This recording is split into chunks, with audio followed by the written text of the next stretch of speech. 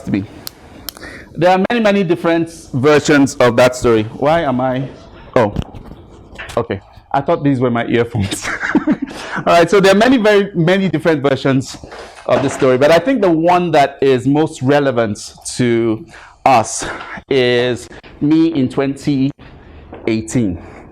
Because 2018 was the first time I had a very, very serious conversation with Mr. Usa. I call him Mr. Usa to his face and in public, mainly because I want to appreciate the person that he is, show him some respect, and honor him. Behind his back, I call him so, so that's pretty much it. So that's that. But it was the first time I had a conversation with him. The first time I got in touch with his work, I was like, I wasn't that impressed.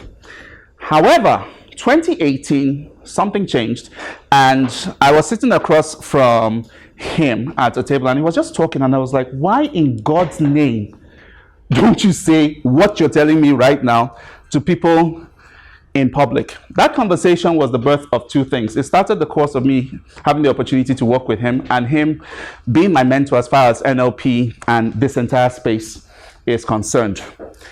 Now, I share that because my journey in NLP started 2018.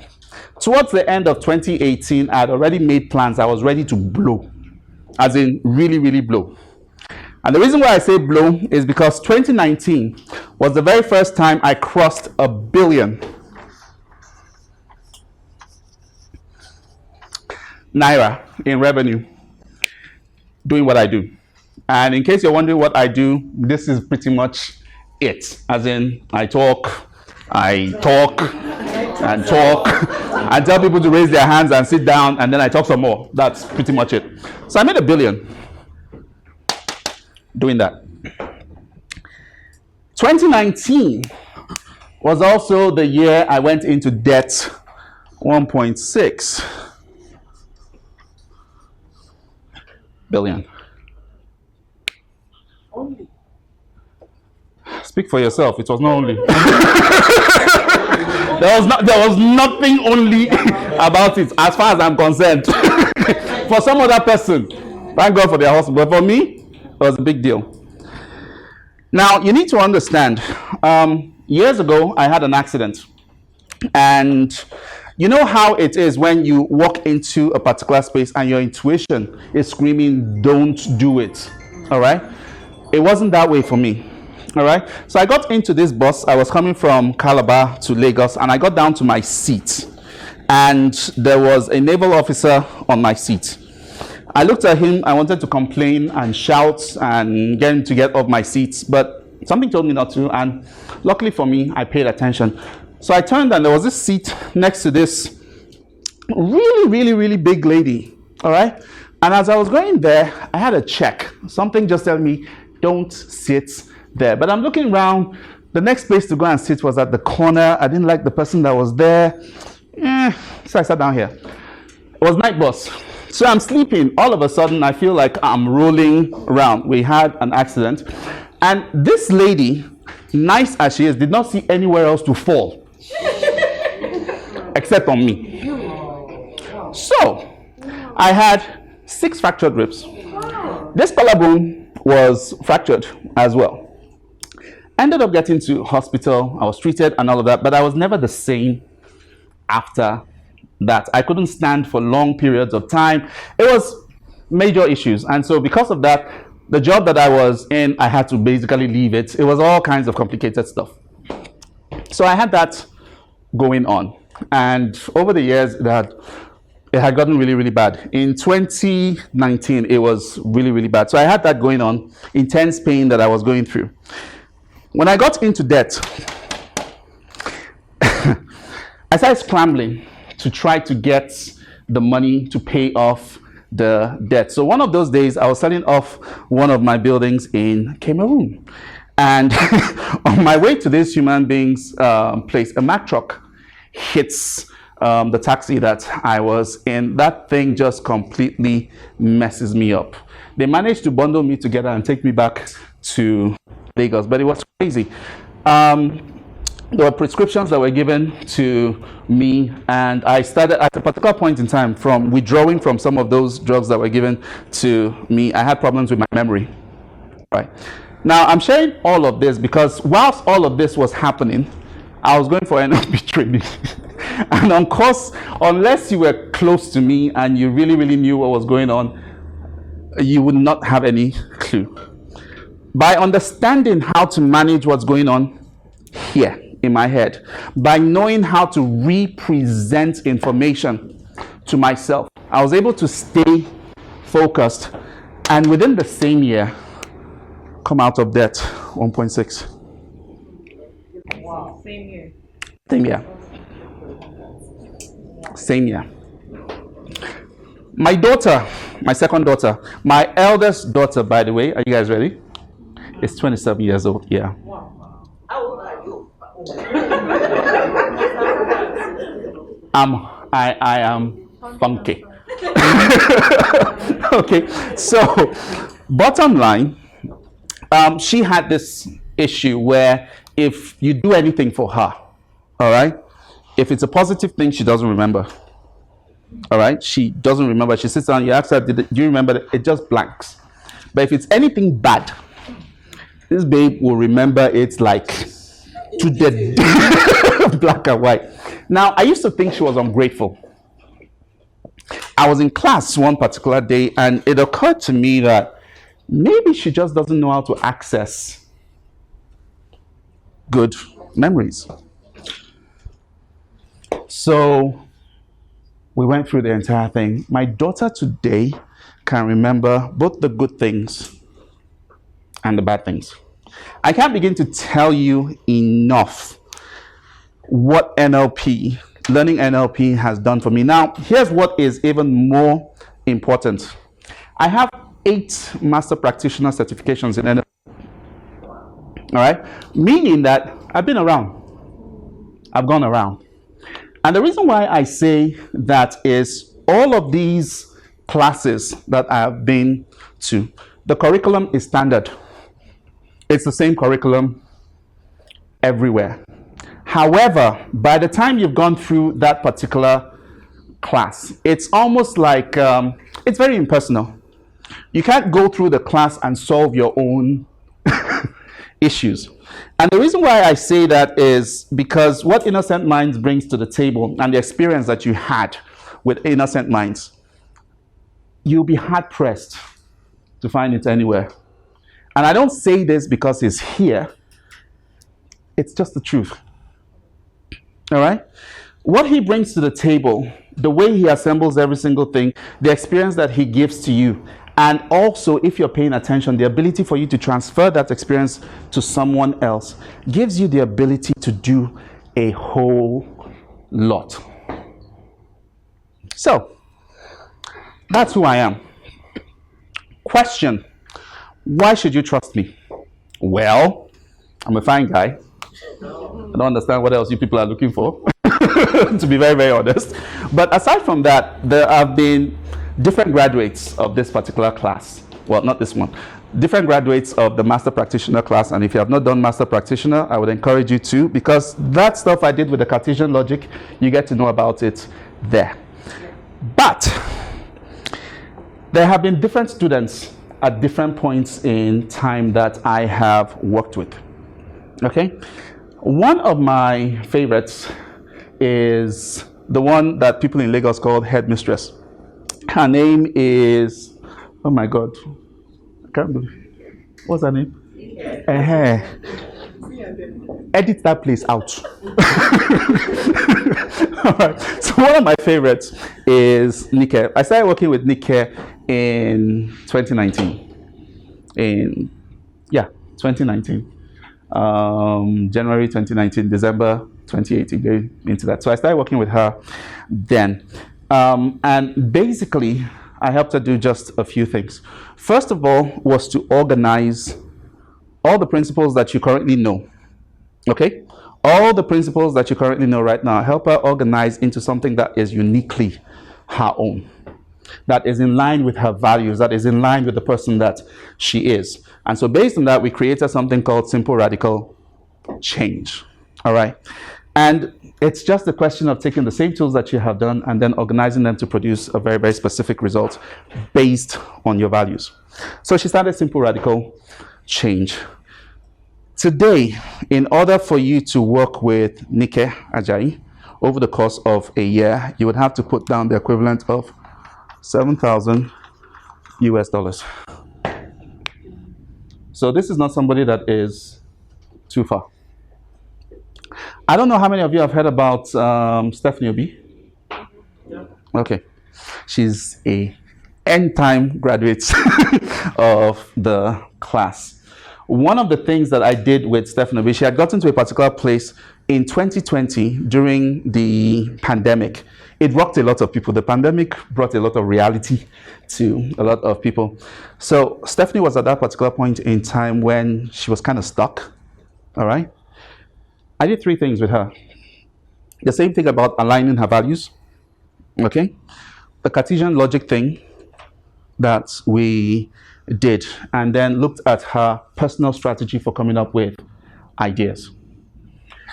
We finished that. Stephanie launched her 30-day gold something challenge, and in 30 days made 25,000 US dollars.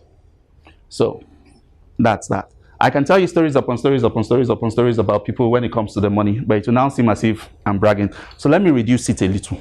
Okay.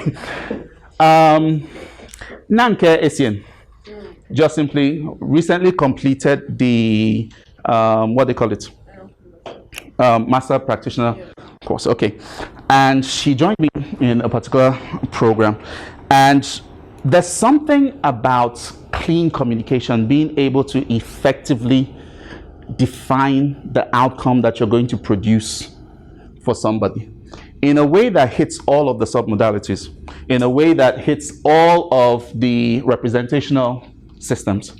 So she came into the program, and one of the first things that she did was tell me what she does for a living. And it was one long thing. I can't even remember what it was now, but it was something about helping employers manage processes for high performance staff that would something. And I'm listening to her and all of that, and I'm like, okay. So essentially what you're telling me is you help these businesses get staff who know what to do and then do it. Right? And she's like, it can't be that easy. It can't be that, like, that's simple. So she now said that the people who she works with, they don't talk like that. They use a lot of formal language. So I said, okay, look, let's run a test. All right? Use your formal language and then send this other one to them. Nanke does that. And they pick that last one and they're like, why didn't you tell us this? Sings. All of us here have that same capacity to use language in ways that are meaningful, relevant, and engaging. My hope is that by the end of today, all of us would begin to look at these skills in a completely different way and leverage them effectively to make a difference in other people's lives. Now, my last example is one that I'm really proud of, and it's Jida. I asked her special permission before I talked about it. So I met Jida about 6 weeks ago, right? Okay, so about 6 weeks ago. So 6 weeks ago, she was basically telling me that the most that she had ever taken for walking people through processes was 30,000. One session was 30,000. One session was 30,000. How much do you charge now? 100. She's being modest. Do I tell the exact thing or do I hold it back? 100,000 per session. Okay, yeah. But that's that. But this is somebody who went from being able to ask for 30 for the same things that she's talking about. And once she was able to define what her focus was, she jumped to the 6-figure bracket. It's very possible for each and every single one of us here to do amazing things But the thing is, the way I see it is, it's kind of like someone who has treasure. Okay? Let's say you're sitting down on that chair, and underneath your chair was an envelope with $1 million check. Underneath it. And you did not know. Someone is checking. I did not put anything there. And someone is checking. But you sit down there, you get up, you sit down there, you get up, you shift the chair, you throw it here, and do every single thing with it, but you don't know what you're sitting on. One of my favorite stories was one of the first breakthroughs that I had in class, and I think it was at practitioner level. And we were in class, and we just finished talking about values, and then we talked about chunking. All right, you know how you chunk up and you chunk down and that kind of thing. Do you guys understand how powerful that thing is? So, yes. If you want to have 3 pieces of meat in your child's place, it will just be because they want it, not because they have to. Wait, that doesn't make sense. Whatever. All right, so here's something that I want us to look at. All right, and it's for us to understand what today is really, really, really, really about. Most of us came here because the tagline said, how to multiply your income, your impact, and influence with your NLP skills. Yay! So that's why you're here. So it's because of this. But if it was just because of NLP, the reason why I'm doing that is because I have a long-term hate-love relationship with photographers. You'll now see this photo. It's be like... So anytime I see that, I just like hold myself well, pose well. All right, so this is it, okay? And some of us might say that we are here for this results. In other words, the income, the impact, the influence. We understand what income is about, right?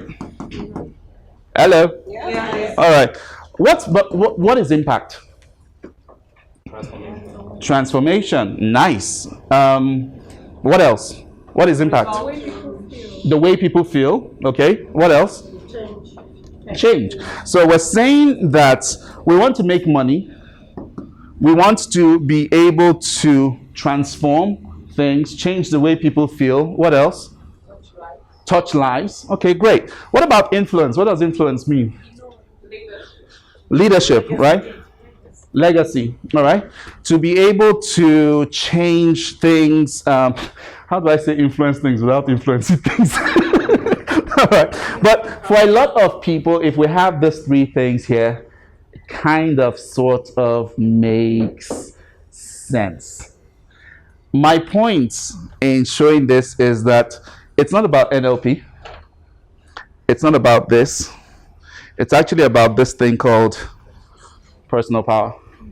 Your ability to produce any result you want, when you want it, how you want it, and with whoever you want it, whether it's an individual, whether it's yourself, whether it's your community, whether it's a government, whether it's an organization, whether it's non-profit, wherever it is, becoming that powerful agent of change is what all of this empowers you to be, and what exactly it is that we are talking about today.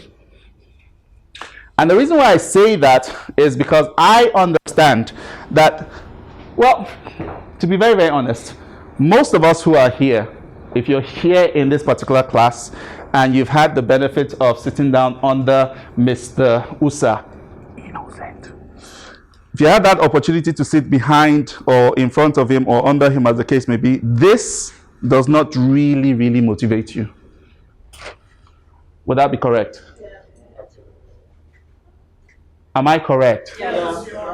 If you disagree, please leave the class. All right. All right. So most of us are not motivated by this, but we understand that this is important. Okay? One of the things I try to get people to understand is Do you guys know that the threshold for wealth across the world is 150,000 US dollars? It's at 150,000 US dollars that you get into the top 10% of wealthy people in the world. In other words, it takes 60 million naira to step into the top wealthy people in the world. However, how many people generate that in a year? In 2019, a quick poll was done by the National Labor or Productivity, whatever, like that. And the number of millionaires in Nigeria, guess how many millionaires we had in Nigeria in 2019? Official reports. I'm not talking about those that don't pay tax. Wild guess? 50,400. Yeah. 50,400 based on tax paid. Yeah, like I said, it's not those that pay tax, we didn't include them there, but official records of people who pay tax. 50,400. The number of people living in official poverty is large. Okay? And so for us, even though this is not a motivator, this has to be something that we keep front and center. Because there are all kinds of people pushing agendas across the world today. And the reason why they're able to push that agenda is because they have the resources to do that. You could have all the skill. You could have all the connections, as the case may be. But when push comes to shove, and you have two people with connections, and one of them has more money, it's the person with more money and sometimes character that would actually have their own agenda pushed. On Facebook right now, I know a lot of really good people.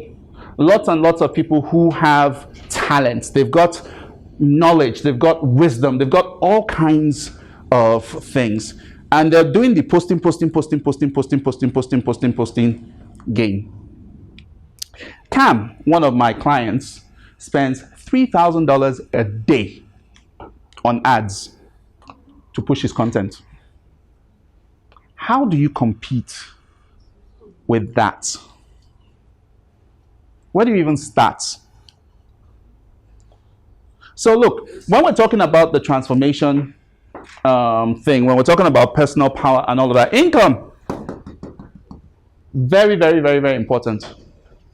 If you're a single person, okay, threshold for you to say, okay, look, you're not poor, but you're not rich either. You're a single person, you don't have any dependents and all of that. Across the world, it's 27,000 US dollars across the world. Most people in Nigeria with families of 4, 5, 6, 7, 8 are living on less than 25,000 US dollars a year. And some of them think that is breakthrough salary. So it's important, it's very important that we keep this front and center. Yes, personal development, but make no mistake, the conversation I'm having today has a very serious commercial agenda. And that is that each and every single one of us, as much as I possibly can, to get us to cross this. Final thing about money, and I'll shut up. Not a promise. You guys remember NSAS and the tragedy that followed it. It went that long mainly because there were people who could fund it. Okay. But imagine if a good number of the people who were on ground, because the people who funded it were not there. Now, imagine if a good number of the people who were on ground brought in 150,000 US every year. Do you seriously think it would have ended that way? Because with more resources, you have more clout. With the resources that you have available to you, you can change You can put anybody that you want in office, literally. But the reason why most of us can't play at that level and influence things at that particular level is because we don't have the money. We shout about education here in Nigeria. With the right resources, just one person here literally could change it. $150,000 US will change the total outlook of more than 10 schools here in Lagos. You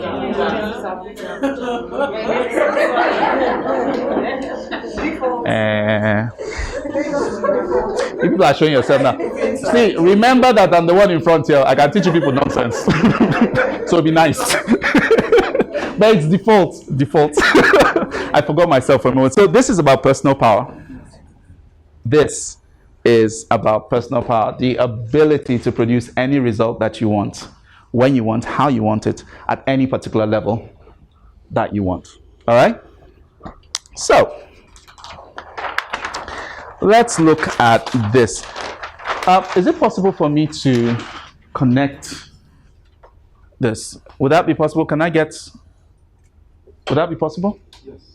If it's possible, that would be great. But in the as in to project something here. I'm not quite sure how that would work, but whatever. But here's the thing. This 4 stages as far as being able to create income, multiply our influence, multiply our impact with our NLP skills. I did it like this deliberately so that I would have your attention. You know how all of you are just like... Yes. So I have all these small tricks that will get your attention, because if you're always like this, you might sleep. But if your neck is like this, it's a different matter. By the time it comes back up, you'll be awake. So at the very, very first stage, we have those of us who are figuring things out. Looking for where? Okay, we might not be able to do that. I'll need an adapter. Okay, don't worry. All right. Yeah, sure. I can send the file. Definitely. Sorry? No. I am one of those Android PC people that have beef with Mac and iPhone human beings. Yes. That long ongoing battle. I've even forgotten why I don't like Apple. I've completely forgotten. But anyway, we are all in each of these categories. First are those of us who are just basically figuring things out. You've gone for the training. You've done level 1, level 2. You're a practitioner, you're a master practitioner, you're a results coach, you're this, you're that, performance consultant. It's there. What in God's name does all of this mean? You know? And then in class they told you practice. You're like, okay. And you finish the class and it's great, the excitement is great, and as long as you're in that same environment, things are like happening, and so you get out. Now you have a completely different set of things that you can say. So some of us jump into training, they invite us to come facilitate, but to be very, very honest, we haven't really made that connection between this thing that I'm supposed to be doing here and that. Why? Because when we came for the program, we didn't come for the certification, we came for personal development.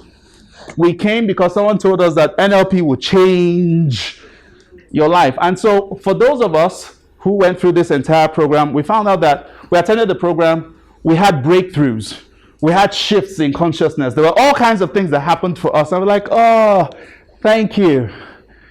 But this performance consultant, results coach, master results coach, master this, I don't know. Exactly. How does it really work?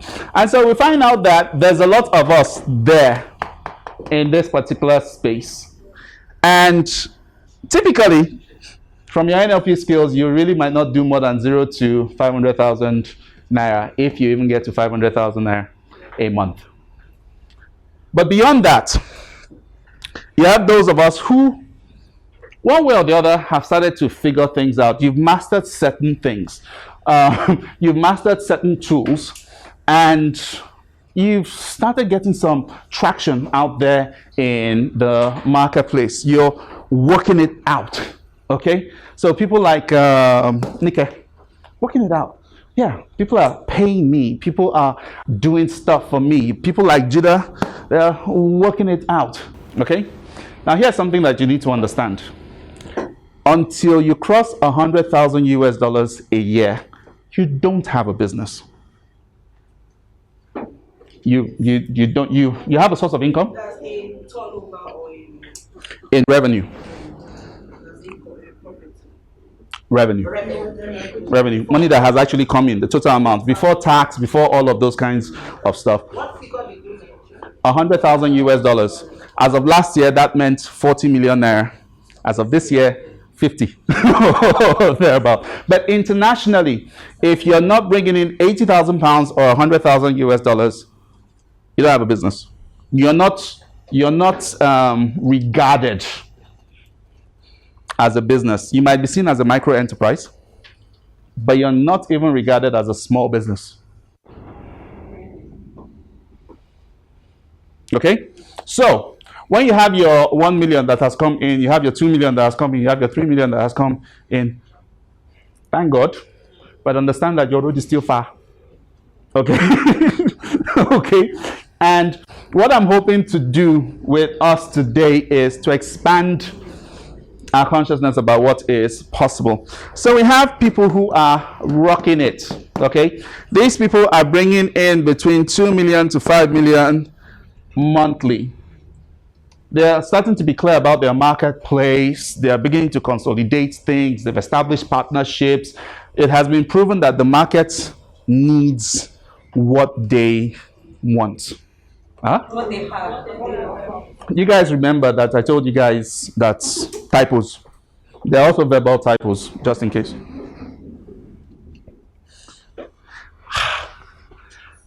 I hope I didn't put on any of my naughty pages. If you guys, anything that you people see, shall you people just take?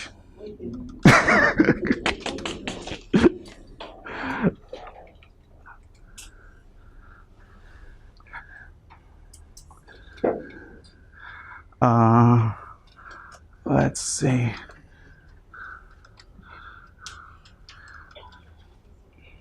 All right. I hope this is clear. All right, so this is, can you all see this?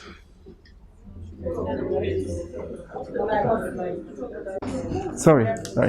All right. Putting up the light might make it a bit bigger. But anyway, I will explain it for those of us that can't see. So essentially, figuring it out, all right, is basically from white belt to orange. I used a martial arts metaphor for this. And the reason why I used the martial arts metaphor was because at some point in my life, I used to be very, very dangerous. Yeah. You see that this thing that you guys are looking at here right now used to be glass. Yeah. Not now that it's like fufu. Badly made fufu. All right. So this is using the belt system of Taekwondo. All right.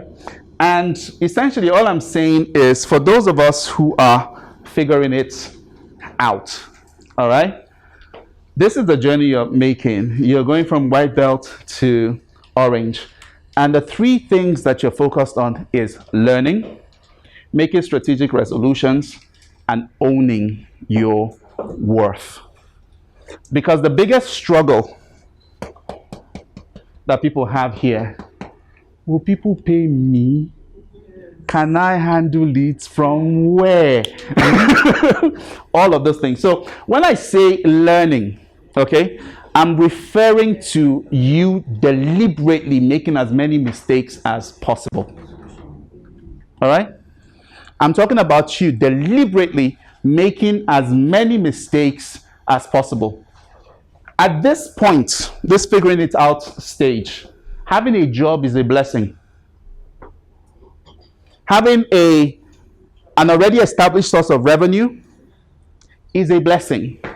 Not having to worry about money that is coming in is a blessing, because part of learning is making mistakes, and making mistakes is expensive, and it's the kind of mistakes that I'm talking about.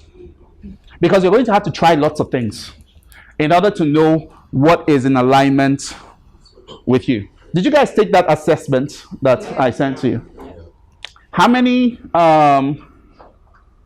celebrities do we have here? I'm a mixture of two. Yeah, everybody is a mixture of two. How many people are majorly connectors? How many creators? How many change makers? Ah, my people, you guys are the troublemakers. All right. So now we have celebrities, we have change makers, we have connectors, we have creators. All of us here, all right, the way we express ourselves in the marketplace, it's different. Just because they say online courses is the rage now does not mean you should go and do an online course. Because someone else is speaking does not mean that's the only way to get into this. Because somebody spent £1 million on Facebook ads does not mean you should. Okay? One of my mentors used to say something. He said that, or she said that if you want to make money, study marketing. But if you want to make a fortune, understand yourself. Understand yourself. So, getting to learning, making strategic resolutions, because as a result of the mistakes that you're making here at White Belt, you know how mistakes will help you develop sense. Yeah. So, it's the mistakes that help you understand yourself and therefore know exactly what you're supposed to do that works for you.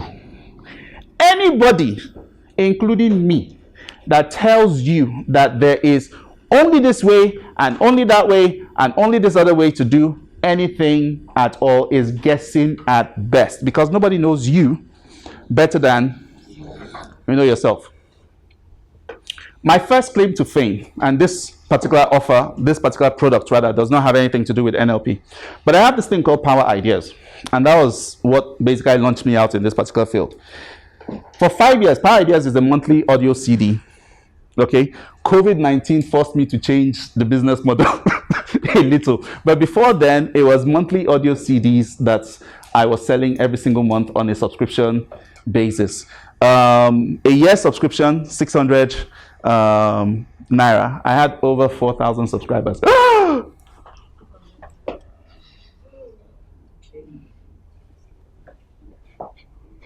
Yes. Got powers. All right. So I'll just rush through this. So I had that. So over 4,000 subscribers. That's now. But for 5 years, I couldn't make 50,000 naira a month from that particular program. Consultants told me to drop it. My wife, bless her heart, who carried me on her back for a very, very, very, very, very, very long time, told me, babe, what is this about? I said, I don't know. I just think there's something here. And it's amazing how she was patient throughout all that period of time. But in my 5th year, we brought in 30 million naira. 5th year. Same product. Yeah. Now, throughout that period of time, different people had told me this thing is not working. What happened in the 5th year? Donald Duke came into office, started changing Cross River states around. Banks started coming into the states. Somehow I was like, boom, rather than going everywhere, why don't you just go to the banks? People in banks, every single time they have performance reviews and they want to see what you've done to develop yourself. So instead of presenting it as motivational CDs, I started presenting it as an alternative to Lagos Business School. All right?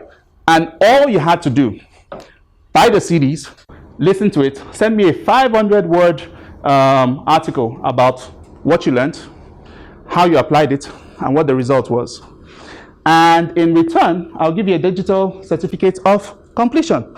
If you want the physical certificate with my stamp on it or my seal on it, it's 25,000 naira. Do you know how many people gave me 25,000 naira? It was ridiculous. Now, Year 1, nothing. Year 2, nothing. Year 3, nothing. Year 4, nothing. What changed? I think I changed because all through those years I learned quite a lot. But the most important thing isn't what changed. The most important thing was what kept me. Yeah. There was just something inside of me that said, this is it. Maybe you believed. Yeah, I did believe in it, but why? All the evidences around me. The only thing that I had at the back of my head was that if I could get 1 subscriber, I'll get 2. If I can get 2, I'll get 4. If I can get 4, I'll get 6. I don't know how long it's going to take, but I will shall continue. That was that. But in the 5th year, every single thing turned around. So I'm saying that because this is very important. I had a lot of quarrels with my wife. There were periods of time when my family members, whenever we have like our quarterly or monthly meeting, guess who's the topic? It's me. They had gone and looked for work for me in multiple different places. And because I was not accepting it, it's like this guy, they put something in food for him. But there was something inside. All right? So it's your learnings that give you the ability to make strategic resolutions, that give you the ability to start having conviction about the value that you bring to the table. And the moment you have conviction, it's conviction that enables you to stand in front of somebody and get them believing what you believe. When 2 people are together, it's the person with the greater conviction that swings them. It's the person with the greater conviction that leads. And the only thing right now that keeps people here is there's no conviction about the actual power of the tools that you have at your disposal. That's the only reason. All right? Now, working it out, we're talking about people who are from Greenbelt. All right? This is 10.8 to 14.4 million per annum. You're doing this, so between Greenbelt and Blue Belt. Okay? That's what this is about. All right? And at this particular point in time, it's about intelligent work, hard work. It's about consolidating every single thing that you're doing. And it's about decisions, making even better decisions. So, with Nike, for instance, we had gotten all of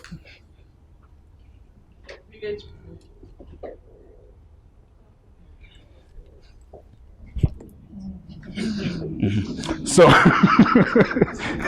see, my NLP, this one here. After intelligent hard work, This is consolidation. Okay. Consolidate.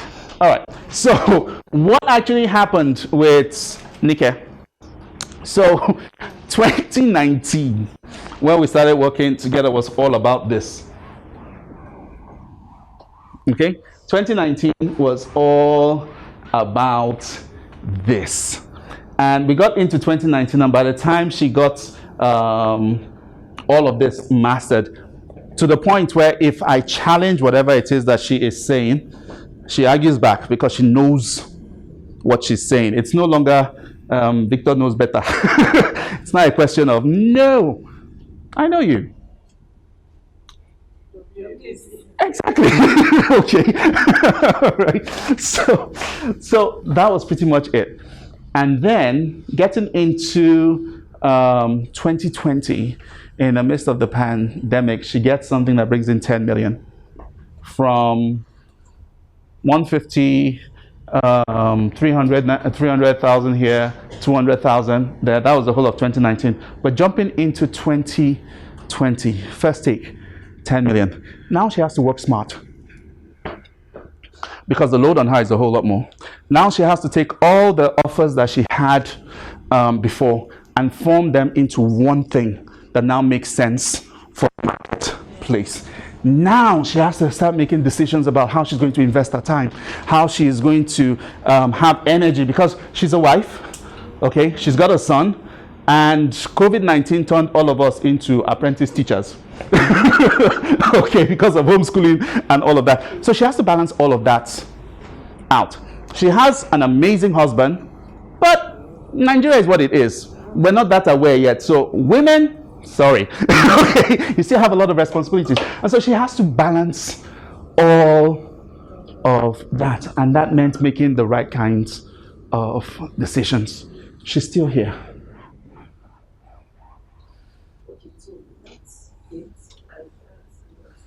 Where? After intelligent hard work. Intelligent hard work, this is consolidate. This is decision here. All right. So everybody here working it out. You're making 500K to 2 million per month. Rocking it.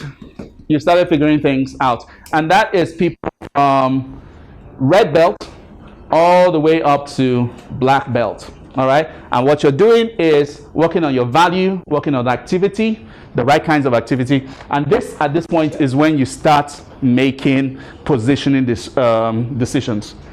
And when I say positioning decisions, it's here that if you write a book, the book makes sense. Where? Here, at black belt. That's where if you write a book, you're not talking rubbish. Because all the experiences here is what's showing up here. At this particular point in time, this is when you start thinking about PR. This is when you start thinking about social media. This is when you really, really start thinking, yeah, I'll explain that. Because I noticed, social media, huh? I'll explain that. Okay, so all of that is happening there. Now, from 5 million above, that's 1-star black belt. Here, this thing about leverage, it's from here that you actually start building. 5 million consistently. Yeah. No up and down. Yeah. You're making 5 million and above.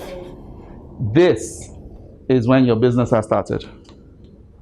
Because at this particular point in time, if I ask you, what's your target market? You can say it. What's your message? You can say it. What are you really about? You can say it. What's the transformation you're bringing to the marketplace? You can say it.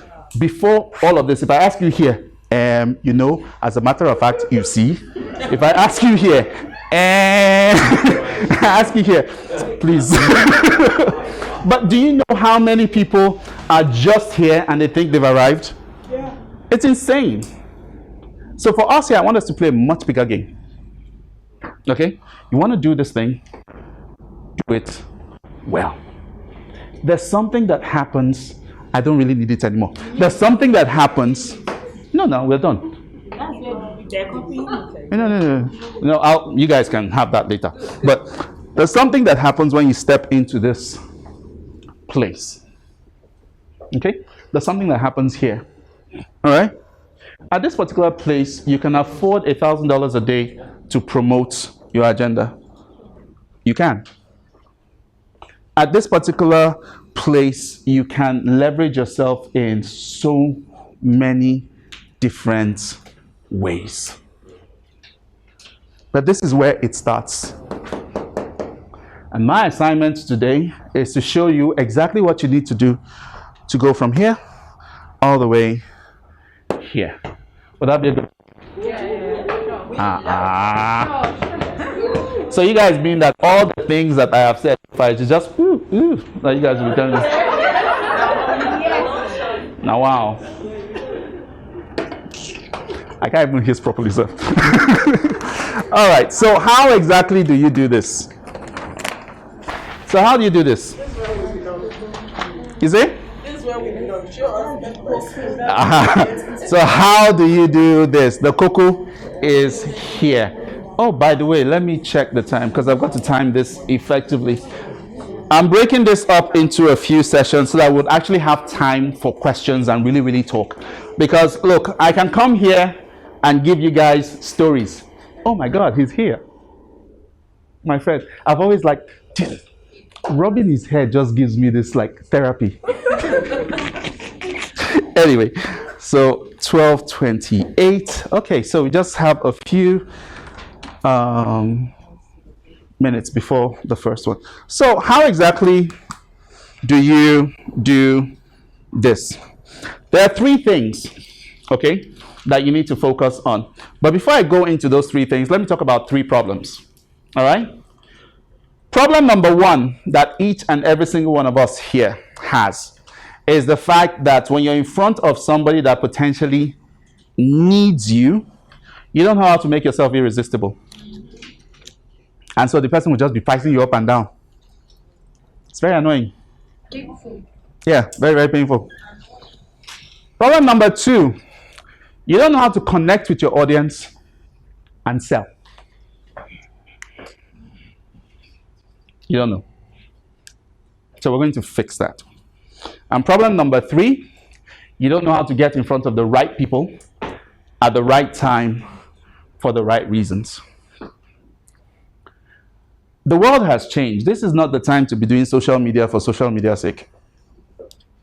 This is not the time to follow that advice of post, post, post, post, post, post, post. Algorithms change like a second per second. So whatever strategy you used last week Tuesday, it just takes one person to wake up in the morning and say, let's cut that off, let's add this now. And then you have something else to learn.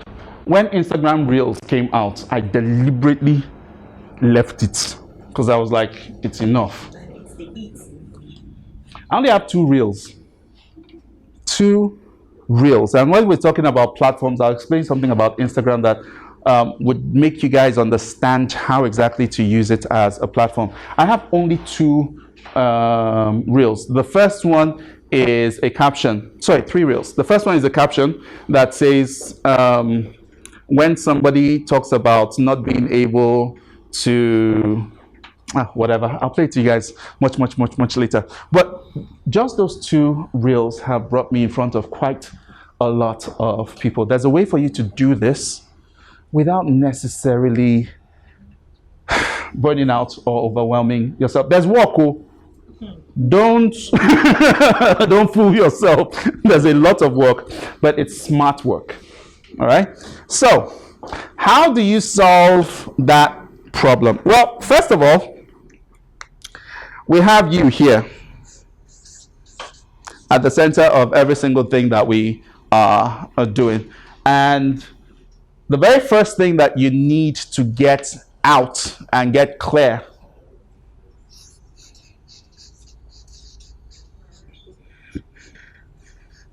okay, you need to get clear. So, JIDA, inside information, this is another way to present a solution frame. All right, I'll explain that one later. Okay, so clarity. You need to be clear about 3 specific things. You need to be clear about the problem you solve. You need to be clear about who you solve it for. And you need to be clear about how that person needs to see you. All right? Very, very, very, very important. You need to be clear about the problem that you solve. You need to be clear about who you're solving it for. And you need to be clear about how they need to see you. Because every single person has a bias. Collectively, as markets, people have biases. So, how many of us, when we finished our NLP class, looked down at people? Hey, yeah, you don't know. Are you at cause or are you at effect?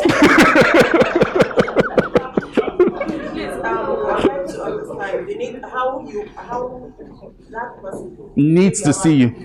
They need to see you. Yeah. Physical appearance or what? No, I'm not talking about physical appearance. I'm talking about you totally. You entirely. So let me use this. I'll be jumping back and forth between charts. It depends. It depends on the market. It depends on who you're targeting. So let me explain this to us. Very, very, very, very key. How many of you have heard about logical levels of change? Neurological. Okay, so the neurological levels of change. If you're not master practitioner, sorry, but this is like a head start on that. All right. What's your name again? Okay, so with that, basically we're saying it was done by a guy called Robert Dilts. All right, so we have environment.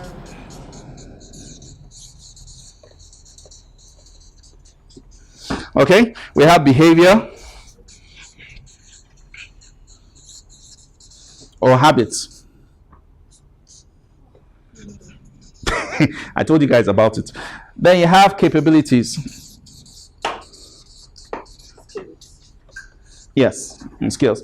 Then you have values and beliefs. And we have identity. You say? Before identity. No, usually it's values, beliefs spaced out, but I prefer to put them together. So here's the thing. To answer your question, for every single market that you want to get into, what do they need to see around you? In order for you to access that particular market, how do they...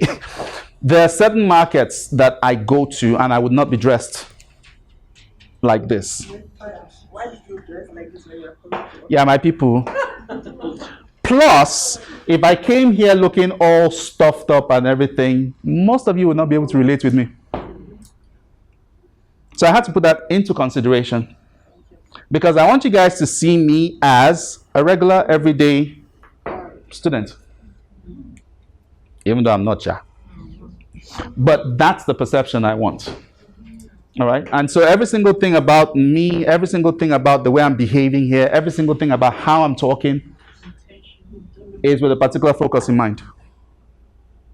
In a completely different market, you'll be like, huh. Yeah.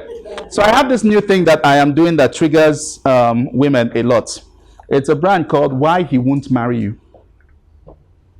Yeah. And so I've had a lot of people who have come into my inbox. But with that particular brand, because the people that it's focused on are 35-year-old women who have been in career for a very, very long time. Sometimes they might have a child, they might not have a child. They've reached like a level where if they want to travel out, they can travel out. If they want to do something for themselves, they can do something for themselves. But they're at that level where they suddenly realize, oh my God, I'm lonely. Okay, I want this there. And most of these women want very high value men. So they want somebody who is at their level financially or higher. All right.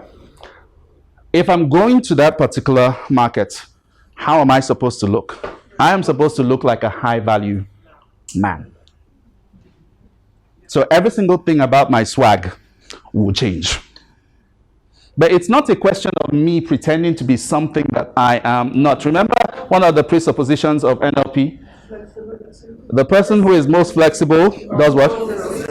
Exactly. Your personality is not fixed. You're not necessarily who you think you are. You are whoever you choose to be. What's authenticity? Being true to yourself. What does that mean? Yeah, but what does it mean? It means you're clear about your values and your beliefs and what you stand for. Exactly. That I'm clear about my values and my beliefs and what I stand for does not mean I'm trapped in a particular way of being. I can be an extrovert. I can be an introvert. I can be a snob if it fits my purpose. I can be passive if it suits my purpose. Yes, sir. Sorry? He's basically telling me that's what he's doing, sort of, kind of, I think. Yes, sir. Sorry? It's because of the way you're thinking about it and possibly the way you've defined it in your mind. Are you always the way you are right now? Exactly. Is it stressful? That makes sense. Yeah. Yeah. So, for instance, I work with parents. Yeah. And this is my style. And I know it's a perception. Like, there's some people who patronize me because they think I'm not serious. Maybe because of the color of my hair, my dressing, and all of that. So, do I need to change and package myself as a serious person? No, that's not what I'm talking about. So, look, the lady who sold me on the school that my kids are going to, we had three options. I went to the first one, I wasn't feeling it. I went to the second one, I wasn't feeling it. I stepped into this particular place, and it was this lady that met me. And first thing she did was give me her complimentary. It was the cheapest, most ugly looking thing I had ever seen in my entire life. But okay, I put it there. And so she asked me about my daughter. It was my mother that I was taking to school. And then she started asking me questions about what does Mima like? What kinds of things like make her come alive and that kind of thing. And then she started giving me tips and basically explained Mima to me in a way that I knew no other person would have known if they didn't spend time with her. And I was like, yeah.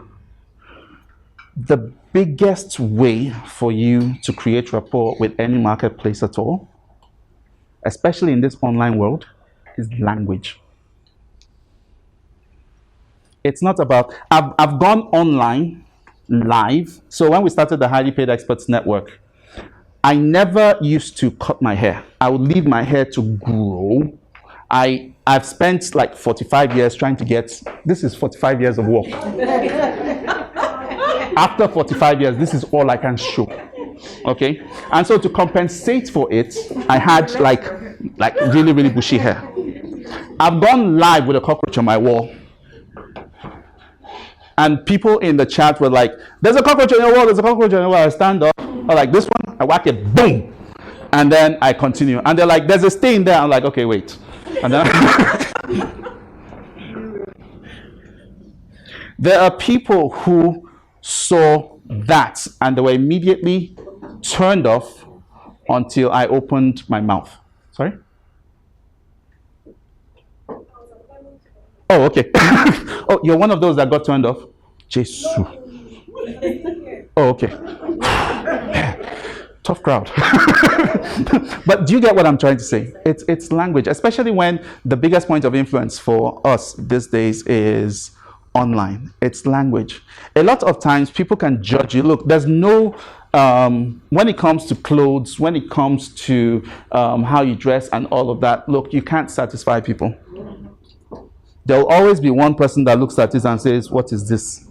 So that's not the issue. But you do whatever it is as far as you are concerned and based on what you understand about your market to make sure that environment-wise and you-wise, as long as it's not against your values, your beliefs.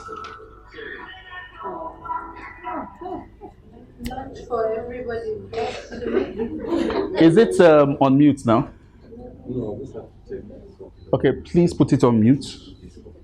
Aha, thank you very, very much. Don't take them. They just give lunch to everybody. Yeah, Yeah, so Don't worry, you're getting the stress I was trying to speak about. okay. So Guys, listen, please. So I have a full time, Yeah, and my full-time Full-time is a job. serious job. yeah.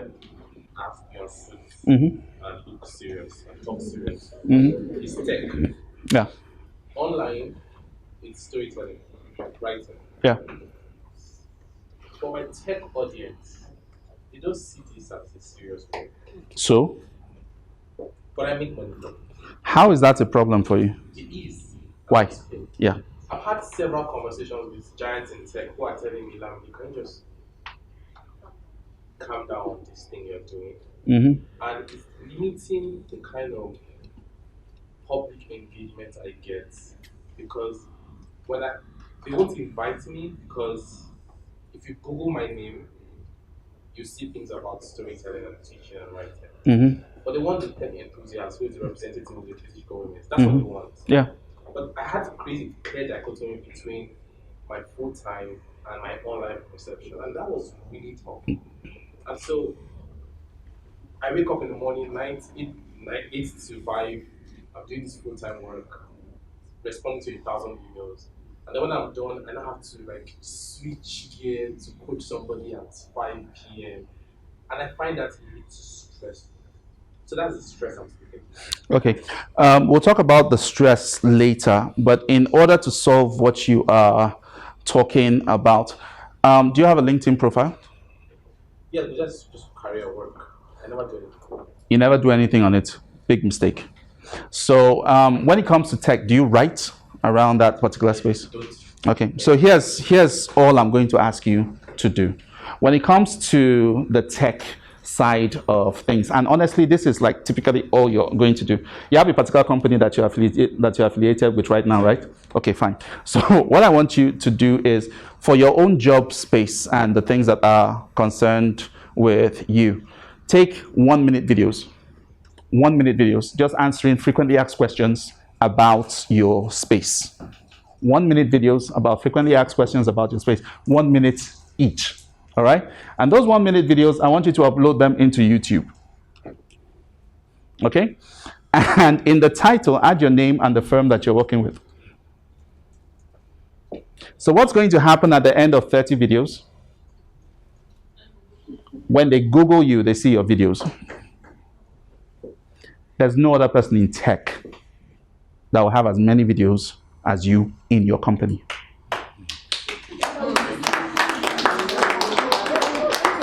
So the whole thing is for you to understand that you can be all that. The reason why they're telling you to pipe down is because there's nothing about you in that particular space. Your online footprint is one-sided. Yeah. That's the only problem here. If you want to take that to a completely different level, the same frequently asked questions, you don't have to do more than that. The same frequently asked questions, transcribe them, okay? Add a little bit of story here, story there, or whatever. You know how you do whatever it is that you do. And you'll have 12 articles on Medium. Period. End of story. But add the name of your company next to you in every single thing. So if they check for you, that goes on. If they search for your company, that comes up as well. Right. You get, so that's it. And maximize LinkedIn. No, where he's working. Yeah. What the policy of your place doesn't allow you to do that? Online. Yes, they want it. They want it. There's no organization that, as long as it promotes that organization, there's. Because some organizations have policies around that. Like where I used to work on my bank, you have to get clearance from strategy to do anything. Clearance from strategy to use their name next to yours, but you don't need clearance from them to post on YouTube and talk about frequently asked questions concerning what you do. What you do as a tech person. So this is like the industry generally. Sorry? You can talk about the industry generally. You can talk about the specifics of your job, not including private details for the organizations. But for his own case, it's to answer that. In the banking, they won't allow you to do that. That's odd. But anyway, each to his own. But Even if it's more flexible now, since yeah. left my Because I work with a few bankers. And for a number of them, particularly for those who are trying to like reach targets, we leverage online content marketing like crazy. So that's where I'm coming from. All right. So that's pretty much that. Okay. So it's about all of this. Okay, Miriam, this was for you. So you want to be clear about that. The people that you are targeting, how do they expect you to behave? What kind of habits would they expect from you? Are they okay with you being inconsistent? Or are they okay with you being consistent? Do they expect that how do they define trust? Okay, is it the person who is always showing up every single day, or the person who shows up every now and then but has like really, really great content? Do you always have to be in their face? Okay, all of that has to be there. What are the skills that you need to develop in order for you to be relevant to them? What are the values and beliefs that you have to have? When it comes to working with people with a lot of influence or people who are in command of other people, one of the most interesting beliefs that I have had to develop is that you are not your decisions. You are not your decisions. Do you know what it's like to sign a sheet of paper and send 100,000 people to their debts? People in power do that. No, not executioners. They send them to a place. They know that they're all going to die, but it has to be done. Like what soldiers do. Yeah. And it disturbs a lot of them. Yeah. All right. So values, understanding those values, very, very, very, very important. And then, of course, being clear on you as a person, because in all of these shifts, if you're not clear about who you are, you can lose yourself. Yeah. All right. So that is how you do that. Moving. Oops. There we go. All right. So we're talking about clarity. All right. You guys notice how techy I am? Appreciate it. It's all for you guys. All right. So you've got to be clear. You've got to be clear. And it's when you know the problem that you are solving, who you're solving it for, and how they need to see you. That's how you become irresistible. All right?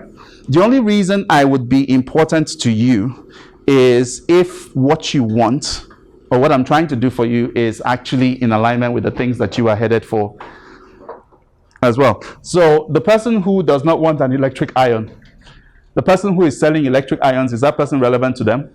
No. All right? So you've got to pick your battles, and I'll dig into this much later.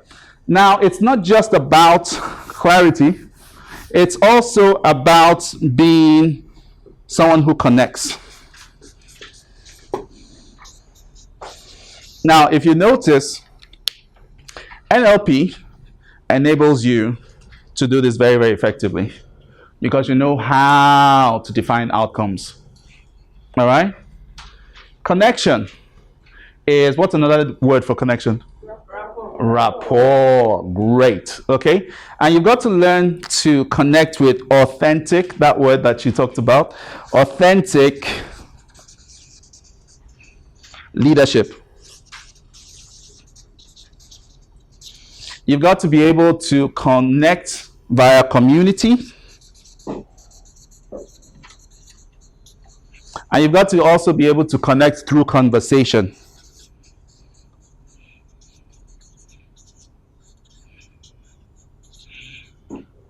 All right. Now, these two, all right, gives you the ability to generate income.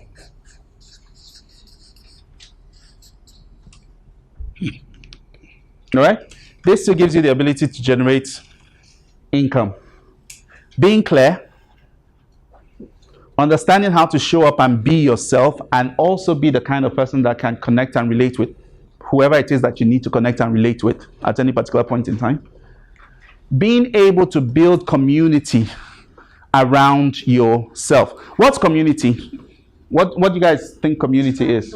Tribe, yes. People who have the same beliefs and trying to achieve the same things. Exactly, I love that. So a tribe of people, a group of people who have the same beliefs and are trying to achieve the same goal. All right, which is why it's very important for you to be clear about your problem that you're solving. You can't build community except with people who identify with the issues that you're shouting about. All right, very important.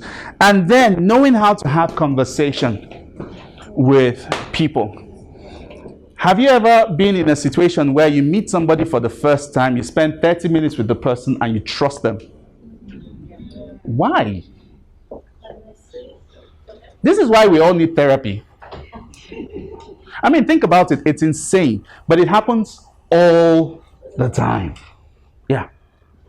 And so, whether it's online or offline or on offline media, in other words, newspapers, TV, radio, whatever, it's the person that facilitates the conversation that controls. Not the system that controls the flow of thinking. That's why some people just deliberately, every time they feel like they're not getting relevant, they cause one scandal like that makes people talk. It's conversation. So knowing how to generate conversation as a whole, or conversation one-on-one concerning this, not you. Okay? Because if you're generating conversation about you, that's this whole thing called personal branding. And personal branding is so old school. Yeah, I said it. It's so old school. You don't want to do that. You don't want to go there. You don't want to be that. No. At all. And let me explain. So, imagine that we came here. And I started this conversation. It was all about me. It's me, it's me, it's me. Oh my God, look at me. I am so fine. Everybody say yes. Yes. Oh, wow. So the rapport never reached that level. But I made it all about me.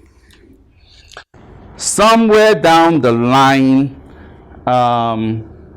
you hear some kind of scandal. In that moment, I can either lose your trust or you would reduce it small and maybe distance yourself a little bit from me.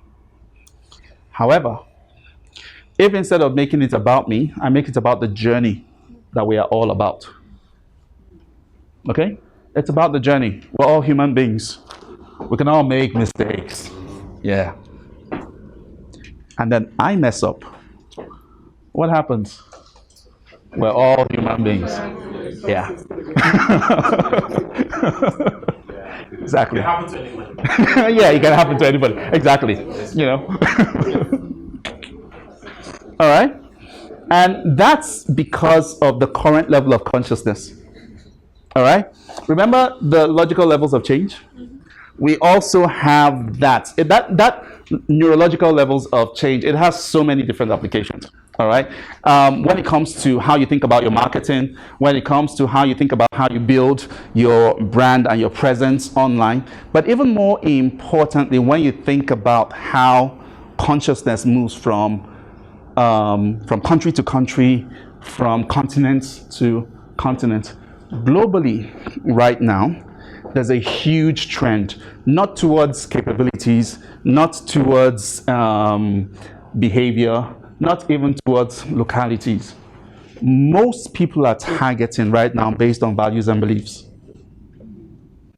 So if you see ads, the ones that touch you, it's not about behaviors. It's about your values, it's about your beliefs.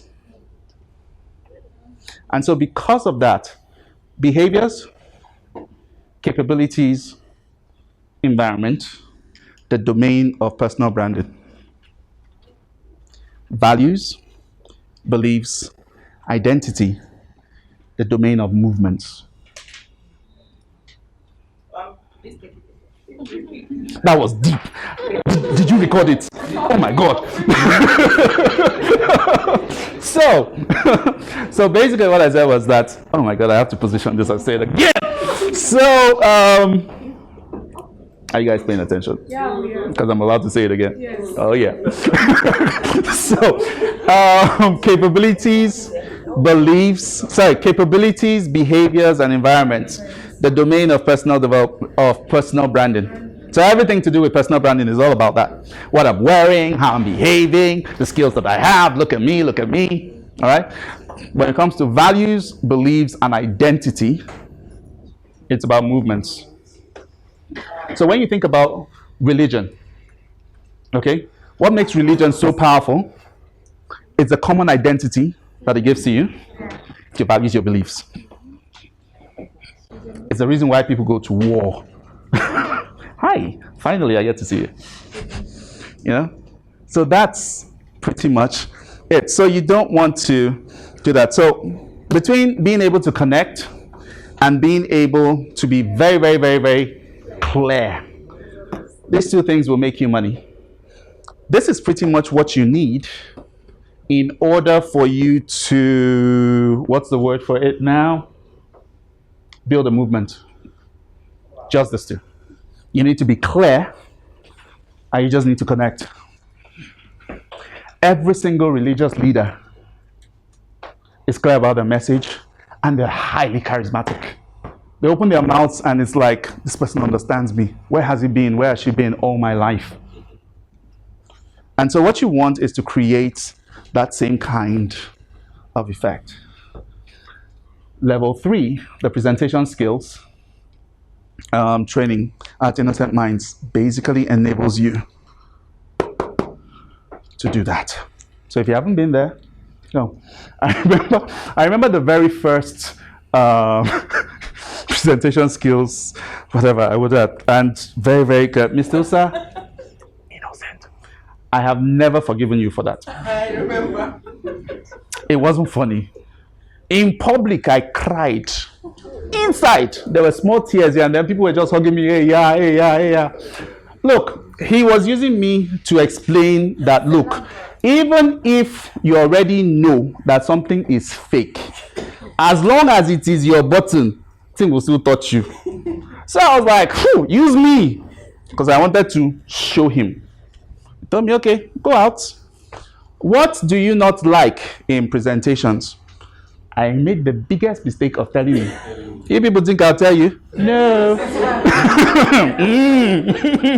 Once beaten, but you're my paddy now.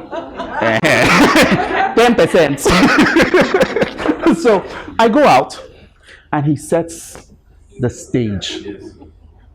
And then he brings me in, and I'm like cocky as you can ever be. I start down there. This is Victor Bassi now. I mean, I've been there, done that, all over the place. You know, I start to talk, and these people come at me. At the back of my head, I knew they were playing. I was like, I spotted like one small tear like that came out like that, and then somebody was here anchoring me. The anchor was finishing as the thing was empty. Why? Because your brain does not recognize whether something is or fake. The triggers are consistently there. But my ability to connect with you people at this particular level is because of that training. Anyway, so we have that. Now, it's not just enough for you to have a high level of clarity. It's not just enough for you to connect. You've also got to be consistent.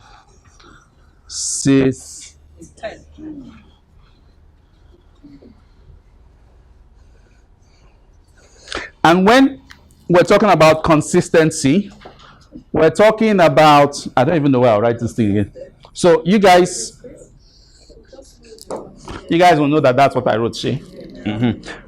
Those of you at home, just be looking there as well. So we're talking about you've got to be consistent with content. You've got to be consistent with platform. You've got to be consistent with what we refer to as traffic. All right? You've got to be consistent with content. In other words, what you share, the information, the education that you put out there in the world.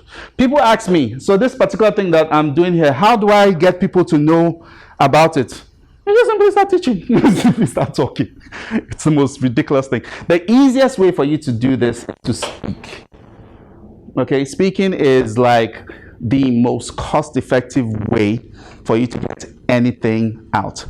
And before 2017, doing that online would have cost you a lot. Thank God for COVID-19. Zoom sessions are normal now. Like literally everybody. Okay, so it becomes very, very easy for you to organize a class like this on Zoom. Invite people.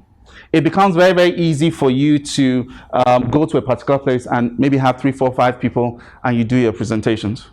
When I got into Lagos for the very first time 2010, 2011. And the story behind me coming into Lagos was I felt I was a big fish in a small pond. So I was like, okay, let me just come to Lagos and then do that. So I got into Lagos, but in coming here, I came into Lagos with rent for 2 years. See, I told you guys from the beginning that there will be typos. I don't know why you're complaining. Anyway, so I went into Lagos, all right? I got into Lagos and things were not quite as easy as I thought, mainly because of the decisions that I had made. So Power Ideas was already doing well, and I got into Lagos with 2 years rent and told myself it's either Lagos pays for itself or not. I was not in love with the whole whatever. So if at the end of 2 years I couldn't pay rent again because I didn't pay myself a salary from Calabar, I would just pack myself and my family and we would go back. My wife was the only one who had a salary because I literally dragged her kicking and screaming from the job that she had with me here to Lagos. So we paid her salary. Now, how I got my first, or the breakthroughs that I got in Lagos was just simply going into banks, asking them for an opportunity to speak in the morning in that particular branch. And I'll go there in the morning, hand out my subscription forms. Sometimes in a bank, I might get 10 subscribers, sometimes 20 subscribers. And that was just it. All I did was I would wake up in the morning, get there at 6, do my 20 minutes presentation, sell, then go back home. At 12, go out with letters to other banks to book other appointments, and that was my game. That was it. Nothing more. No ads, no internet, no Facebook, nothing. All right? Bankers. Straight up, bankers. Anybody that listened to me and wanted to buy and felt that, okay, I don't want to go to Lagos Business School, let me just try what this guy is doing. So I have managers that are subscribers. I've got people at the teller who are subscribers. It's just like a whole skew of people. So this, being consistent, is not about consistently showing up, as in day by day by day by day by day by day by day. Because when it comes to this whole thing about showing up, later on I'll explain to you why, if you're going to spend money on ads, before you get to, if you're below 5 million, all right? If you're below 5 million, you don't spend money to sell. You don't spend money on ads to sell. You spend money on ads to distribute content. Okay? You use it to distribute content. Why? Because the money that you're spending to distribute content is building your audience. And it's only the people who know you, who like you, who trust you, who are the easiest to sell. So I'll explain all of that as time goes on. But here's what you need to know. That when you're able to connect with people and you're able to be consistent with your content platform, okay, and traffic, what generally happens is that you start to build influence.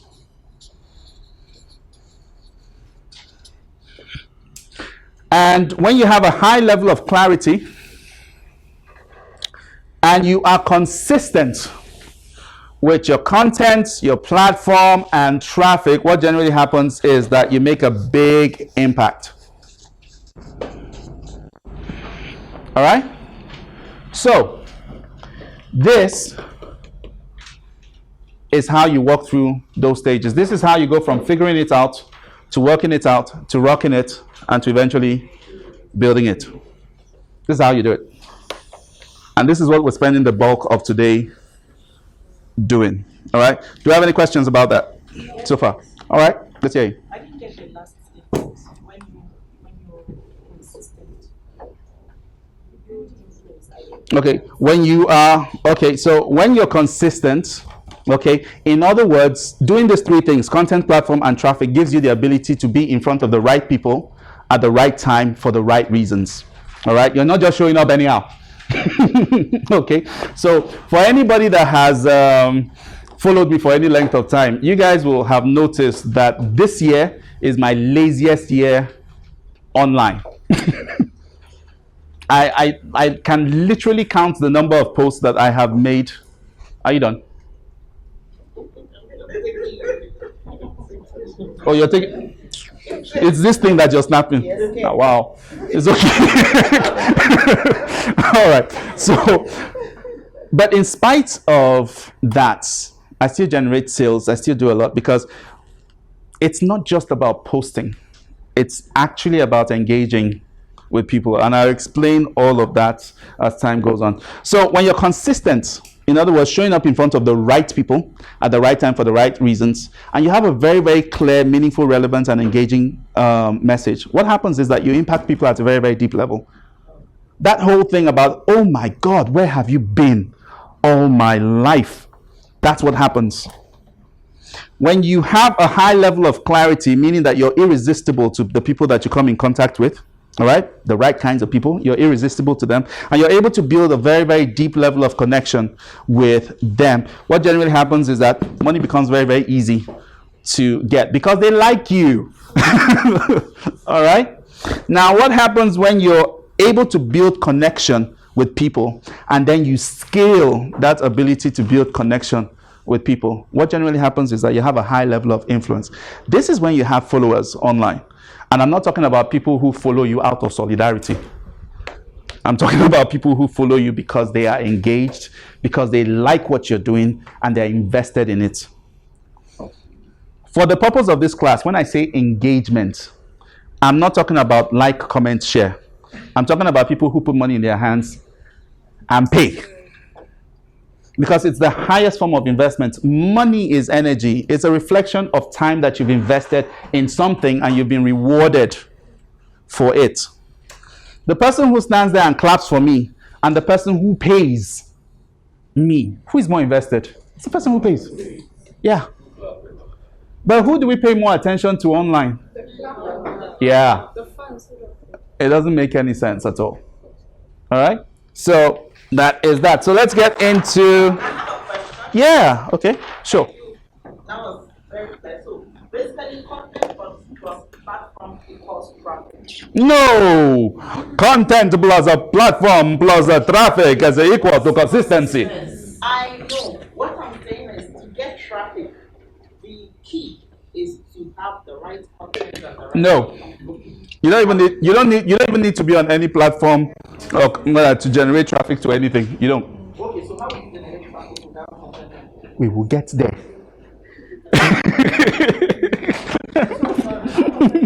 Yeah. Okay, like for example, let me use the example of Lamidi since we used him before. He has two different content now. So when he's being consistent, what does he get to a point? Like, No, so here's the thing. I'm sure he's building a platform around his storytelling and all of that. That's his hustle and all of that. That's where he wants to put consideration to. But he already has something that he has going on, and the conversation there is not favoring him. So what we want to do is change that. We want to make what he's doing no longer an issue for his people. That's the only conversation there. It's not about whether they get benefits from what is there. It's so that they don't look at what he is doing too much and make an issue of it. Yes. Representing them well. Yes. They don't want that because apparently, from what he's saying, they are seeing the storytelling thing that you're doing as a threat to your overall image and obviously how the industry might perceive you. Yeah. So one of my clients, Dr. Malik, very, very early, Dr. Malik has been he's a doctor, okay? He works, I think, Jos, or I'm not quite sure now. Bauchi? Oh, okay. So he's like one of the top YouTube people, but very early on, one day he calls me, and it's because a senior person, a very, very senior person in his space, had called him and given him a talk about the facts of life, aka stop this YouTube thing, you're embarrassing us. All right. And so now when you get that kind of feedback from a senior colleague, you know he's not the only one who's having that. And that conversation, before the conversation got to you,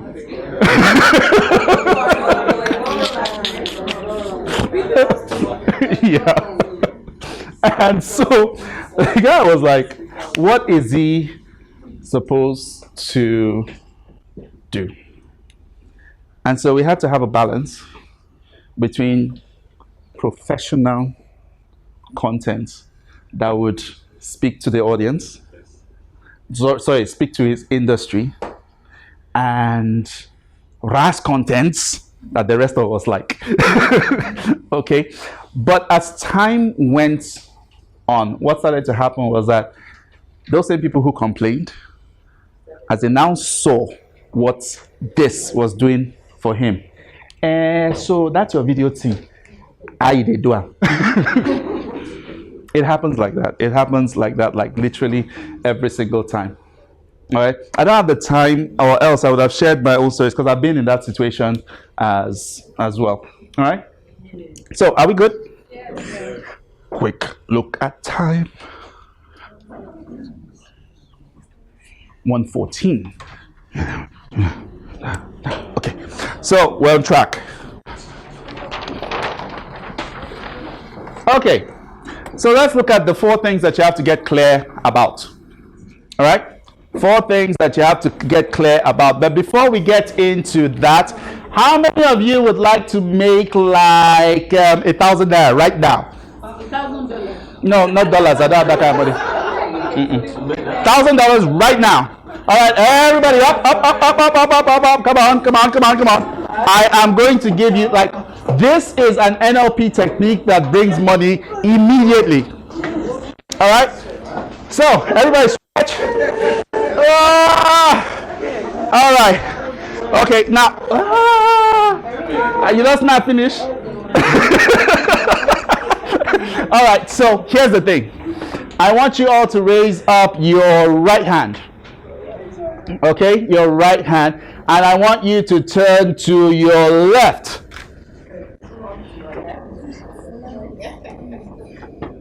Okay, that works too. Now place that hand on the shoulder of the person in front of you. In front of you? Yes. And if there's nobody in front of you, sorry, no money for you. All right. Now lift up your other hand. Lift up your other hand.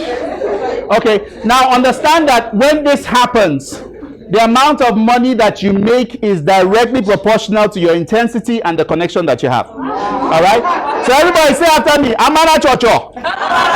Amana Chocho. 17 jacks of Njakunja.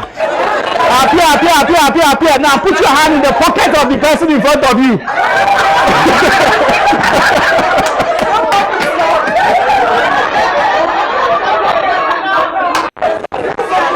If you did not make money, it's not my fault. I told you it's your intensity and your connection. You people are not, I don't even know.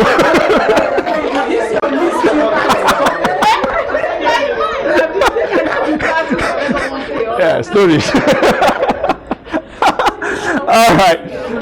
So, a funny thing, I learned trans language and being able to give commands. So one day after that particular class, so there were 2 things. I'd learned about rapport, and then we started learning about trans language and all of that, giving embedded commands and all that. So after that particular class, I learned that. I came to the front of the class. So I came to the front of the class and I told everybody, hey, for absolutely no good reason, all of you are going to give me 1,000 naira. Nobody has told you to give me this, but you're all going to give me 1,000 naira. And then I went and sat down. People started coming to me. So they said I should give you 1,000. I kid you not. This happened in class. Now, I have one funny habit. I had one funny habit that if I'm in a class or a new class or whatever, the way I connect with people was by collecting their meat. Yes, during lunch. And the way I used it as an opportunity to just practice some of the things that we've learned. So there was a particular lady who told me that she wasn't going to give me her meat. So I looked her direct in there and I said, I'm going to take your meat and you're still going to see it on your plate. So I took the meat and she was still eating. And then when she, you know those people that eat and then at the end, they now want to,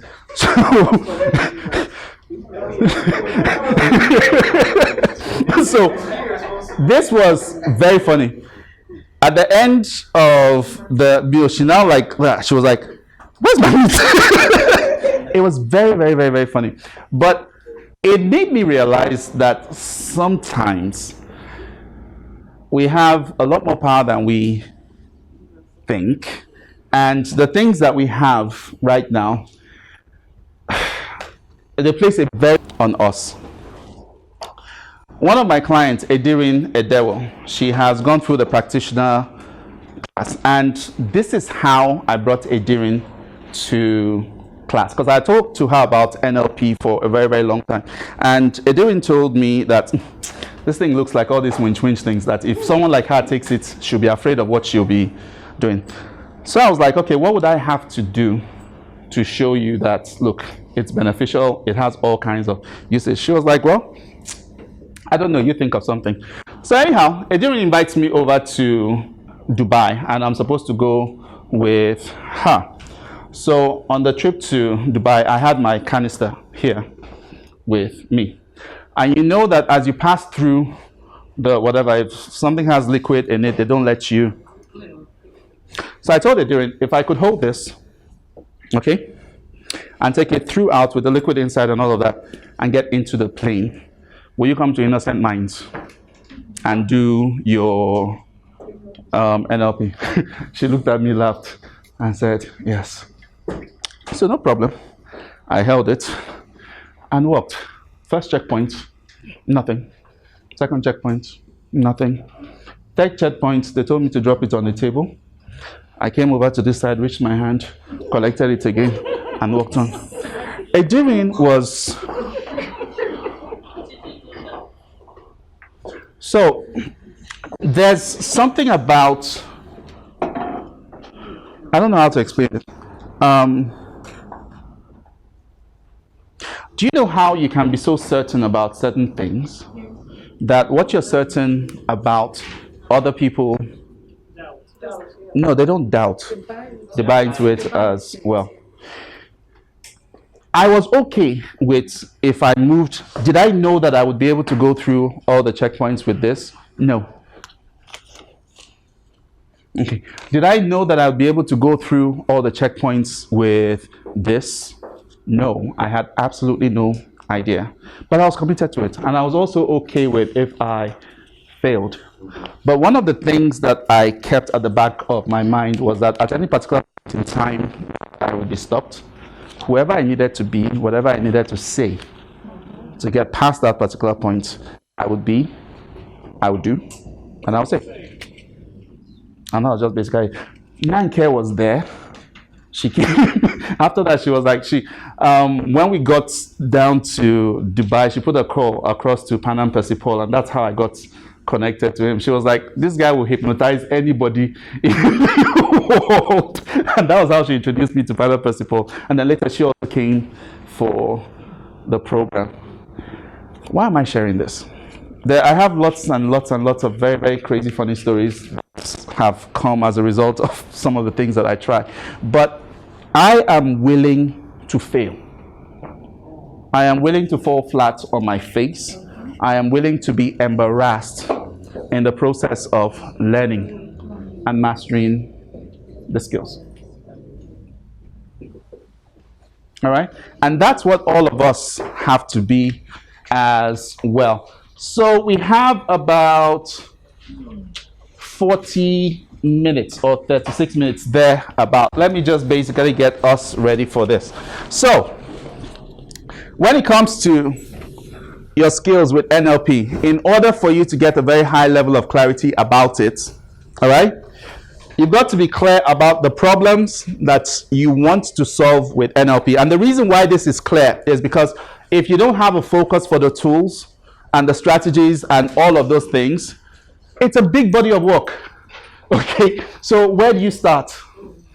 All right, the way you start, the most effective way for you to start is for you to decide on the problem. And once you have something to focus on, you now start asking yourself, which of these tools? Yes. All right, so you start first of all with the problem. All right, you don't start with who you're going to solve it for. You start with the problem. Do you understand why you don't start with who? Markets Marketing will tell you to start with who. Okay? I am saying don't. Because like right now, you have no clue. The only thing you can decide on is what's the problem you want to solve. And if you know how to pick the right kinds of problems, then there's a chance that somebody out there in the marketplace would need it. All right? Then, of course, you've got to be clear on who you're going to solve that problem for. You've got to be clear on how you're going to offer it. And for us here, I'm going to say think about 3 different price points. 800,000 naira, 2 million naira, 4 million naira. Keep those 3 price points in mind. If we want to talk dollars, think in terms of $2,000, $5,000, $10,000. What does it take for someone to pay? Sorry? All right. The one about the offer or everything? The offer. So, this is what I'm saying, all right? For all of us here, the mindset you have to adopt is that you have been given secret knowledge. You've been given hidden information that is not available to every person. You've been imbued with the power to change not just your life, but the lives of other people, the lives of countries, the lives of individuals, the lives of governments. All right? These skills are worth a lot of money. This is not the place to be thinking about 5,000, 2,000, 3,000 naira trainings. All right? Expand your mind. Think in terms of 800,000 naira, 2 million naira, 4 million naira. And in dollar terms, I'm talking about $2,000, $5,000, $10,000. You remember the day I shouted? It was very funny. All right. So those are the price points that I want you to be thinking about. And I'll explain to you the kinds of problems that you should focus on solving in order for people to take you seriously when you say, this is what I'm going to take for this. You can literally walk out of here today and ask for this if you know how to present it effectively. All right? So you're talking about the offer, but even more importantly, we're talking about your unfair advantages. I don't know who you know. I don't know what you know. You have a question? Okay. I don't know who you know. I don't know what you know. I don't know where you have been. I don't know where you were born. I don't know the unique combination of circumstances that made you the person that you are today. I don't know, outside of NLP training, I don't know what other trainings you have had. I don't know your connections. And all of those things make you unique in your market. Make you unique when it comes to how you present your offer. It makes you unique also in the kind of people that are attracted to you because of the kind of messaging that you put out in the marketplace. I tend to attract people who are slightly crazy, but they are people. All right? That's just it. Like literally every single time. All right? So what we want is the NLP skills that you currently have. We want to see how you can define the problem that you solve, know who you're solving it for, your offer, and your unfair advantage. So that's pretty much it. So, I've been reliably informed that by 2 o'clock, some of us will be going out to pray. 1:30. Okay, fine. So we'll stop here and then continue when you guys get back. All right. Thank you very much. All right. So, quick recap. We want to find out what problem you can solve with your NLP skills. We want to find out who you can serve with your NLP skills. We want to find out what offers you can make. And remember, 3 price points. 800,000 naira, 2 million naira, 4 million naira. Okay? And to be very, very honest, yes. May I ask why you picked your Okay, so remember at the beginning, okay, for those of us who were not with me at the beginning, I talked about the fact that the threshold for wealth is 150. At $10,000, how many clients do you need in a year? At $10,000, how many clients do you need in a year to cross the threshold? 15. How many 10,000 naira consultations do you need to cross that? That's my point. Okay? And so this is with an agenda in mind. And the reason why my personal mission is to get as many people as possible across that is because when good people have resources, when good people have money, you can promote the agendas that matter. If you don't have the resources, you're at the mercy of anybody who does. And it just doesn't make sense if you have the opportunity to be an Iroko tree. Why be a hibiscus plant? Now enter you, Abi. All right, so that's the reason why. Now, at the very minimum, let's do 800. Okay, 800 is $2,000. You still have a long ways to go, but that's what I'm talking about. Yes. So, for how long do you want to keep like a plan for 800K? Sorry. No. Yeah. What you said last night, not like our values Yeah. are making us not to want to make it like something you just want to give someone for free. Okay, so there's a place for giving people for free, and there's a place for making money from it. Now, I can understand it when you don't have to worry about where you're going to sleep, what clothes you're going to eat, food on your table, and all of that. Those are not, I get it, okay? However, you can do all of this for free. When push comes to shove and someone sponsors a bill that stops you from doing that for free from somebody, then what? You don't have the money to fight it. I've sat down in a state, I would not mention which, and sat down with a couple of people and defined the laws that would keep other businesses out of that state. And that law was passed. It's business.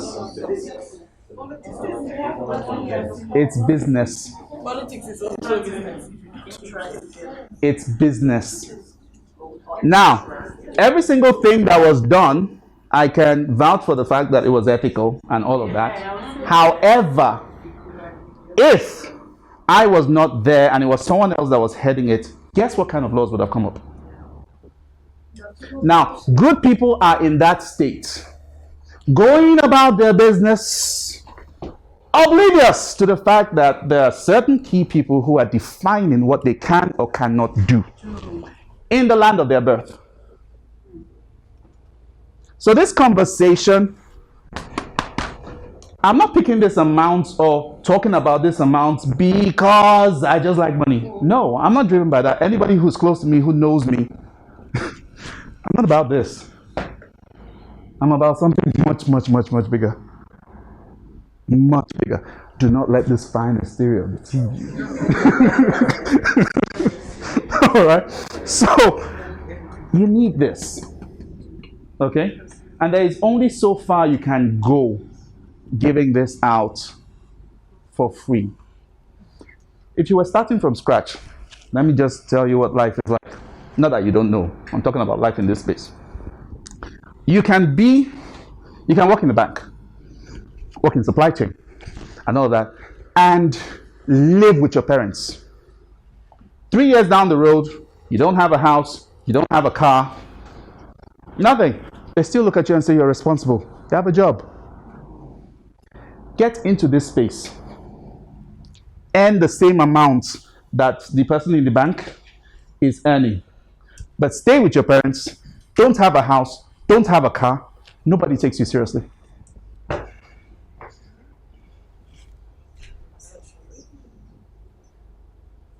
It's the reality of this. Even the people that you're serving for free, they'll take it for granted.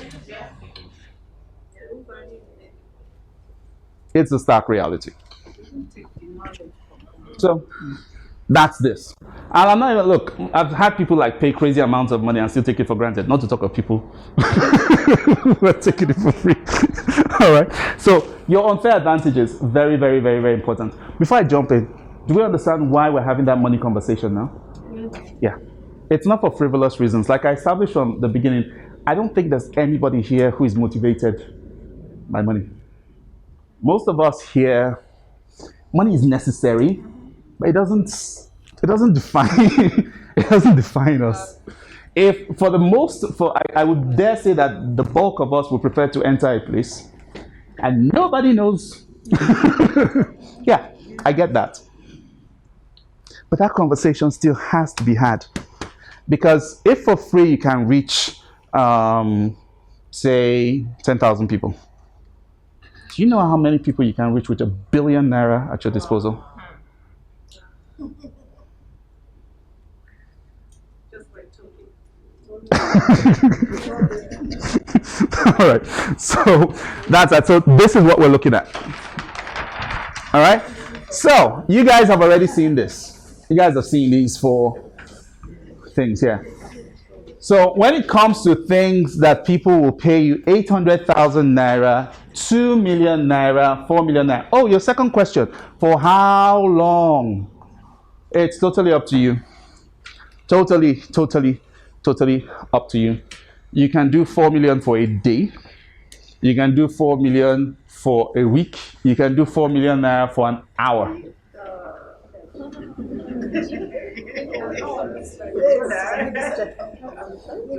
Yeah.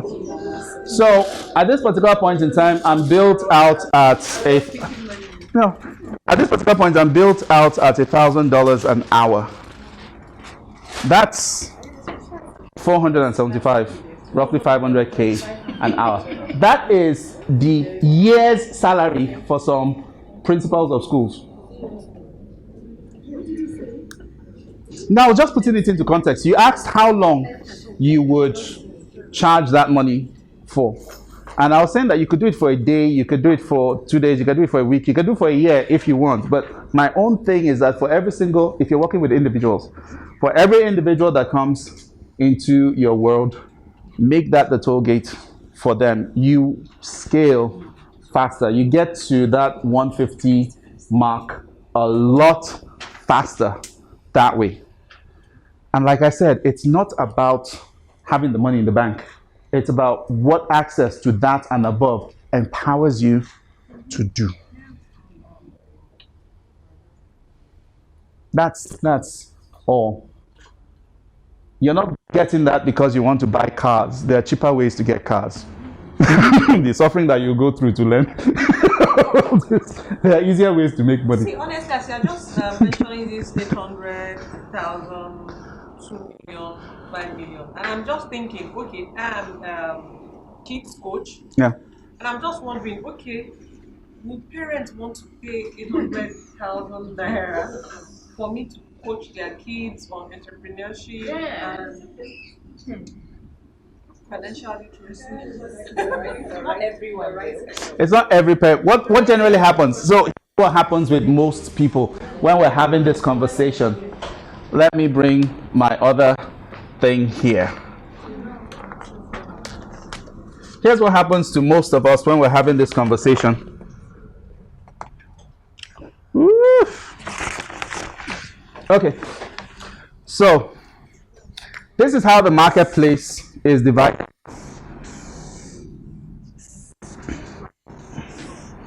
Okay, so we have 67, is it? 64. 64% of the marketplace, people who don't know you, they don't know about what you're offering. It's not 64, it's about 67. 67% of the marketplace, generally, they don't know you. They don't know what you're offering. They don't know they have the problem that you are solving. They really don't care. All right? And so if you're going to reach them, you have to educate them a lot. All right? So you now have 3% of people up here who are aware that they have a problem. They're aware of the options that are available to them. So, like a good number of us here, if you have issues right now, you sit down and you're like, okay, hypothetically. So you sit down and you're like, okay, if I'm trying to, I'm scared when it comes to public speaking, for instance, all right? You sit down and you think to yourself, okay, there's so and so, there's so and so, there's this training over there, and then there's Innocent Minds. Which one? At this 3%, you have the money, you're ready, you have the desire, you know what your options are. But we have this percentage of people here. Does that make it up? Yes. My maths is not too bad after all. So we have this percentage of people here who are not ready to buy. All right? But they know that they have a problem. They have no clue about the solution. They have no clue about where it is. They don't know what their options are. All right. Most of us, the people that you are talking about, and the reason why you struggle with them so much. And the reason why you struggle with them so much and you struggle to bring them and they don't show up and all that is because most of them are here. Sorry, the 3% they are. Sorry? The 30% are usually people who know, they're searching, they know they have a problem and they're searching for a solution. These people, they know they have a problem, they are aware of what the solutions are, and they are ready to buy. All right? The problem that most of us have when we're giving stuff for free, and why the vast majority of us, when we get online and we post, is mainly because, yes. And so you're trying to educate somebody. Now, how do you get somebody who is not interested in budgeting to be interested in budgeting? It's hard. You will cajole them, you will drag them, you'll do every single thing. However, the person who is having financial difficulties and is trying to figure out how and is Googling, checking all over the place, the moment you say that, look, if you're having financial problems, budgeting is an option, it's like, what's that? These people are very different from these people. These people are very different from these people. So, when you're starting out, I say, target these people. Because these people, the more you educate them, the sooner they will get here. And when they get here, you're the only name in their heads. Now, with 150,000 and you being able to spend $1,000 a day on ads, you can afford to spend as much time as is needed to educate these people to move here and eventually move here. But you don't do that at the beginning. Now, if it's a passion project and you have the resources and all that, feel free. No, there are things like that. Okay, there are things that I am invested in right now. I don't see myself making any money from them for the next 20 years. But I have the resources to sustain my involvement there. All right? Yes. So I have like 2 businesses. I'll say one is working, it's okay on its own. And the other one, because the one is my first love. And the other one, I know it's like something that I think I've gotten from experience. Okay, like this. Okay, sorry. For the sake of the recording, could you just start all over again? So I said that I have 2 businesses. Yeah. I've been an educator for the past 12 years. Yeah. By the special grace of God, the school is really growing, and it's one of those belt stuff. But I've gained experience, which is what you wrote. I've gained experience in that line of business that is making me want to help everybody that's in this kind of my line of business or any other business at all. Yeah. Especially because my business grew organically. Yeah. As in, I started from zero. I just had an idea, which I sold and I was able to nurture, and it's going well. But immediately, like during COVID, that was when I started my other business, like being a consultant, a growth strategist and business consultant. For the educational space? For anybody that even wants to do business, you know, Okay. like I look Alright. at her, like I'm screaming like, come, I can help you. Yeah. That's the way I like. Yeah. I can see you are struggling. Yeah. Because I went through that. Yeah. I went through not having capital. I went through not having resources. I went through all sorts of problems you could see there, and I really want to help. Yeah. And I can't take so much, especially when you want to help people and they don't want to follow up. It's very annoying. Yeah. So you don't want to help. Yeah.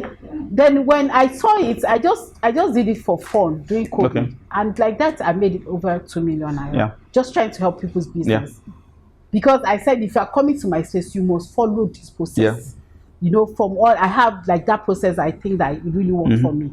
And immediately school opened, I abandoned it. Yeah. Even though it made money in like 6 months, that was the only money I made. The school did not. Immediately school opened, I felt like I wasn't going to do that. Even though I saw that it had lots of prospects, and like you said, it's like I feel like if I help someone, you can employ 10 or 20 or 30 people, and it will help the country. Yeah. I'm thinking in that line. Yeah. But at the same time, I know I have to put premium on it because people don't want to. They just do it and they just abandon it. Yeah. And it hurts me. Yeah. So, but what I'm saying, I can see that business has potential. Yeah. Especially that it can take care of me personally, and I won't have to go into the school's money or do a lot of that.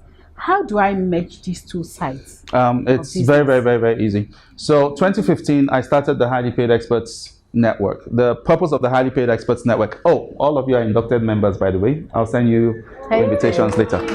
But here's the thing. When I started the Highly Paid Experts Network in 2015, I was looking at working with consultants and coaches and speakers and all of those kinds of people. But I was disturbed by what I was seeing in the marketplace, because the vast majority of people gave this impression that the only way that you can make money in this space is through corporate contracts or government contracts. And you always had to have the expensive suit, and you always have to have the tie, and you always have to look all prim and proper. And I was like, no, you don't actually have that. You can actually make a lot by just talking to people and getting them to pay you. So I had two categories of people who could pay me and people who could not.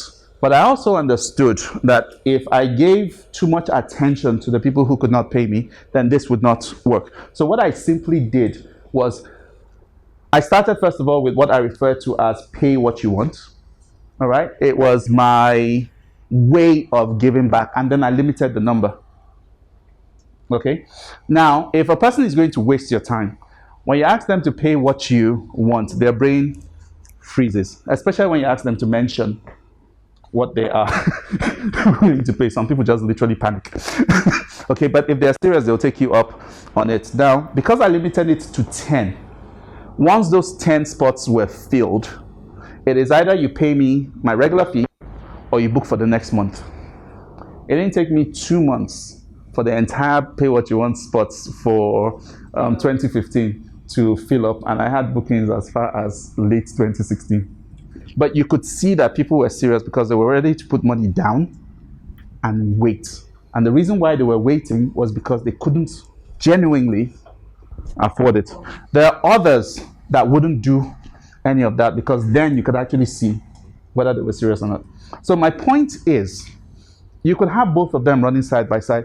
I am not a fan of doing free stuff, because I think once a person is invested in it, they tend to come up. However, because I use the pay what you want pricing model for those kinds of people, it means money is not a barrier. The only barrier is their mindset. There are people that I have made that offer from. So there's a guy called Edward.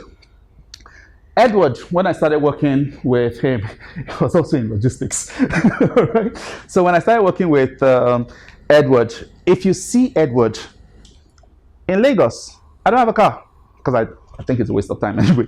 But I generally don't have a car in Lagos. When this guy shows up at my place, or showed up at my place at that point in time, the car he was driving This guy comes out, and all I want to do is just rub my body next to him so that the scent will be on me as well. Because I mean, this guy smelled, looked, and spoke expensive.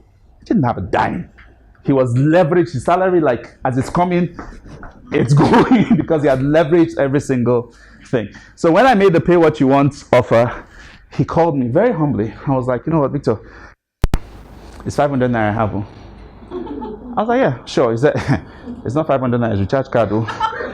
I'm like, yeah, sure. And he sent it to me. It turned out to be the wrong recharge card. So I had to send it to my daughter. But that's how Edward started. Edward brings in £50,000 a month as of today. Communication. He teaches people in high conflict areas how to communicate, negotiate with whatever party that they are with. Late 2015. It took a year for him to leave his job. Now, it's not as if, when you guys hear these kinds of stories, it's not as if I have like some magic charm. But it's that every single one of us here has unfair advantages. The problem is you don't know how to use it. You don't know how to use it. You don't know how to leverage it. You don't know how to value it. You don't know how to present it. You don't know how to position it. That's all. That's like literally all. The advantage I bring to the table is that I'm not attached to what you are bringing to the table. I'm not in love with your project. And I'm able to connect the dots and say, okay, you know what, this, is that. And that's all. All right? That is my unfair advantage, the ability to connect dots. And every single one of us has all these things that we bring to the table. So does that help? Anyway, have two different, have one that you charge that is your business, yes. And then have just a small number of spots. Yeah, for free ones. And every single month they do that. But do not do it completely free. Get them to put something down. Look, the Highly Paid Experts Network, we started it with 10,000 naira. 10,000 naira was the amount of money I used to buy my very first Android phone. Very first Android phone. By November of that year, we had crossed 28 million naira. Most of it was pay what you want. I had people from the UK calling me and telling me that, pay what you want. And you told a Nigerian, and they did not defraud you. But it's not. People are fundamentally fair-minded. Yes. Fundamentally. And I one of the things I'm going to talk about here is what I refer to as a divine compensation plan. It's very, very difficult to defraud a person like me. Because I've stacked up so much karma that one way or the other, life pays me. Wow. Do you understand? Anyway, I get carried away about these things. So, problem that you solve, all right? Teaching people how to make money. That's what you do. Well, actually, that's not what I do. That's not what I do. That's not what I do. But it looks like it. But anyway, so teaching people how to make money, that's one way that you can go. And inside of this, there's so many things in there. If it's developing products, if it's getting into business. Did you guys download that document I sent to you guys? That's what I remember. Aha! So you'll find like 52 or 51. Yeah, thereabout. But these are areas that people spend money on. Okay? That was provided so that you don't have to worry so much about, oh, you're cracking your head about it. Just pick from there. Or let that jumpstart your thinking. Because sometimes it might not necessarily be what you see in print there, but it's something related. So case in point, there's a lady in the tourism industry called Ajala Nene. All right, right now she's doing a project with the presenters of Goge Africa. She's been running events. She's been doing all kinds of stuff. And when it came to her own consulting practice and all of that, it was difficult for her to settle on something. And then she decided to be a visibility coach. The problem with visibility is we don't wake up at 3 a.m. in the middle and say, oh my God, I need visibility. We don't do that. Okay? So she was going through all of that and she saw this thing about events. And this lady has been running virtual events, in other words, virtual summits, virtual workshops, virtual conferences, and all of those kinds of things. And all of a sudden, it clicked. Because these events that she has run, she's gifted at packing people into a space. Okay? The lowest number of people she has ever brought into a virtual event is 100. Like, crazy. So now, she can be positioned as an authority in that particular space and become the person that can help corporates organize virtual events that bring them customers, or help small businesses attract customers by hosting events. She did one for network marketers, okay? Just like you would have your regular business presentation, all right, in a room, okay? She basically got people to attend a Zoom meeting that was focused on that, sculpted every single thing, and the person got enrollments. And it's not the only one that she has done.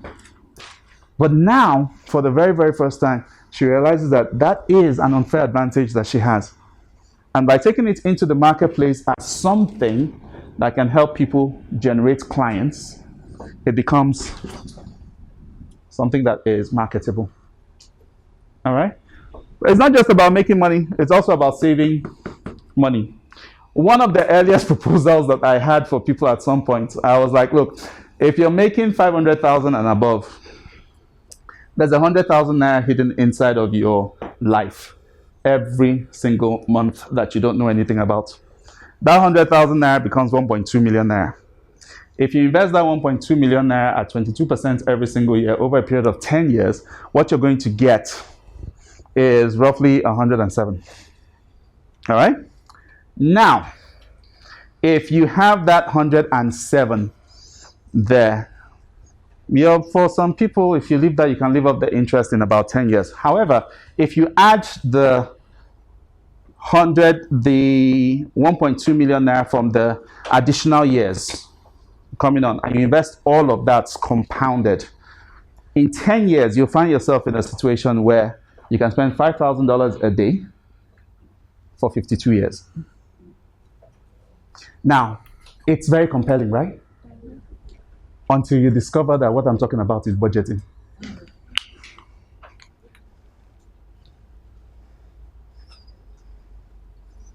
So it's not what you are talking about, it's, yeah. All right? So, saving money, very, very important. Things that help people live a better life. And when it comes to this better life, we're talking relationships, we're talking health, we're talking time. The big issues. Relationships, especially when it comes to conflict in relationships. Health, very, very important. And then, of course, time. But there are other nuances to it. And then, of course, help me stay out of trouble. So, compliance issues with the law,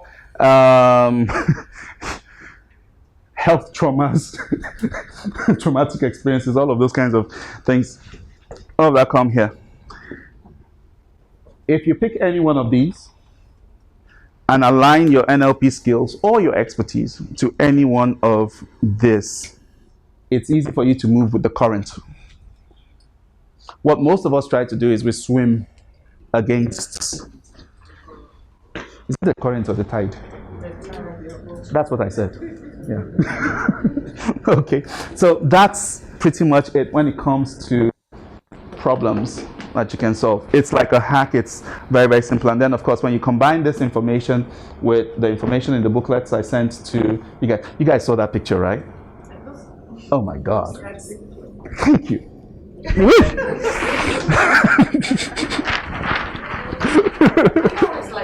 Me?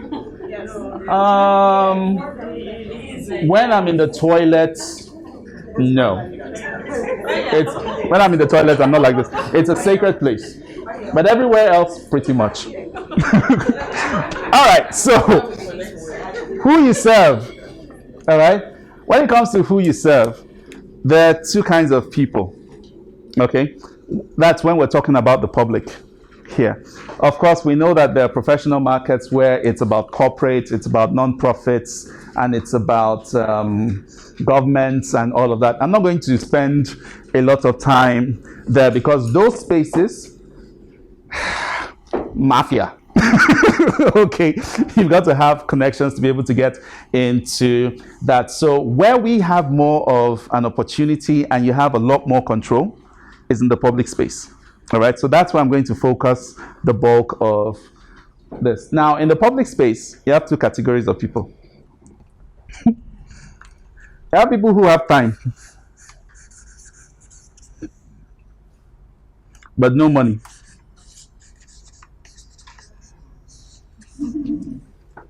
There are people who have money and no time. Guess who you should focus on? Yeah. Yeah. And here's the thing that you need to understand when I say money. It's not that anybody has, well, some people do, but the vast majority of us do not just have money lying around carelessly. Does anybody have like an extra 100 million that they're not using here? No, seriously. You do? And our dreams. I don't need your dreams, man. What about you? You're good? Well, I need to change my relationships. Anyway, so it's not that you have money lying around. It's the willingness. It's the willingness. Okay? So when you're talking about people who pay premium, we always have at the back of our minds this really, really rich, well-to-do person that gives you money. In my experience, people who are very, very, very, very rich and give you money, sometimes, unless of course they're in a very, very desperate situation, sometimes it doesn't quite work that way. I have a lady who pays me like every single year, never shows up for any sessions. I like her. So one day I asked her why. She was like, well, you know, Victor, sometimes things happen, and when it happens, I want to know that I'm able to access you. So basically, I'm the insurance policy. That she'll cash in whenever the issue comes. So there are people like that, and you don't lock people out of opportunity for that. But the main criteria for a lot of things for me when I'm deciding to work with people, it's, do I vibe with this person? Will I have fun with this person? One of the mindsets that I hope each and every single one of us will adopt is just because the person has the money does not mean they qualify to work with you. It's difficult to balance that out when you don't really think about it from the standpoint of energy. When I was much younger in this business, I had that situation where I would pay someone. No, not pay someone. Someone would pay me. I'm like, yes! Somebody come. And then after the first minute, I was like, who sends me? Very quickly, I learned that just because the person has the money does not mean that I should work with them. All right? So this is it. But when it comes to this, let me tell you a story about, his name is Chukwuemeka. Chukwuemeka is a dentist. All right? When he met me, he wanted to do the action plan consultation with me. The action plan consultation back then was ₦1 million. It's 4 hours. So he works as a dentist. He's paid 80,000 naira a month. He hired me. He didn't have the money lying around. He told me he was going to put down 50,000 naira every single month until that money is completed. And when it's completed, we schedule.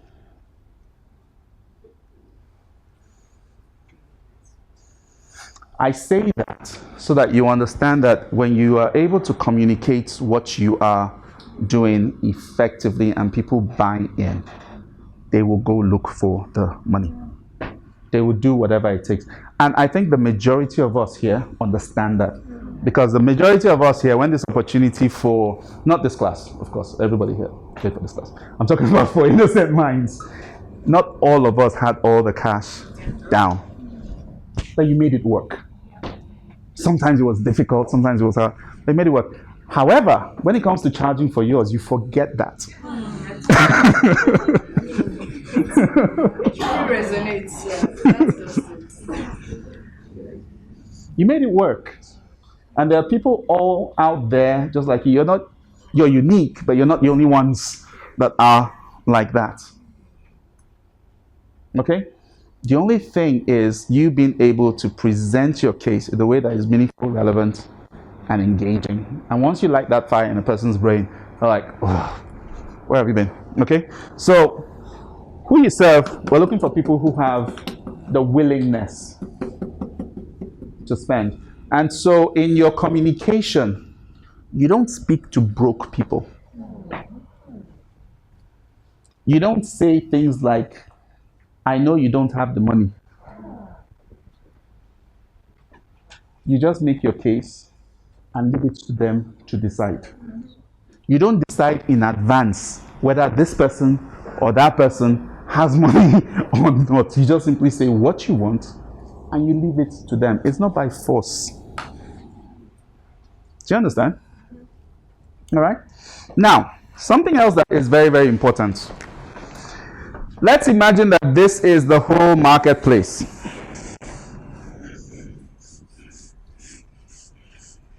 This is the entire marketplace. All right?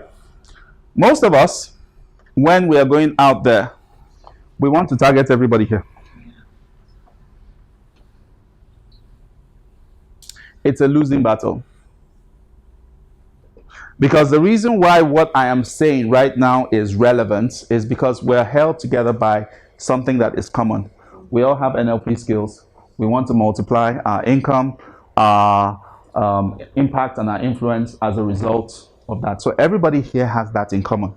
And so the examples that I share, the references that I make, we can all connect. You can all relate with it.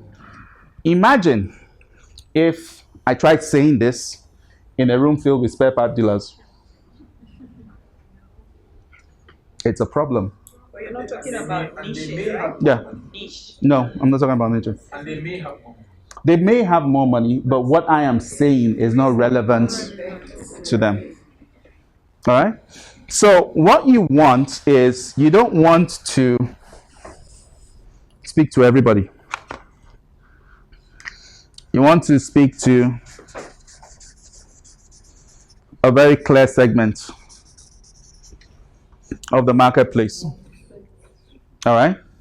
Now, here's the thing. Because you don't know who is who, all right? We don't want to define it by their behavior, their locality, their gender, and all of that. But we want to define it basically on people who resonate with a very specific message, who resonate with a need to solve a specific problem. All right? So you don't niche by demographics, individuals, whatever. You niche by problem. You understand? Problem. And so when you get out there into the marketplace, you're talking about a very, very specific problem that you're trying to get people to solve. And the people who resonate with that problem move out of here and come to you. And your job is to be the big fish here. You don't want to be the big fish here. You want to be the big fish here. It's easier to do that than for you to target an individual first. When you've crossed 150K, you can do that because of the intelligence that you have acquired, the knowledge that you have acquired about the different markets that you have access to. You would have the best data for that. But at the beginning, you settle with a problem, you start talking about that particular problem, and you make sure that in your languaging, you're talking to people who have the willingness to spend. Are we together? Do we have any questions about that? All right. So that's about who you serve. Now, concerning your unfair advantages, all right? Experiences, skills, talents, connections, character, knowledge. All right. Yeah, exposure, but it's still experience. All of that is the same thing. Now, here's the thing. All right. When you decide on that problem that you want to solve, all right, you want to figure out what are the unfair advantages that you have that will make you stand out as the ideal person to come to solve that problem. What are the experiences that you've had? What are the skills that you've developed? What are the talents that you have? What are the connections that you've had? What are the characteristics that you have? What are the knowledge that you've acquired that make you stand out as the ideal person?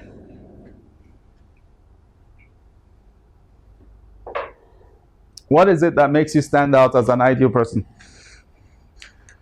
Sometime in 2017, I told myself I was tired of working with millionaires and billionaires. You know what? I would like to work with presidents. But I was in 2016 going into 2017. I was the guy that showed up with bushy hair and killed the cockroach on the wall in front of the whole world. I just did not care. And so when I started making that decision, I knew that a lot of things would have to change.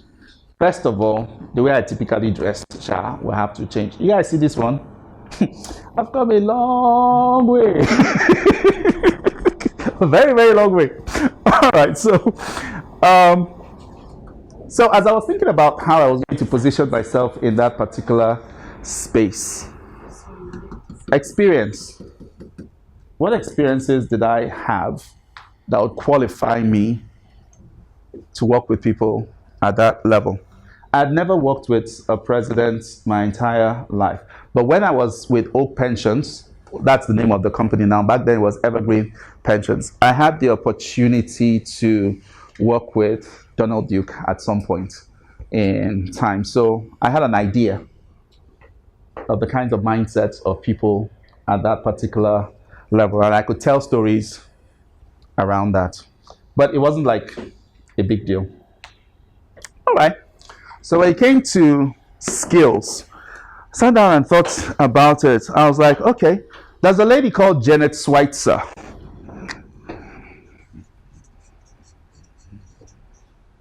I should probably write this with a red ink so that it's good. So her name is Janet Schweitzer.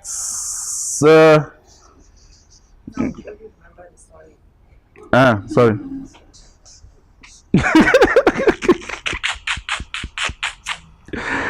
So, well, I can't help it. So, Janet Schweitzer. Janet Schweitzer has been my mentor and coach for 20 plus years. All right. When I met her, I had gone to Ghana. I used to be a GNLD distributor at some point, and I did pretty well. I got down to Ruby Director. So one of those days, I got an invite to Coconut Grove, Ghana. All right. So there I got to meet a guy called, what's his name? Willie Crawford. So Willie Crawford is was really, really big in the internet marketing space. And he took a liking to me. One thing led to another. We got contacts later on. Now, fast forward a few months or years, as the case may be, I had come back from NYSC. My distributorship was like whack. This human being gets in touch with me again and says, hey, he's inviting me to a teleseminar. I'm like, what's that? He said it's a seminar that is that you use a phone to go. And I was like, here, phones. First of all, my father would not allow me touch his NITEL line, so I have to start thinking about cards. There was network, there was Econet in Lagos, but not in Calabar. We had lots of people walking around with big mobile phones, but no network back then. So I was like, look, this thing will be freaking crazy. But anyway, long story short, I get into the room with Janet Schweitzer, and I was like the youngest guy there, and I was the only black person living in Africa. And in that room, people were talking about the highest priced products. There were people who were doing $5,000, $10,000, $20,000. As of that time, my most expensive thing was 15,000. It was a 3-day seminar in my uncle's workshop. Sorry, my uncle's parlor. So when it came to my turn, hearing all the monies that these people have been calling now, I told them that my highest price product was 15,000. I very cleverly dropped the naira. And I was that. Anyway, after a while, they found out that it was less than the price of a good meal in a really, really great hotel. And it became the Victor Bassi show. But that experience was how I got in contact with Janet Schweitzer. And once I finished there, I offered literally my life to her to like do anything at all if she would give me 15 minutes. And she was like, she'll give me 15 minutes every quarter. And so for the longest time, it was 15 minutes every quarter. I remember the very first day that I was actually able to afford her. And I sent the money and we got on the phone and both of us cried because she knew how bad it was. But here's the thing. Janet Schweitzer has been the marketing director and the marketing coach behind a lot of the biggest brands. So when it comes to knowing how to actually build a brand up, an individual brand or a corporate brand around the expert space from scratch, the Tony Robbins, the Les Browns, the Jack Canfields, those are the people that if you see them today from that generation, check all of them, it's Janet Schweitzer. That's the person that I have had in my life for like the longest time. And so the skills that I have developed, yeah,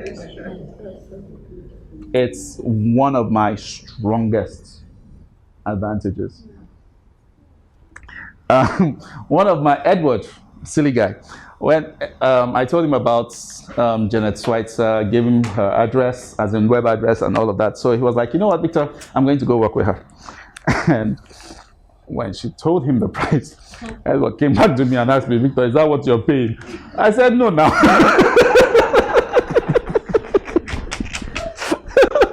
So that's that. She and I will go back a long way. So I have that. All right. And so that means when it comes to how you present policies and you want people to buy into that, I know how to put that together. I know how to present information. Talents, I know how to connect dots. Connections, well, almighty Janet Schweitzer and all the other human beings that can. And then character. I have one major trait. The negative side of it is that I'm stubborn. The positive side of it is that I have a very, very strong will. Once I set a course, we die there. That's like literally me. So I can stay the course. I have staying power for a lot of things. So there's that. And then, of course, knowledge.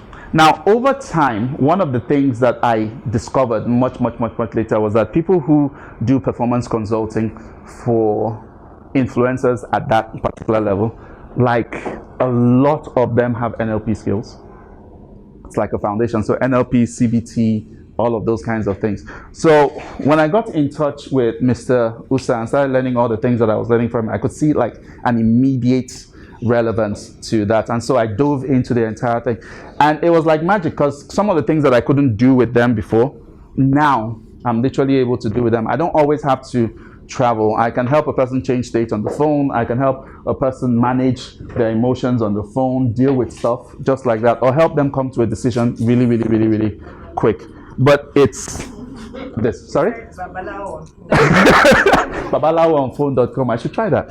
So anyway, so that's that. So for each and every single one of us, yes. Let me see. Okay. So for each and every single one of us, you need to ask yourself, yeah, what's your unfair advantage? And every one of us here, we have it. In every single one of this. So you think about all of this, and that gives you a way to present what you're doing. And when people say, why you do that. Now, when we started this, I started like the conversation with us was that, look, there are so many different stories that I can tell, but the one that is most relevant to us, I started from 2018 and my story with Innocent Minds to this particular point in time.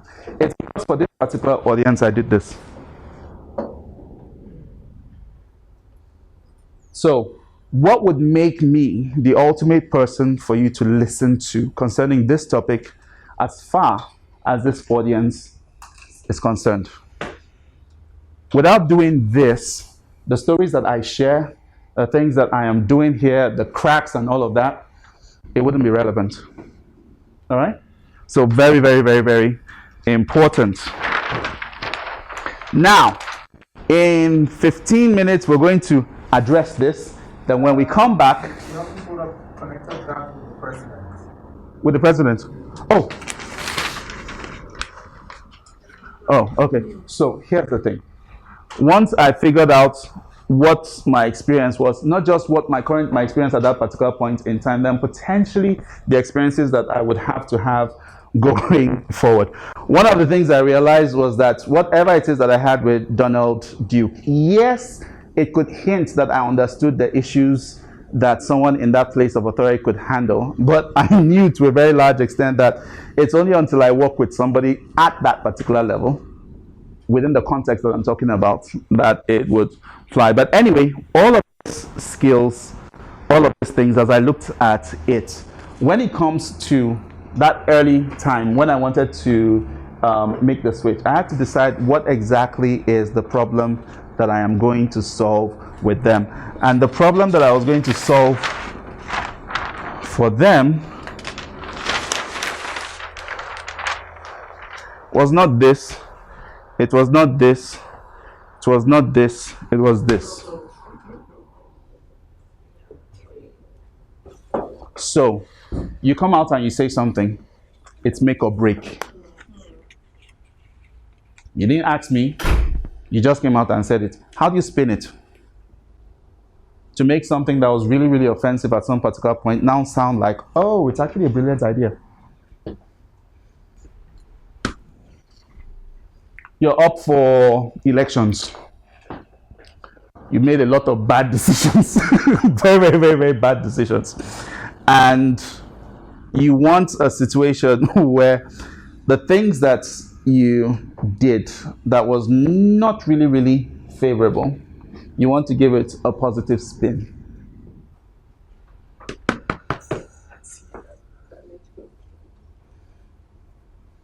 That was basically it. But I had to look through all my unfair advantages in order to do that. Now, how did I get my first whatever? I didn't go looking. And I didn't change what I was doing on the Highly Paid Experts Network. I just talked more about how what you say defines how people perceive what you are offering. I ran a Facebook group called the Highly Paid Experts Network. As of that particular point in time, I think we were about 5,000 members. And there were people there inside of the group that had access to the people that I needed. So one day, I'm sitting down gingerly, I have a messenger thing pop up, and the person introduces himself and says if I would have the time that such and such a person would like an appointment.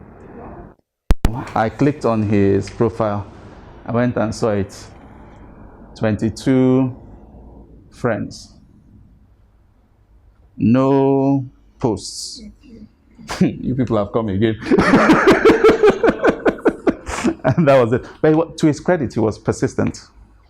And it was when the very first meeting did not take place on Zoom or whatever. They literally came to me in my house. And I had to leave. I explained it to my wife and all of that. My wife called every single family member. So that was that. So here's the thing. Messaging, I can't tell you guys that it was fantastic marketing on my part, but I do know how powerful it is when you start to send out a specific signal. When you pick a problem that you want to solve, it's not just the people that need that solved immediately that are attracted to you. Any other person that, you know, like when you drop something in water, there are ripples. Okay. At the center of it is the main problem that you are solving. But those problems, they have cousins, brothers, sisters, and it's the person from afar who is looking at you and saying, this person might be able to help me. And so they come to you. When they come to you, it's either one of two things. It's either, yes, so I can do that, or no, I can't. So the whole essence of this, if you understand what I have just said right now, it takes a lot of the pressure that online marketing puts on you.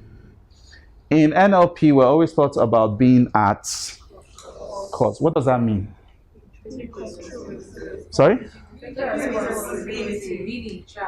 Being in charge. Focusing on only the things that you are in charge of, that you are in control of, and you leave everything else. I'm not in charge, to a certain extent, of someone's opinion of me. I am in charge of modifying my message to a certain point. And then after that, I just basically leave the person alone. All right? So every single thing that we are doing here, we're coming from a place of being at cause, and we're coming from a place of creating options for each and every single one of us. So that when you're out there and you want to deploy any of these things, you know that there's not just one size fits all. You know that this is in alignment with who you are as a person, and you know that this is the most authentic expression of you. And because of that, motivation is easy. All right? So that's where we're going to stop briefly. Do we have any questions? Let's have a few questions concerning this before we zip for lunch. Maybe like 5 minutes. Do we have any questions? So what the topic is when I said the most really the one size fits all, should we not allow me to do alcohol? I have no idea. Three things. The method should not be one size fits all in alignment with who you are. Alignment with your values, beliefs, there was a way That's the thing when you are like channeling all this genius.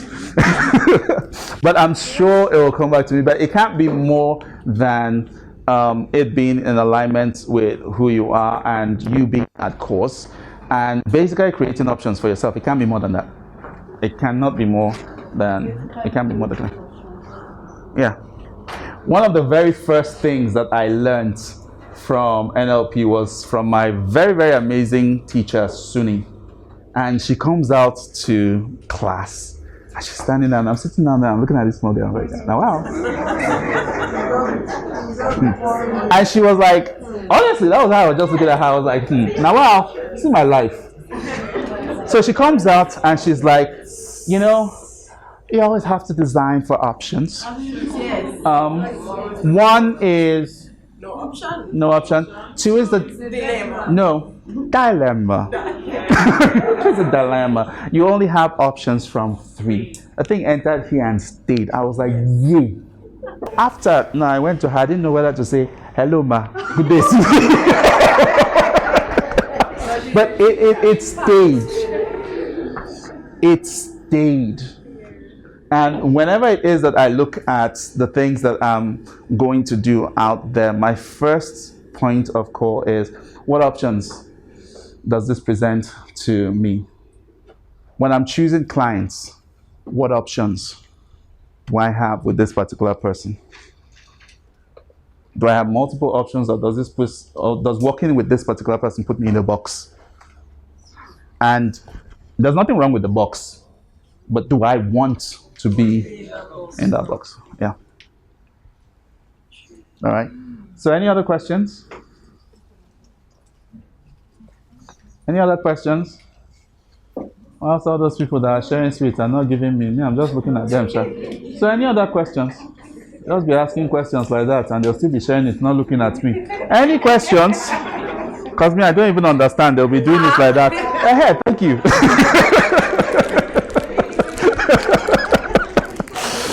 All right. So if we don't have any questions, we'll basically stop here, go for lunch, and when we get back, we would really get into the rest of this stuff. All righty. We're back at 3:30. 3:30. All right. We have to go quick. Okay. So, quick question, all right? What is a product? Yes, what's a product? Something you sell. A package program. Something that solves the problem. I like that. Your solution. Okay. Give me an example of a product. A book. A book, okay. Online program. Online program. A course. Training. A therapy. A therapy. Okay. Temo. Now, here's something that you guys need to understand. All right. If you get this, everything changes. All the things you've just mentioned are offers. Okay. They are offers. They're how you've packaged the solution. Okay? How you package, it's how you package the product for delivery to a particular kind of person. You see this? All right? It's what? Water. The thing inside is what you're selling. This is how it's being offered. There's pure water. There's this ridiculous thing called liquid water. It sells for 40,000 naira. 40,000 naira for a bottle that is like this. They call it liquid water. Does it give long life? Yes. If there's liquid, there has to be solid somewhere. But it's crazy. There's in a restaurant in is it Paris or Paris? They have this thing called, you can get a glass of bottled water for, I can't remember how much, but eau de table goes for, I think it's 27 a glass. Now, 27, I think it's 27 euros, something like that for a glass. Now, here's the funny thing.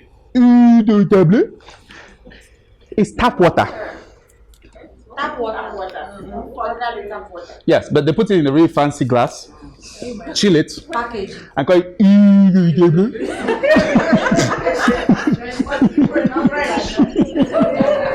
All right.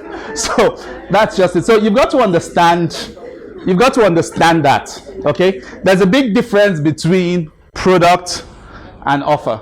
All right. A product, from where we are standing, is organized intellectual property designed to solve a specific problem. All right. Everybody repeat that after me. Organized. No. Organized. Intellectual property designed to solve a specific problem. I'm an cho. I can't believe you guys are ridiculous. So if you get that at the back of your mind, it frees you up, because once you have a product, you can take it to multiple different markets in different areas. We have the electric iron. The real thing that is being sold is not the physical thing that you're seeing there, it's the wisdom behind it. That intellectual property behind the electric iron is delivered as industrial iron, is delivered as traveling iron, is delivered as steaming iron, but it's technology. It's intellectual property. All right? Now, in order for you, that problem that you've decided that you're going to solve, once you're clear about it, what you want to ask yourself is, what are the three most important things to do in order to move from point A to point B, where that problem is concerned? So, for instance, this here is TribeCraft. And in case you don't recognize it because of this, it is what I was talking about here. All right? So, you have the clarity filter. Get clear on what you want. Get clear on how you want them. They want to see you. get clear on the solution that you are offering. It's not really sharp. Yes. No, it's not the colors. I think it's the sharpness of the whatever. It's a bit too far from that. But anyway, once you have something like this, in order for somebody to get to that particular point, for this particular product, Tribecraft, it's for people who want, is that better? Slightly. All right, so Tribecraft, what I have put here together is a product designed for people who want to develop tribes of true fans. And when I say a true fan, I'm talking about somebody who has invested a minimum of $100. Okay, so you want to build a tribe of those kinds of people that even though they've invested $100 in you, they very happily go on to put down $2,000, $5,000, $10,000. In order to go from I don't have those kinds of people to I have those kinds of people, this is the roadmap. Do you understand? Okay, so you design a roadmap like this. Every single thing about a solution is about moving from point A to point B. I have rumpled clothes. I no longer have rumpled clothes. 3 steps. Plug the iron in, put it on the cloth, drag it, switch it off. Do you understand? Yeah. Okay, so every single thing about whatever it is that you're doing, you need to have point A, point B, very clear. And then the 3 steps that move you from point A to point B. Those 3 steps are problems that stand as roadblocks between where you are and where you want to be. Remember when we started out, I started out by telling us every single person here has 3 problems. Number 1, you don't know how to make yourself irresistible. Number 2, you don't know how to sell. Number 3, you don't know how to attract the right people or get in front of the right people at the right time for the right reasons. And we all resonated with that. And that's because I'm clear about this journey. And so the more I talk about it, the more it seems I am in your heads. And that's how you start to create rapport with people. Now, when you build something like this, all your marketing is inside the product. All your content is inside the product. All the things that you ever need to do is already inside the product. And so this product, I'm here and I'm giving a talk about it. Well, running a workshop. I can give a talk about it. I can run a 12-month program about it. I can run a 3-year mentoring program about it. I can do a 5-day workshop about it. It's exactly the same thing. I can write a book. I can facilitate a retreat. It's a framework. Okay? And so when you have something like this, you can stand on it as your claim to authority. Nobody can come and ask me what Tribecraft is. I'm the only person in the world who knows what it is. You can't question me here. You might question the steps, but if I've done my work well, you won't be able to think outside of the box that I've created for you. All right? So, when we're talking about products, this is what we mean. When we're talking about offers, we're talking about how this is packaged.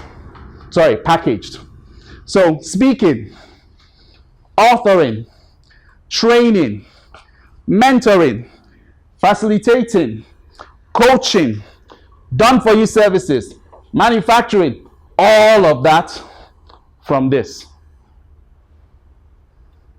Do you guys see the amount of leverage you get when you think about it from that point of view?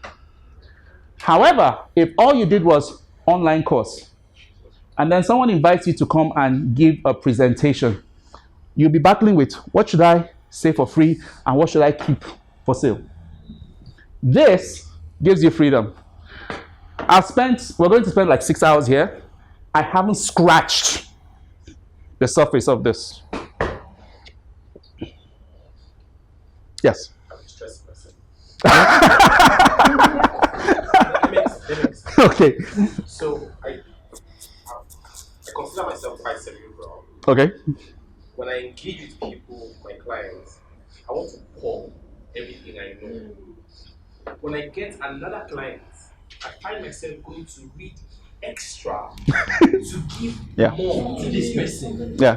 Meanwhile, he wants so that we can record it. Meanwhile, everything I know is already valid for that market. Yeah. But I keep on. Please careful with that. So that. Sorry. I keep on buying courses. I keep on reading books. I keep on changing my curriculum. I have something called Story Writing Bootcamp. I've done it 3 times. The 3 times is different content. Because each time I just feel there's something more. There's something more. So instead of understanding that this same product can be the speaking, the coaching, the authoring. Oh no. The difference between what you are doing and what this is you are focused on content. I am focused on transformations. Yeah. There's a very, very big difference. Context. Okay? And so because I have this, a group of mothers can invite me to come and talk about marriage. All right? Can invite me to come and talk about marriage, but I want to sell Thrivecraft to them. All right? So I'm like, ladies, if you're having problems in your marriage right now and you are trying to get to that situation where your husband like literally worships the very ground that you are on, you've got to understand that you have 3 problems. You don't know how to make yourself irresistible to your husband. You think you know him, but you don't really know him. It's because it's the transformation. And so I can link that with this and seamlessly at the end transition into a sale without having to be out of context or them thinking, what is he saying? What is he not saying? Do you get? So, content. All right, so what's the question? She doesn't understand. What's the question? I don't know. I wish I could see 1, 2, 3, 4, 5, 6, 7. This is it. Oh, okay. Like you have. Oh, thank you. Sir. Yeah.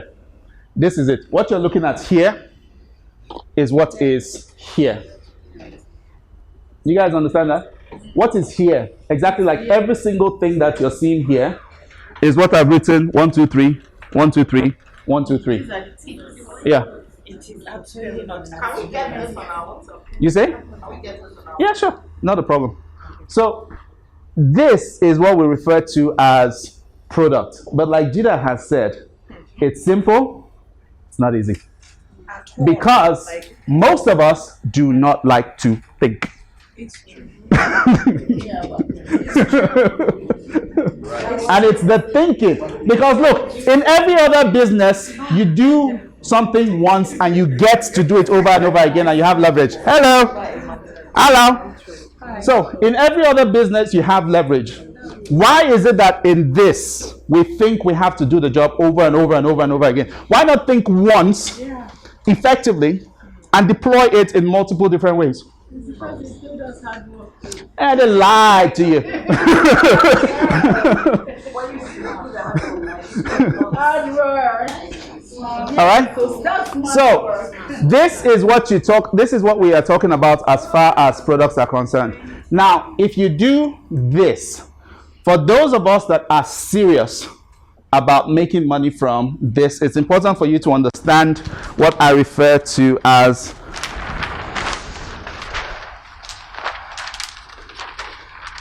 the 4-offer formula. All right? And what this means is that, look, I've been around the block, all right? I've been there, done that for a lot of times. And when it comes to this particular space, and we're talking about money, especially the kind of money that I'm saying that we should all go and collect, ecologically, yes, we should all go and collect. And the reason why I say collect, my father told me that there's money everywhere. Do you have the mind to go and collect your share? That's the thing.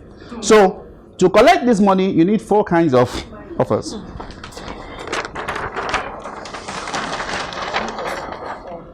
First of all, you need an intimacy offer.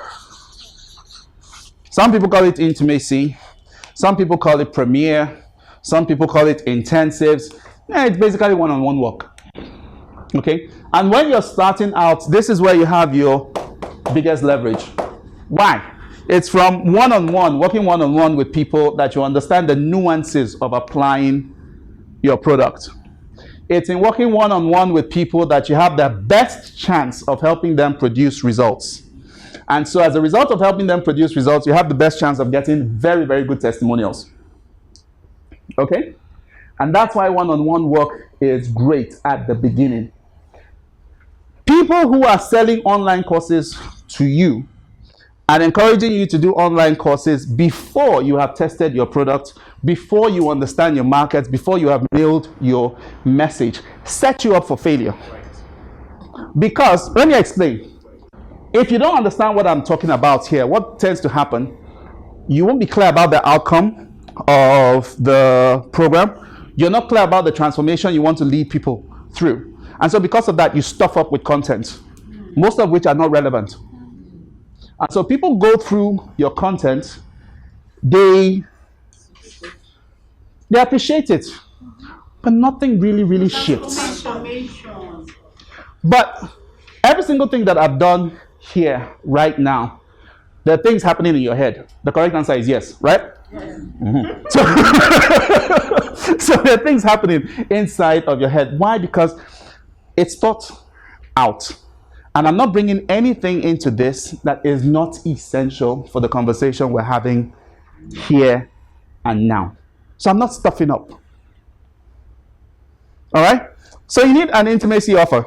Those intimacy offers are the ones that I'm asking you to collect 800, 2 million, and 4 million for.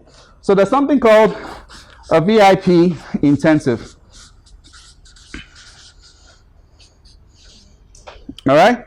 A VIP intensive, and basically what a VIP intensive is a one-day workshop for one person. Either 1 day or 2 day workshop, one person. So in other words, you're spending 1 day or 2 days max with one person to help them produce a very, very specific result. Now, what is 1 day? For me, it's 4 hours.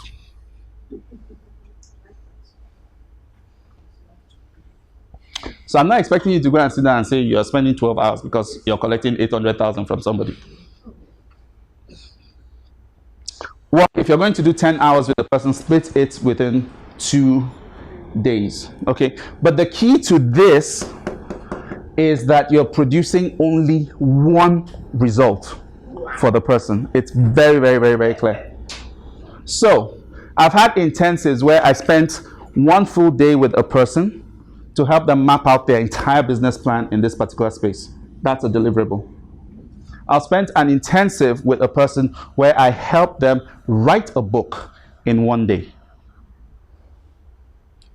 So day 1, we talked through the outline of the book.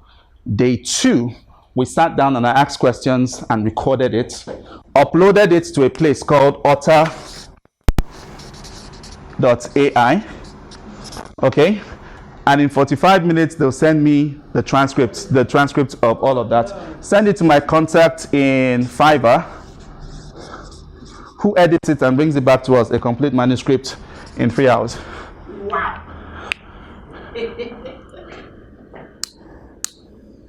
So I get your book written 2 days.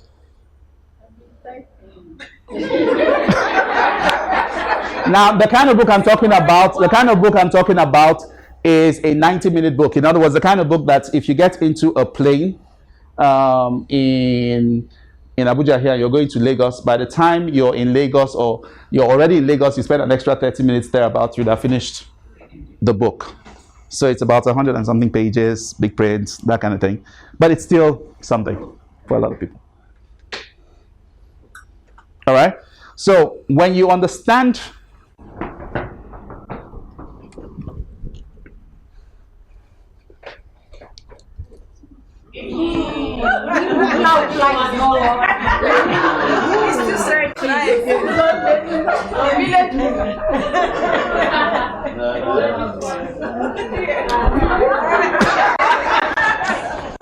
all right, so because I understand all of this, all right, because I understand this, Each of these steps here is a profit center.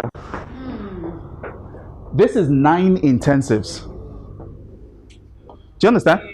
This is 9 intensives because I can charge to help a person, in one day. I can help them lay the foundation for an ethical cult in one day. I can help them fine-tune their sales processes in one day. All right? But if you don't have this, sorry, yeah?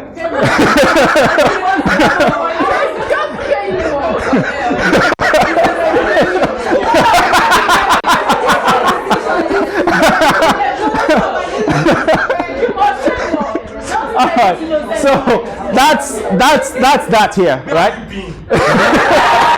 In Lagos. So that's here. So you need to understand that each of this, here's the one that blows your mind when you understand this and offers. Each of this is a book. Each of this is a talk. Each of this is a mentoring program. Each of this is a coaching program. Each of this is a course. Each of this is a workshop. Each of this is a lead magnet that you use to bring people. Each of this is a conversation that you can have to give to people for free to bring them into the rest of all of this. You can spend an entire life with one product. One. Now, I'm expecting that if you do your work well, what you would have is 5 of these. 5. 5 products.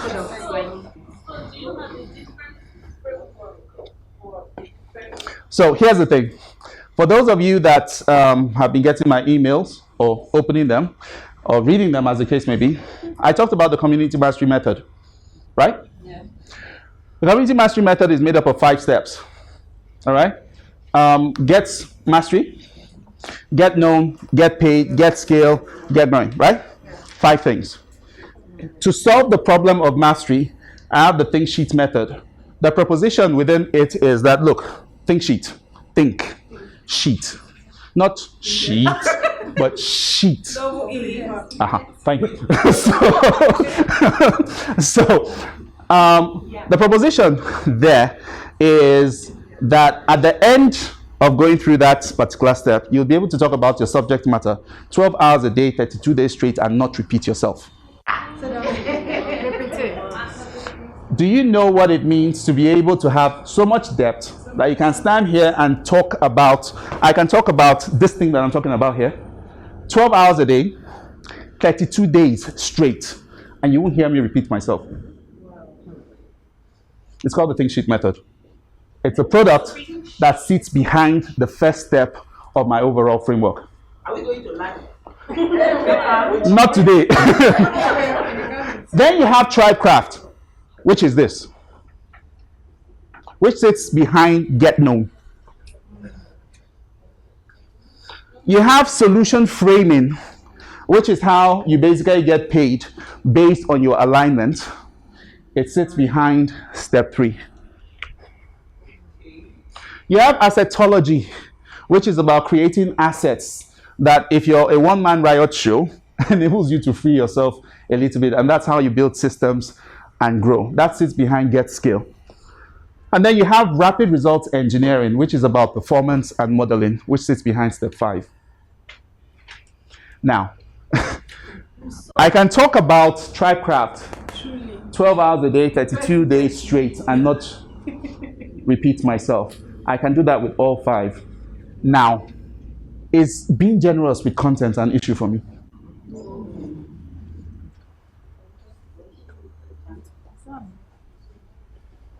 But it's work.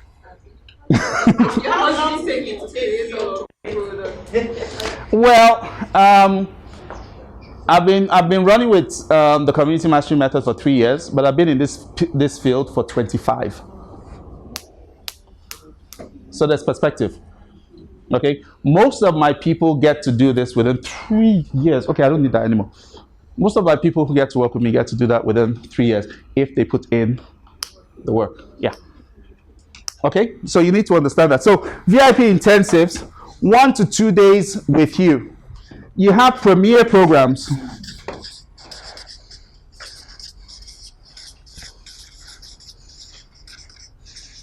Okay? These premier programs are usually 3 months, 6 months, 9 months, 12 months, 3 years. Doesn't really matter. But it's still one-on-one work with you, and it's based on the product. So when you design something like the one that I just finished talking to us about, it gives you that level of freedom, because ultimately it's not about content. Like Mr. Oster says, it's about context. It's about the transformation. It's never about the content. Ever about the content. It's context. Think about it like the transformation. So it's not what I am saying to you that is making this magical. It's what's going on in your head as you're listening to me. Yeah. And that's deliberate. Okay?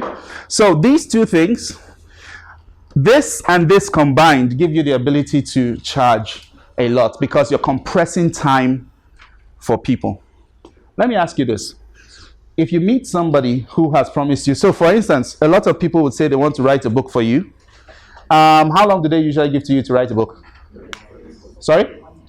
3 months. Okay. So someone tells you that they can help you put your book together in 3 months, and I tell you, I can get it done for you in 2 days. As in get your manuscript out 2 days. Who would you go with? 2 days. Who would you expect to charge more? 2 days. Exactly. So how much do you charge?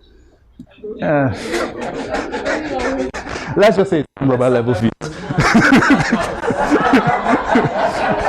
All right. So that's for the intimacy offer. You need something that helps you generate an audience.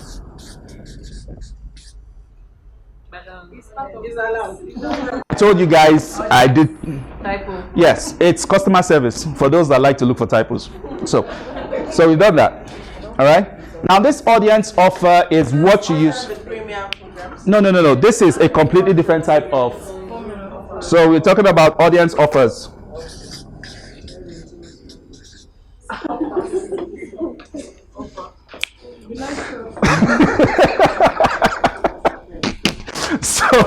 So audience offers. Yes. Audience offers. These are things that you put out there to just basically bring people into your world. Now, there are two ways you can bring people into your world. You can bring people in for free, or you can just get them to pay you to get into your world. All right? Most people would run their newsletters, and it's free. You pay to get into mine.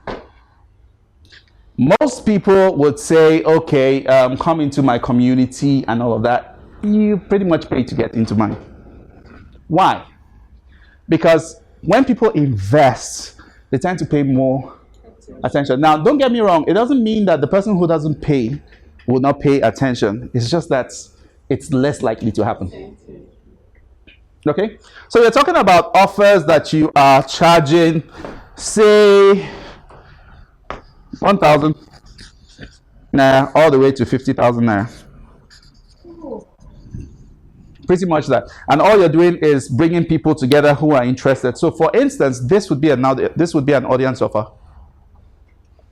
It's to just bring an audience of people together. And if I chose to, I can run this every month. And it will bring in different sets of people into my world and all of that. And the magic is you use the audience offer and you bring people here. But you don't need an audience offer to get people here. Okay? So you don't need an audience offer in order to get people here. All right? You can sell this just on its own. And so with these few points of mine, I'm happy to tell you that we can take a 15-minute prayer break right now. Thank you very much. 15 minutes. Yes. Would I still build an audience?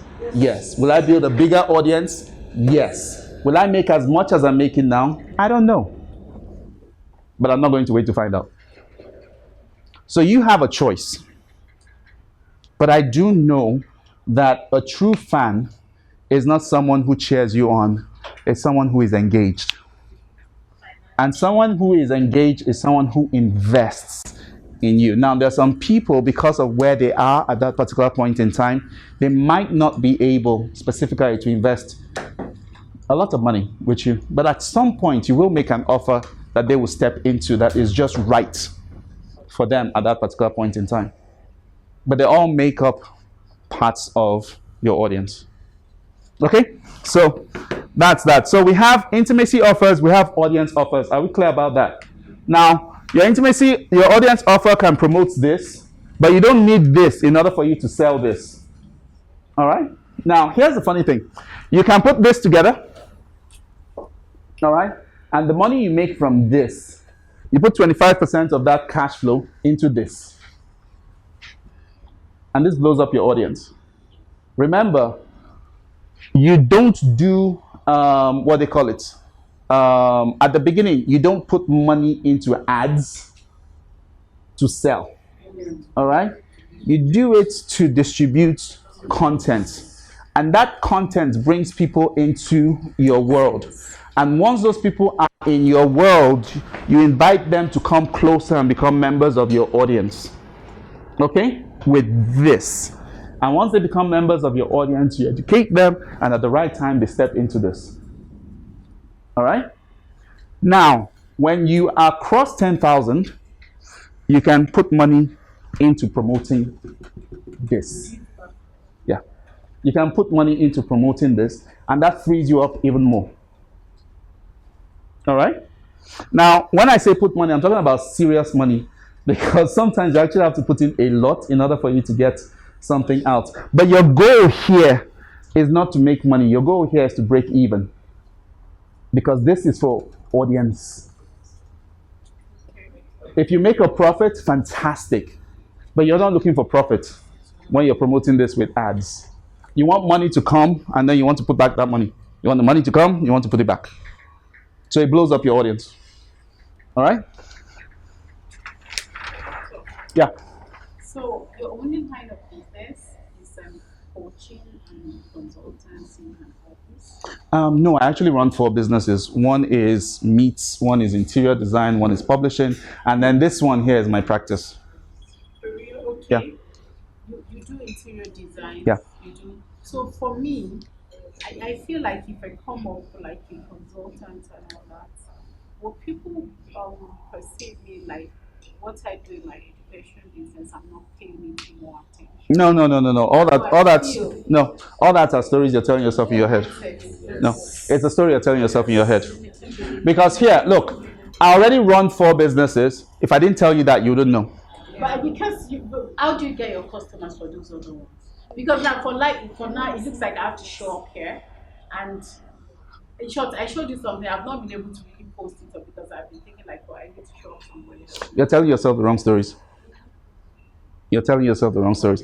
Because, so for instance, this falls back to understanding the difference between a business and a practice. Okay, for my businesses, at the level at which I am playing right now, I have CEOs. Okay, so basically what I do, my role is to show up, all right, be the face that through my speaking and my talking and all of that, I generate business. And then I send them. Yeah. But at the beginning, it wasn't that way. Okay? I literally had to be both, yes. But even now, at this particular point in time, so for instance, right now, I have quite a number of brands out there in the marketplace. I play in the relationship spaces in 2 categories. Okay, the one that is most common is Love Advantage. That has to do with people in their first 3 years of marriage, helping them develop the habits and the beliefs and the values that make sure that the rest of their life is okay. Because those first 3 years, killer. Love Advantage. Okay, I've just launched a new one, which is Why He Won't Marry You. Okay, targeting women in 35 and above who have been single, maybe they have a child, and now they're looking for a high value man to marry. All right. If you go to my Facebook profile, you'll see maybe like 1 or 2 posts about these ones. But where I'm active is in groups that are relevant to that audience. And when I say active in groups, I get myself invited. to come do presentations. I get myself invited to Zoom events, to show up in people's, take over people's Instagram accounts, those kinds of things, and do those presentations. That's how that business comes to me. The challenge a lot of us have is we think that every single thing has to always be done exactly one way. Sorry, what do you mean by get yourself invited? I ask. Simple. Can I speak on your platform? I would have established why first of all. So usually I would join the group, find out what the group is about, if I'm not in conflict, if I'm not competing, and what I'm bringing is complementary to them. Then I try to find a way to be useful to the leader of that particular group. And it's always easy for me because more times out of 10, they really don't know what they're doing with their Facebook groups. So I would sit down and write recommendations and say it's my gift, my contribution to them, and that starts a conversation. Yeah. That's how I do it. And so that's what keeps me busy online, and you don't see me posting all over the place. Yeah. All right. So these are the two main offers. These are two main offers that you can do. Number three. Okay, sorry. If you said that when we do this audience offers, we shouldn't put our mind on making money from it. Whatever is generated from it, you put it back. The purpose, the reason why it's called an audience offer is to build audience. So where we should be focusing on making money from is the intimacy offer. Yes, at the beginning. 80-20. Okay, this is what you sell to these people. If you make a profit here, and at some point you will, because the numbers will start to make sense, but this is not where the money is. The money is here. And it's these people, when they trust you, that come down here. I can run a workshop for 12 people. Okay, they came in for 50,000 naira, make an offer, and out of the 12, 10 will buy. Why? Because they spent 5 days with me. It's intensive. We've gotten to know each other. And to a certain extent, they trust me. But I'm not looking at, if I was looking at just the 12 people that came in at 50,000 naira, let me see. There are some bills that I currently have that it won't, it won't cover. All right? So that's how you do that. Now, the fourth kind of offer third. All right. So the third kind of offer is what I refer to as a legacy offer. Legacy, not leggings. Legacy. All right. And a legacy offer is basically one that enables you to profit from one person for a long time. It brings in recurring revenue. Okay. It brings in recurring revenue. And it could be done at any particular level, but you only have leverage to do that effectively when you have a large audience. If you have 2,000 people on Instagram and you want to put together a legacy offer, the only way it would work is if it is high ticket.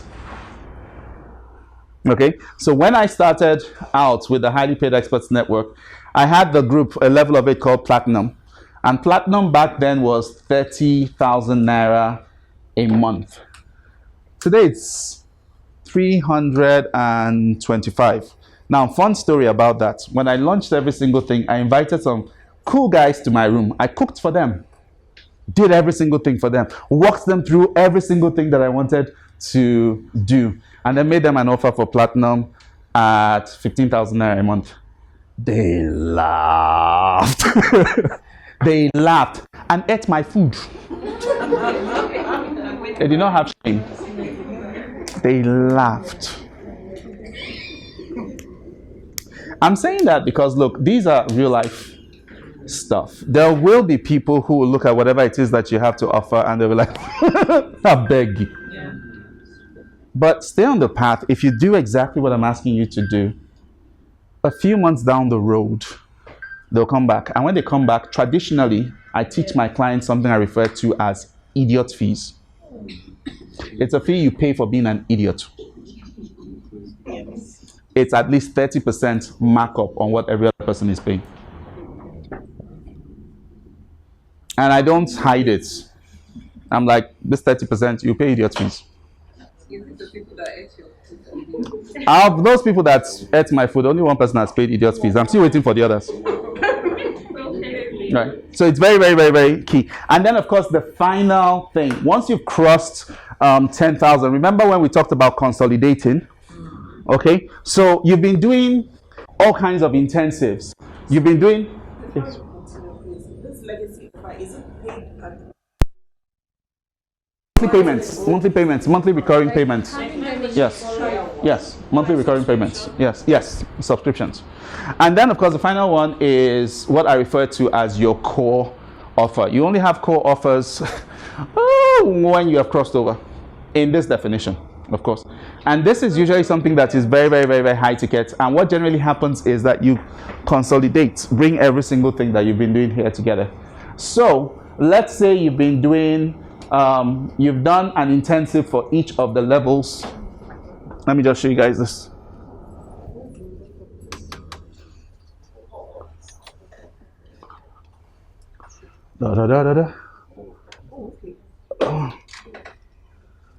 It better be good. Ah, yes. Guys, my village people say I shouldn't show you people. So here's what I mean. Assuming, for instance, okay, remember those 3 steps? I don't understand. So, yes, the clarity, consistency, and connection. Okay, so I can do 3 intensives. I can do the clarity filter intensive, I can do the connection intensive, I can do the consistency intensive, hypothetically. Okay, I have sexier names for them. So I have these 3 intensives that I've been doing. And then a premier program could be, I call it maybe platinum program. All right. Now, at the point when I have crossed $10,000, I can bring all of them together and call it something like Expert Business School. And anybody who comes in at a premium level with me, once a quarter, I do 1 intensive with them. And then the monthly sessions that I have with them become accountability sessions. And all these workshops, books, and things that I have done, they get to come to the workshops for free. So if I've had maybe like 6 different workshops that I'm promoting, they get to come to all of them. Do you see how all of that comes together? And it becomes one thing that you're selling for a really high ticket. Yeah. They have entrance into all the other. Yes. Pretty much that. So are we still going to talk about traffic? Sorry? We're already No. We're going to talk about traffic. Don't worry. Okay, this foundation position guys to close at 5:30. Is that okay? yes, Even at 7. you have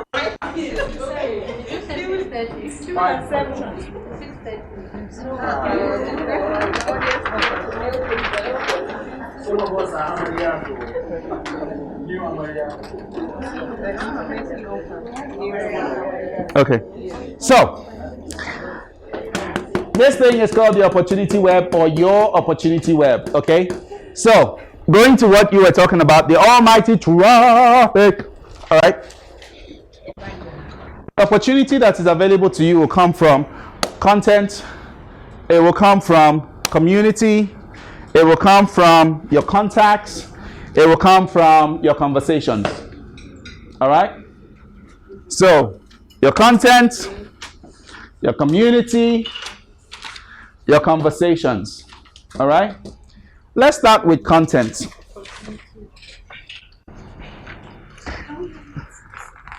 Sorry? Here I was thinking you wanted to take a picture and I was about to post. So we're talking about content, community, conversation, contacts. Every single thing about bringing people into your programs, getting people to buy, this is pretty much it. It's not going to be more than this. Conversations. Hi, how you doing? You good? Like, on the regular basis. On the regular basis, yes. Don't worry, I'll get to it. I'm going to look at each and every single one of them. I got you. Are we done? no.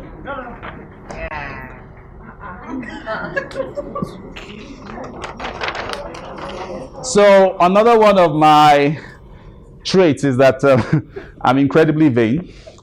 But it's not vain if it's the truth, right? If I'm actually talking about, if what I'm being accused of being vain about is actually truth, it's not vain, right? The correct answer is yes, if you're wondering. Thank you. So, all right. You say? It's called guided therapy. I have to be sure you know what to say.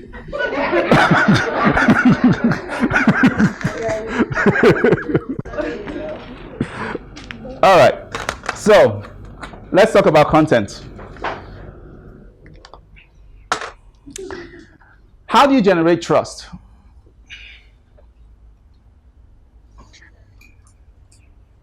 Trust is a function of two things, especially when it comes to people that you are going to pay money. Trust is a function of two things. I have to know that you can do the work, right? And at the same time, I've got to know that you have good character. You're not just going to disappear. So you might have good character, and if I give you my money, you return it to me, but you do shabby work. You might be really, really good at what you do, but Tuesday is not Tuesday. Tuesday actually means next week, Friday. And when I say next week, Friday, I'm talking like December. Okay? Okay? So you have to have that balance of character and competence. Yeah. And it's the same way online. Okay? If you want people to learn to buy into you, you've got to create content that balances those two. All right? So when it comes to content that gets down to your character,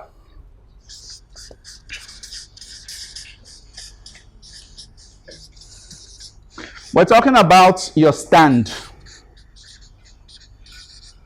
In other words, when I'm talking about your stand, I'm talking about your position on things. All right? NSAS, what was your stand on that? The current PIB bill that has just been, what is your position on that? The migration trend of young people from Nigeria to other places, what's your stand on that? Anything that is trending in your space, you have an opinion. No, it's not a question of, listen, it's not a question of should you, it's that you do. Now, whether you share it or not is a different matter. Damn, you guys are so judgy. All right. So, when it comes to your stand, there are multiple different things here. If you don't want to talk about what's happening in the country or your stand on politics, there's your stand on issues within your industry. There's your stand on family. There's your stand on love. There's your stand on the dynamic between man and woman. There's your stand on kids. What do you believe about the basic things of life? You share that. Mind works. Okay? Now, what you share is up to you. There's no rule that says that everything that happens in your life, no, it's not even advisable to do that. Again, remember, you've got to think about the people that you are looking to attract. All right? So if you go to my social media, it's pretty low-key. It's pretty low-key. And what I'm trying to pass across is I'm slightly crazy. I absolutely love my wife. And I'm serious about my work. Because the markets that I am targeting, those are their values. You won't see me rubbing wealth in anybody's face because the people that I attract, they don't like that. If I share a testimonial about somebody, it means that person vetted it and said you can do it. So a lot of times you won't see screenshots of conversations, except the person that vetted all of that. So all of that are few and far between, because I understand the way the people that I attract think. All right? So that is very, very important. Another thing is lifestyle. All right. And when I'm talking about lifestyle here, again, you have to think about the people that you are targeting. I travel a lot. A lot. Sometimes I think I spend more time in the air than God alone knows what. But the only travel that you would have seen on my space, and I deliberately shouted about it, was a trip I went with Edirin to Dubai. And that is because I was part of that, and Edirin is my client, and I'm super proud of her, so I celebrated it. But even then, it's 2 pictures.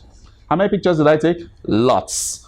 It's 2 pictures. Very, very 2 undescriptive pictures.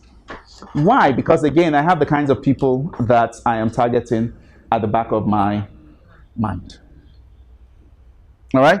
So, lifestyle means how do you live your life? And again, it is a question of what you are comfortable with sharing.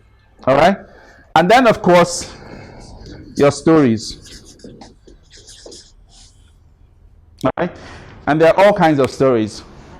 The rags to riches stories, the struggle stories, there are all kinds of things. But the stories that you share, again, has to be stories that make sense to your market. I won't come here and tell you guys that I graduated with a third-class degree in management, even though I kind of sort of did. But it's relevant to...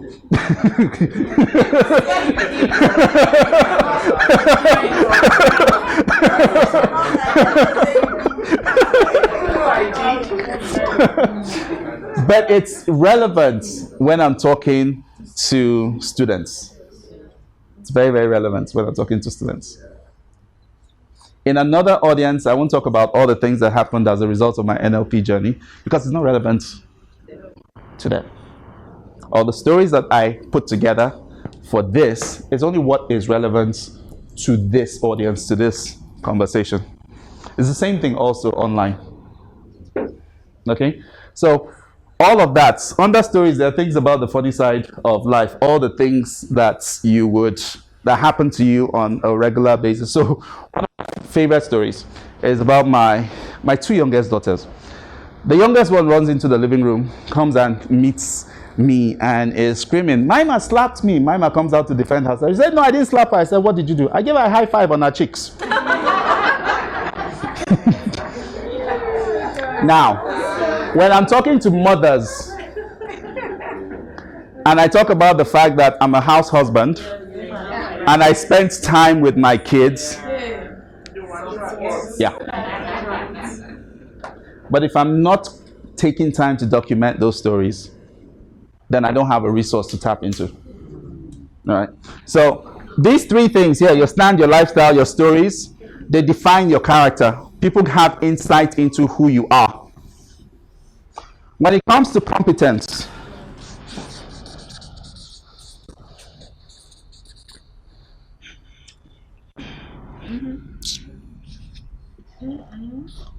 when it comes to competence,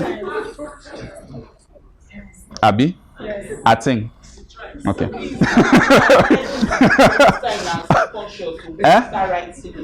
Sorry? What's the correct thing? C, not S. C. I knew that.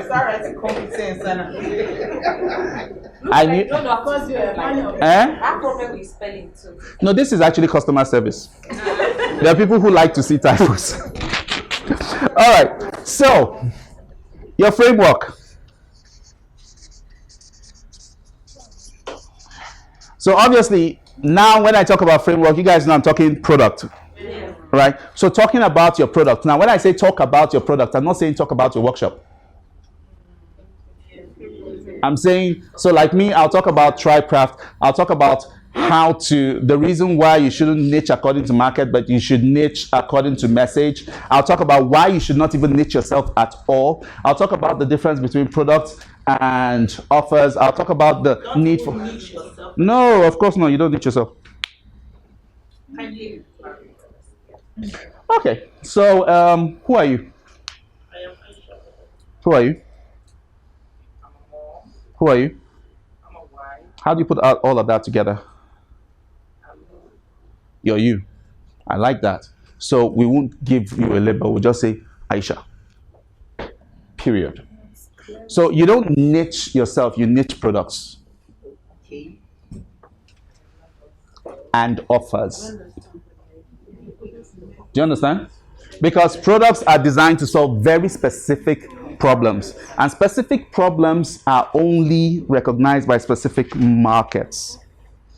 Offers, so if I had like this TribeCraft thing, I don't expect Obama to come to my workshop.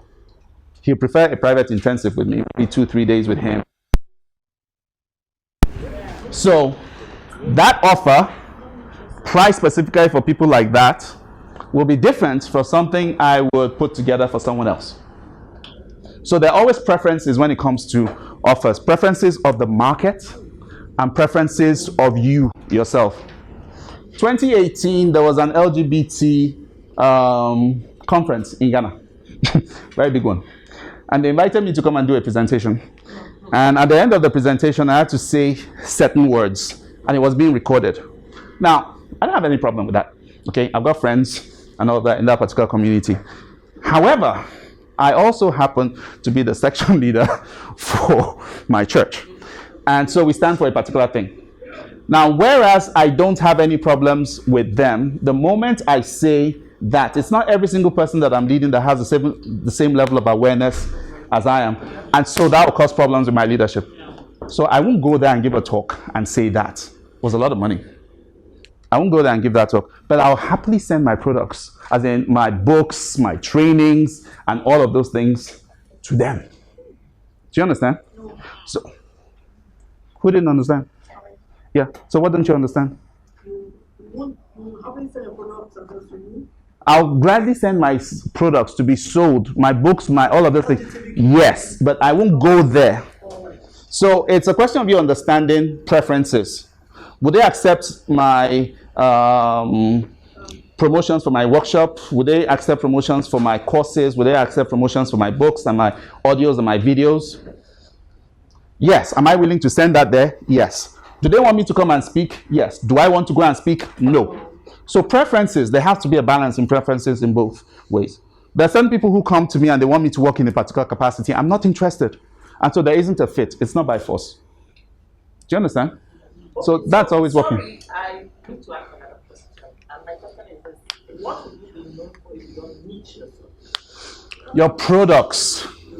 Your products are what people need and are interested in. Now, concerning what you want to be known for, you want to be known for what I refer to as a distinct solution system. That's a conversation for another day. So remember when I talked about the community mastery method, okay? That's my overall framework.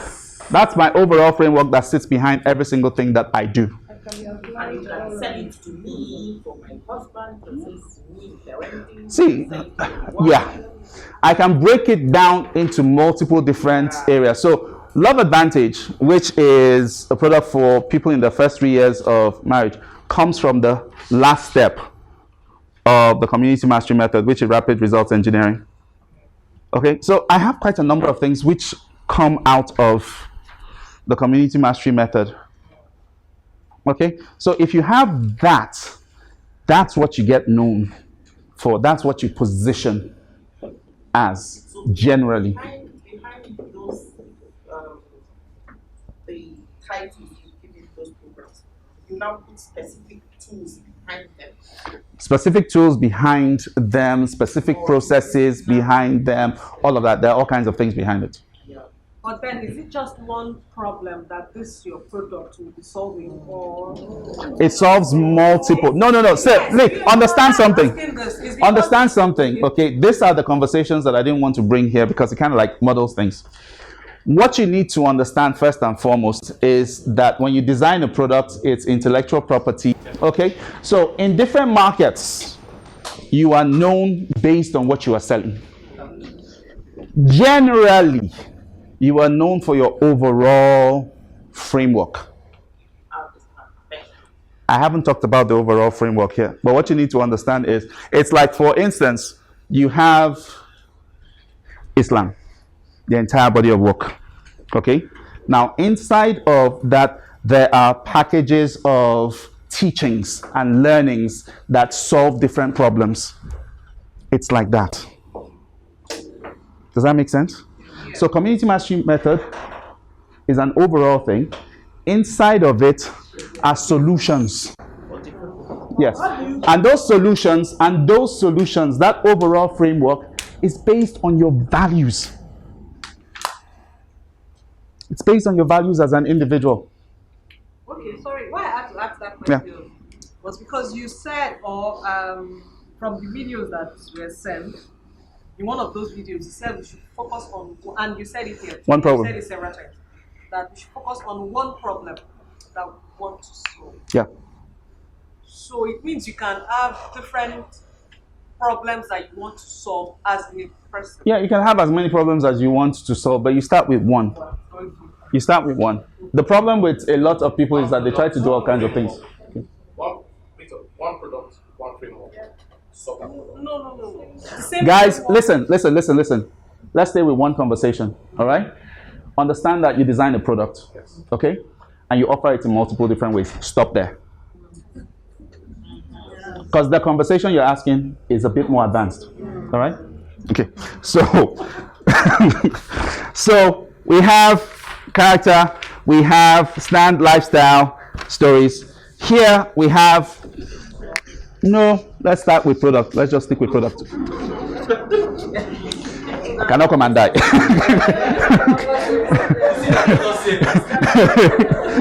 So we have products, all right? You have questions.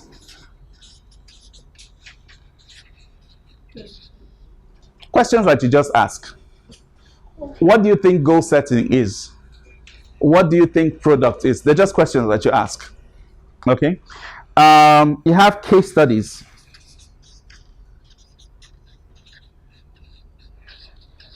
You have PR.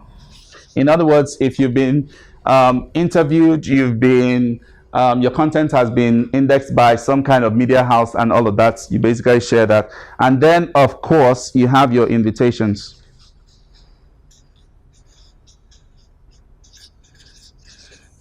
Now, all you're doing is you're mixing and matching. There are some people that you go to their... sorry? Invitation. Hey, I have so and so thing. Would you like it? Come. I'm going to be at Abuja on Thursday. Would you like to meet me? Come. Hey, I'm offering so and so workshop. Would you like to be a part of it? This. I've just met my friend. He's writing a book. He has decided to give it free for all. I'm hooking you guys up. Come and take. You're just inviting people to come interact with you in one way or the other. Okay, PR is public relations. So basically anything you've been interviewed on radio, TV, a blog, a podcast, all of those things that you have shown up on, you share it. Okay, so the idea is you don't just get serious, you mix and match. Just like, you know that, have you ever met those kinds of people? I know we don't have them here, but those kinds of people that every single time you meet them is business. After a while, you keep them there. But you like people with depth. They talk about things that are interesting. They share bits and pieces of themselves. They share about their work. They share about their kids. That's when you know your friends. All right? So, as far as content is concerned, this is very, very, very, very, very, very important. All right? Now,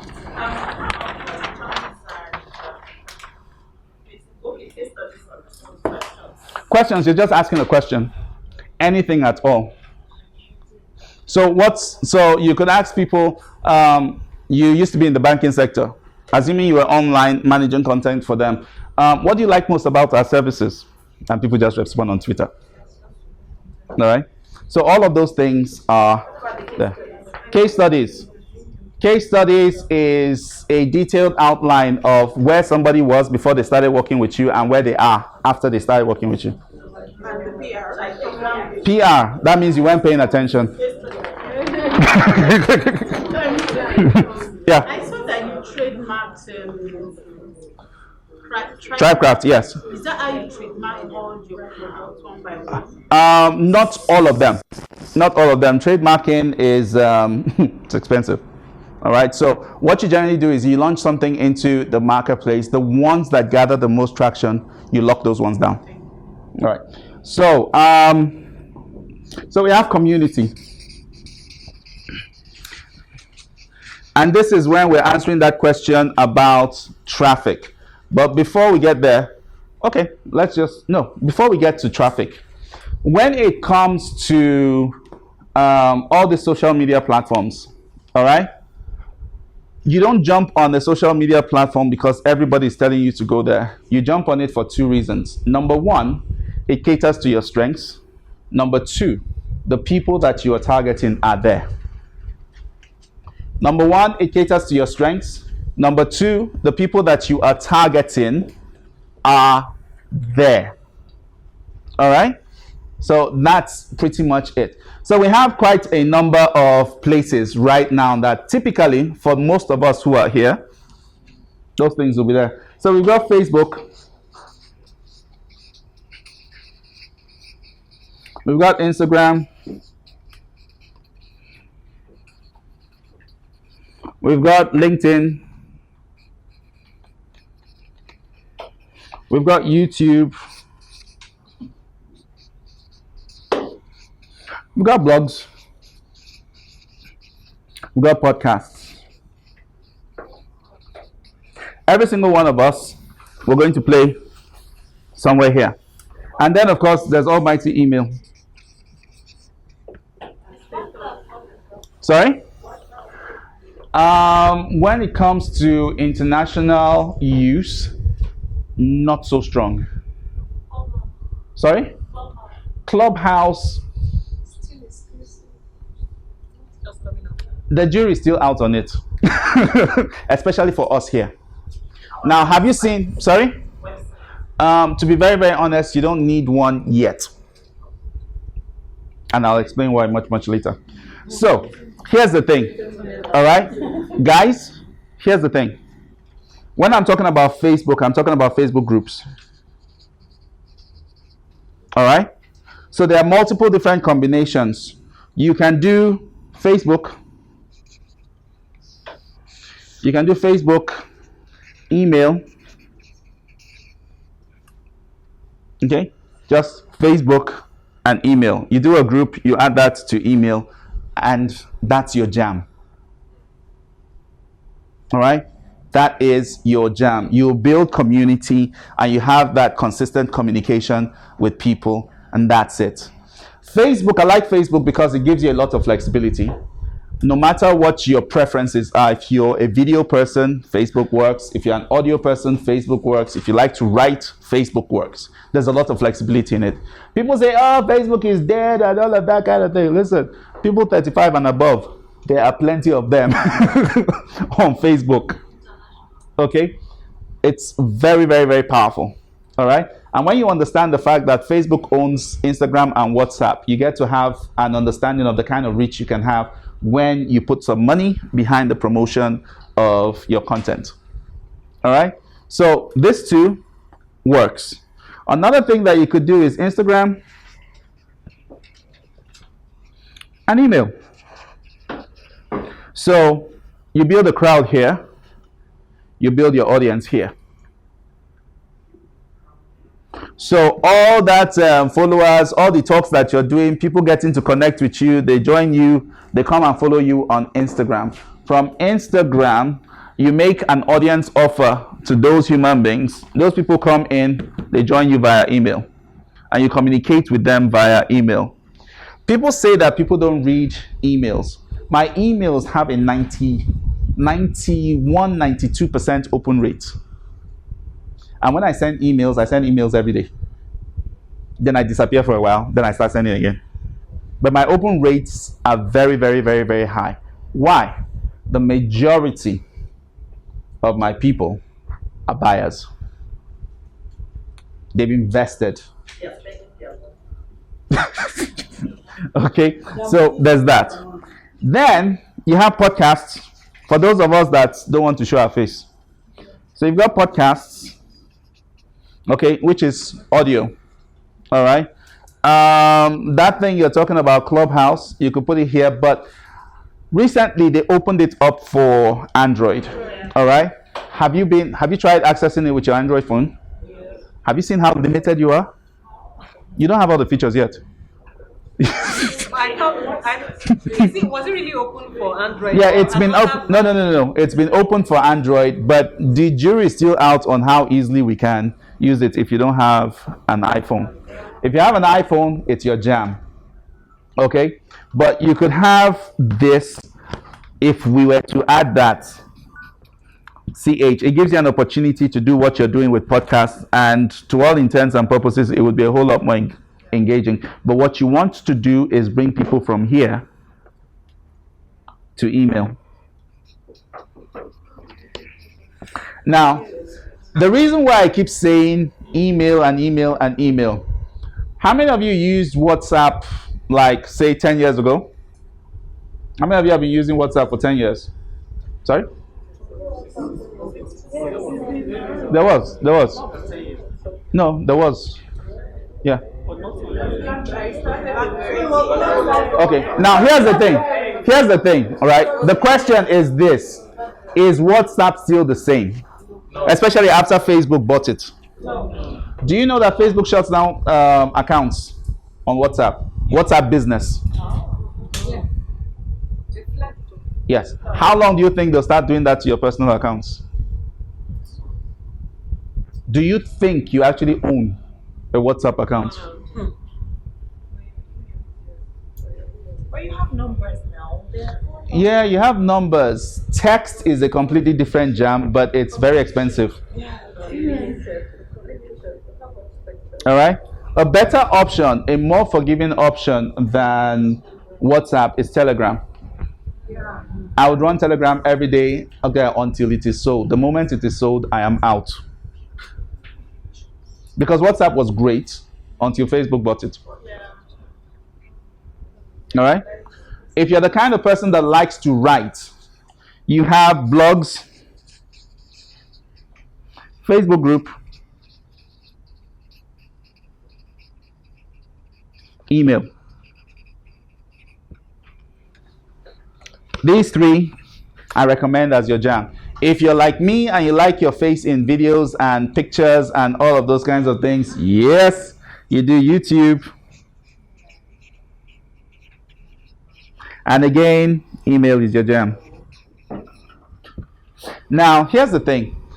If you're playing the YouTube game, all right? If you're playing the YouTube game as an expert, your goal is not subscribers. It's attention. It's a place where you showcase your skill for potential clients to go find you. Where you know your engagement is the number of people here who come here. All right? Now, to answer her question about traffic, there are three forms of traffic, three different ways that you generate traffic, and some of us will probably be aware of that. First is organic. Post.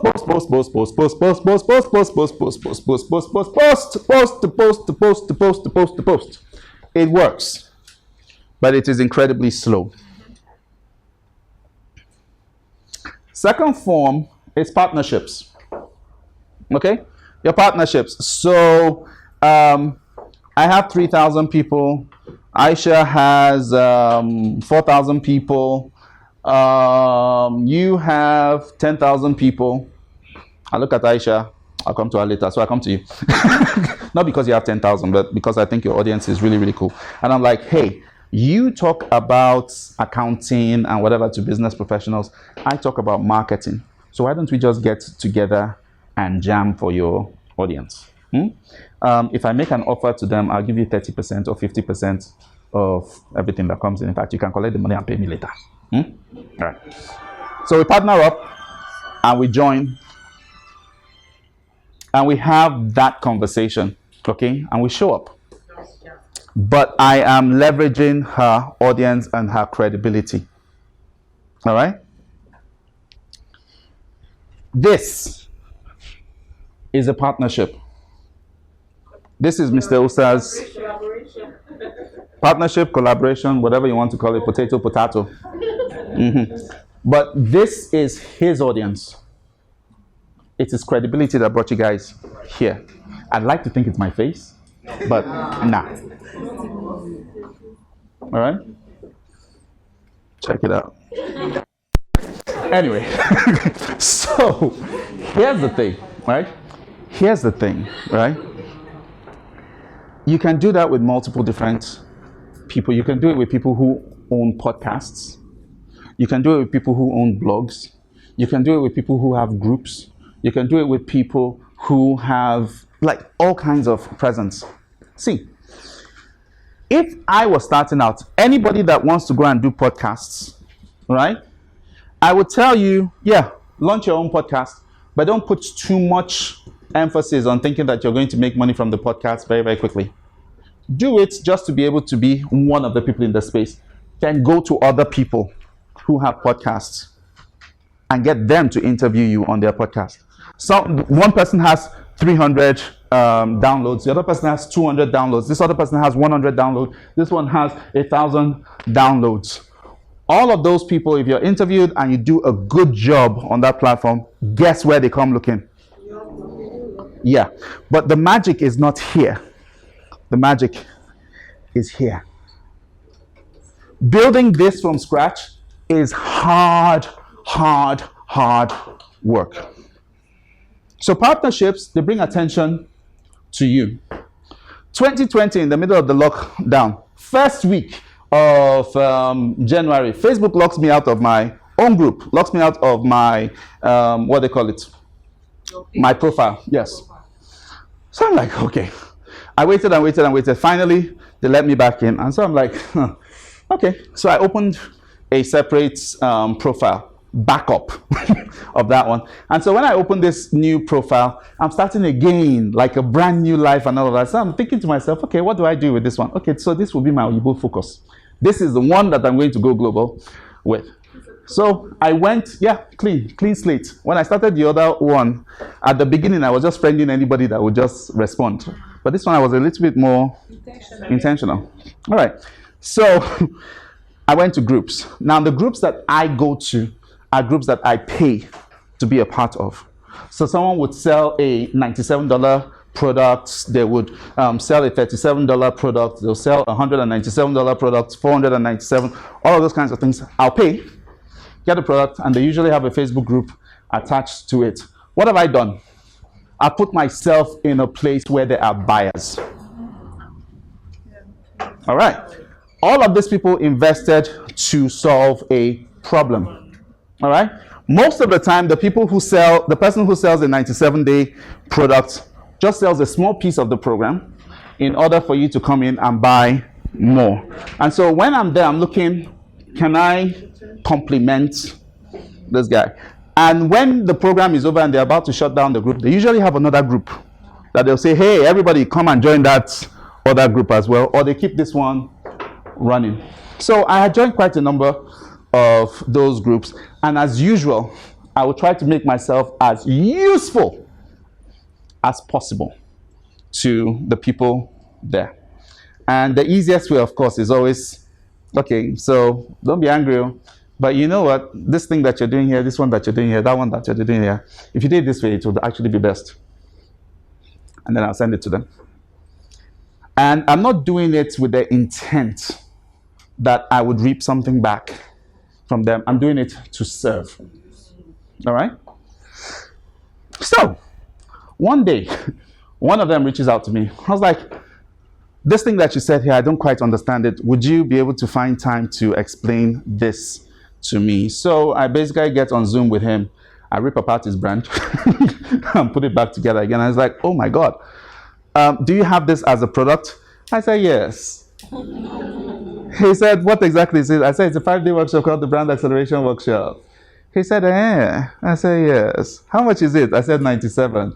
He said, okay, so you know what? Here's what we're going to do. Take 77. Send back 20 to me. I was like, what? My guy went to town.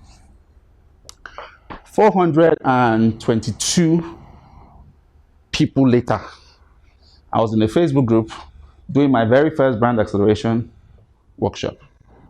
Now, understand that I'm a black guy, a fine black guy. From Akwa Ibom. No, Cross River. There's a difference. So, fine black guy, intelligent. Yeah. Only husband, only house husband in Nigeria. Yes. But I happen to live in Nigeria and in Lagos, or Lagos, like they call it. All right. So I had a lot of hurdles the first few days. But by the 4th day, I had bonded with them. And on the 5th day, with my mouth, or my heart in my mouth, I made an offer, a group program for $5,000. Guess how many people bought? 220. Wow. Way. So the next time I told the guy I was going to have the workshop, I told him it's $97, keep it all.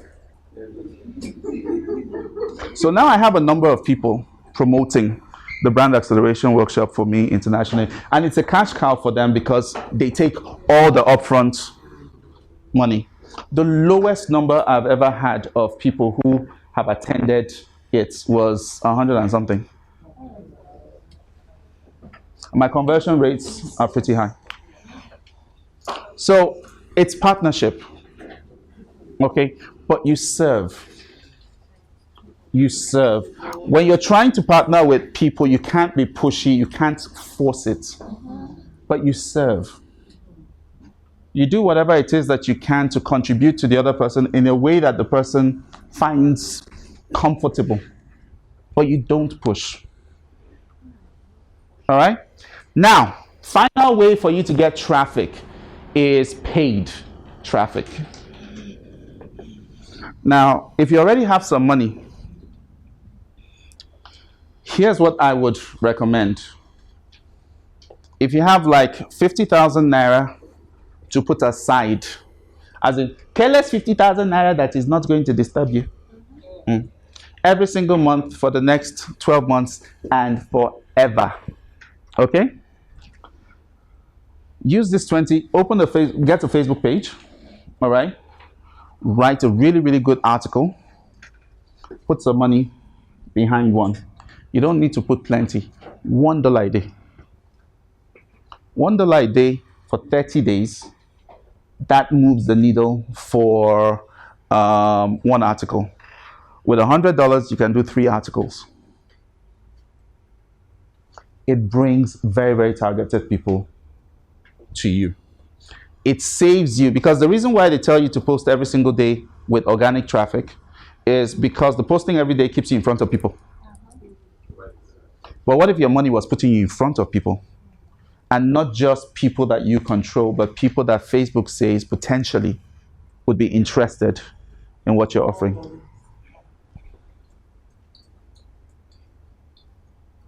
Remember, you're not doing this to sell.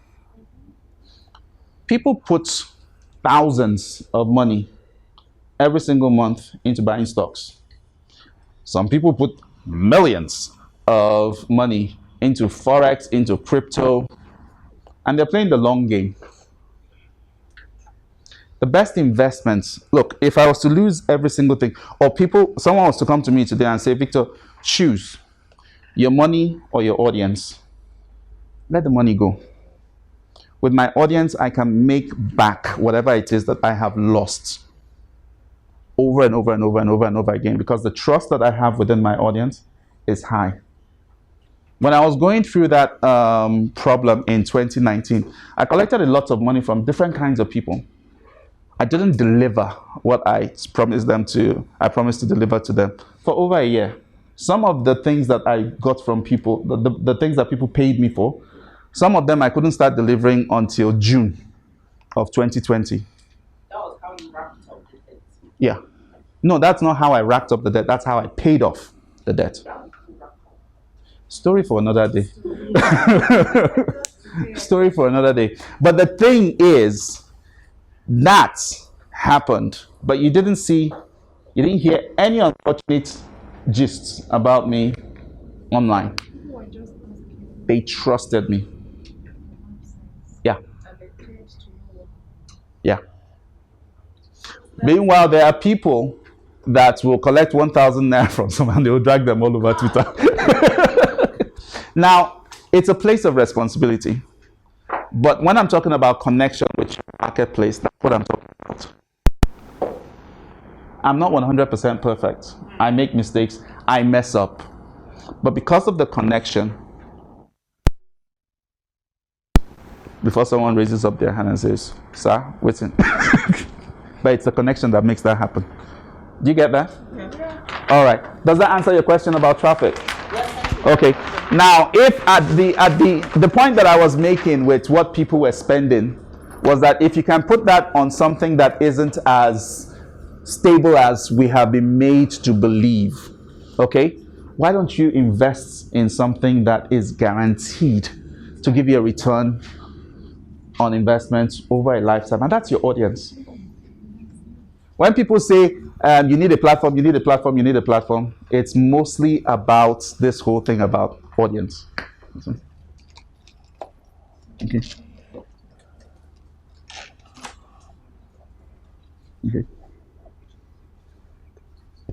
Okay.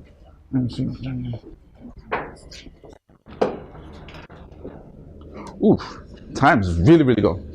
All right, so stuff that holds you down. Okay, it's self-trust and your money stories. Stories you're telling yourself about money. So when it comes to self-trust, I am not enough. I don't deserve it. All of that is under I'm not enough. Some I can not get it. So every other person can get it except me. Every other person deserves it except me. I am not enough, so I need more certification. I am not enough, so I need to do this. But the moment you have self-trust, what I refer to as radical self-trust, shame disappears. All right? Shame just completely jumps out the window. But this is very, very, very, very important. Without this, everything that I'm saying here today goes in one ear and out the other. You go back home and you're like, I can't do this. And then when it comes to money, the stories that you're telling yourself about money is very, very critical, especially about what you can or cannot charge and what it means or does not mean. The first time I heard someone refer to me as an arm robber, I asked for 360,000 naira for a year. Wow. Just 4 hours. I've come a long way. All right? But they called me arm robber, and that stuck for a while before I shook it off. So you've got to be careful about what you're telling yourself. Understand that you deserve what you're charging. Understand that you can get it. Deserve that you are more than enough when it comes to that. All right? So, in conclusion. Yep.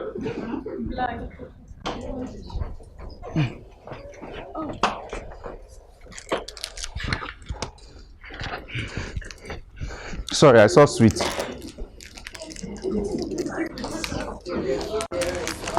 I deserve it now. Am I not enough?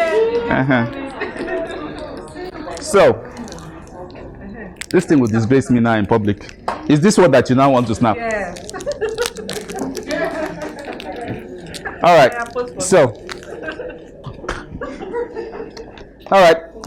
really, really quickly, very, very importantly, come on. For every single one of us, this is where we are now.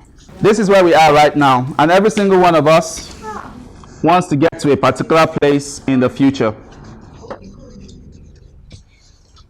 Are we together? Yes.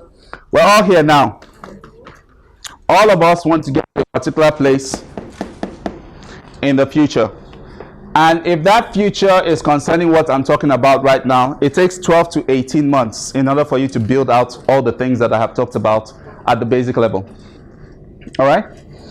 Now, whilst we think that this is where we want to get, when we get to that particular future, sometimes we might get to a position that is ideal. Right? We might get to a position that is absolutely ideal. What would ideal mean for each and every single one of us?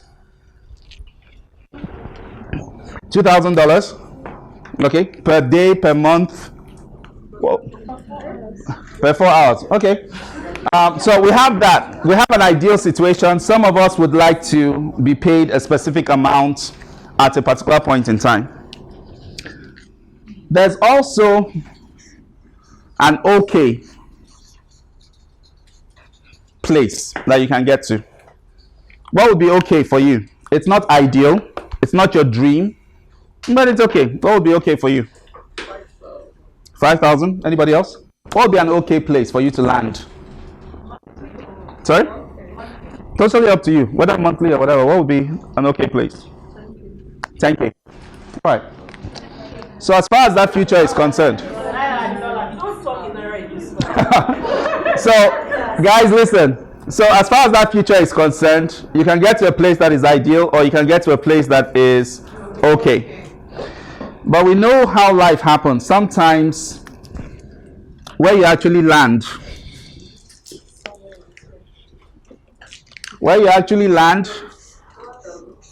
is somewhere that is bad. Yeah. And now I'm looking for my red biro. Oh, there it is. Thank you.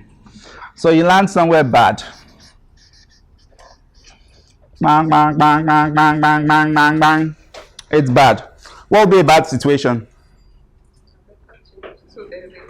Yeah. Not getting anything. As bad as this could be, there's a crisis situation.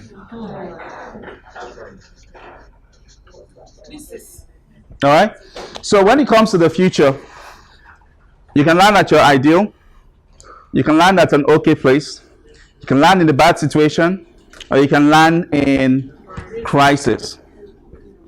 A lot of us think that between now and the future is a straight line, but more often than not, it's a curve.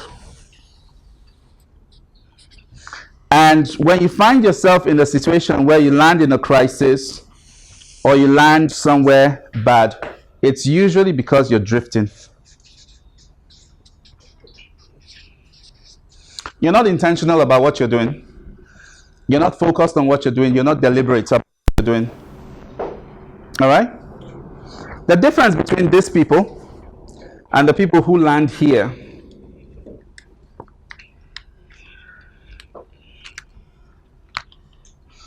the people who land in an okay situation and those who land here is decision.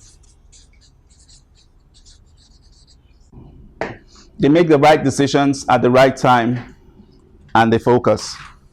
So let me ask us this, and you answer this for yourself.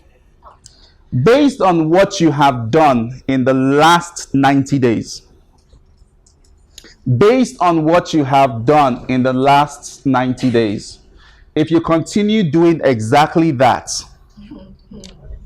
where will you land? Bad crisis. Bad crisis. All right. Okay. Now, here's the funny thing. If you are on the road to crisis, right now, you might not really notice how bad it is. But when you're here, it starts to show. And 12 months from here, it's really bad. If you look at this, where is the best time for you to make a switch? No. Exactly. It's the best time for you to jump lanes. So when you look at this, there are a number of options that are available to us. 3 specific things that we need to do. Number one, like I said, is to jump. Jump from here to here. You can jump from here to what's okay, but I would say jump to what's ideal. And once you jump, you know how to stay consistent.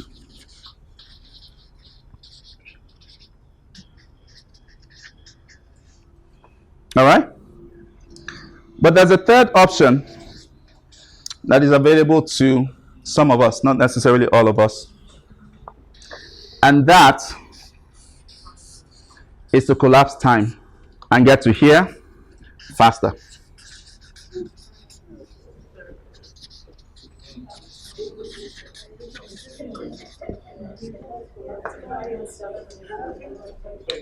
So, sorry?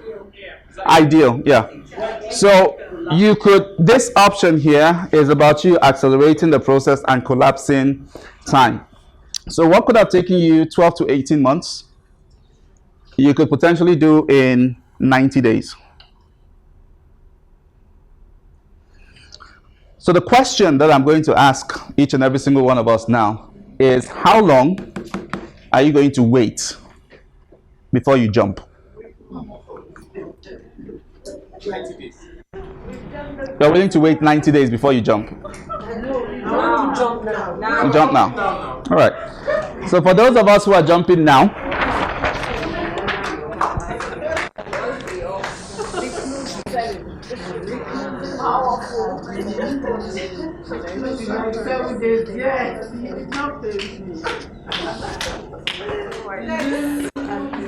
so here's the thing. Within 97 days, you can create a transformational program that launches your practice. Within 97 days, you can sell it. Within 97 days, you can deliver it. What will make that possible is, first of all, for you to have the right strategy.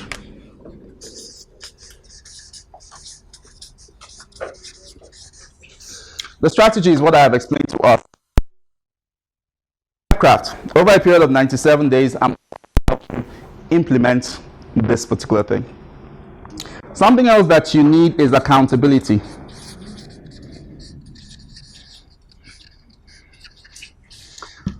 Basically, accountability as far as this is concerned is daily. If all you did was wake up and be accountable to what you're doing each and every single day as you move towards a particular goal, you will reach that goal without any additional coaching. I have had people who are engaged or loving on credit, as the case may be, for 8 years. And they got married in 3 months. I've had people who were laying foundation for their house for years, and they built the house in 90 days. I've got people who were trying to get NAFDAC number for years, and they got it within a month. Why? Because there's no excuse, and every single day you have to say, what did I do to move forward? If you like, crawl. If you like, as long as you're moving, you'll eventually get there. The reason why most people don't make progress is simply because they don't do that. Third, you need community. All right? You need a place where the conversation that we're having here is normalized. I've talked about $2,000, $5,000, $10,000. The reason why it's difficult for a lot of us to think in that direction is because it's not your normal day conversation. For some of us, this is the first time you're having that conversation. Mr. Oster told me something, shared something in class, not directly with me. It was like, you can't have in your life something you don't have language for. You need a place where this kind of thinking is normalized. Within the 97-day challenge, basically what I do is work with you to implement a strategy. You have private access to me. Like I told you guys, access to me at this particular point in time is $1,000 an hour. Even if that was all I was offering, this more than covers this. But aside from just implementing that particular strategy, we also have accountability within the Highly Paid Experts network. Access to resources that redefine the way you look at the way you are building your business, the way you do things as a whole. And then, of course, there's community. You get to meet other people who are like-minded. Could someone please put that off? All right. So you have.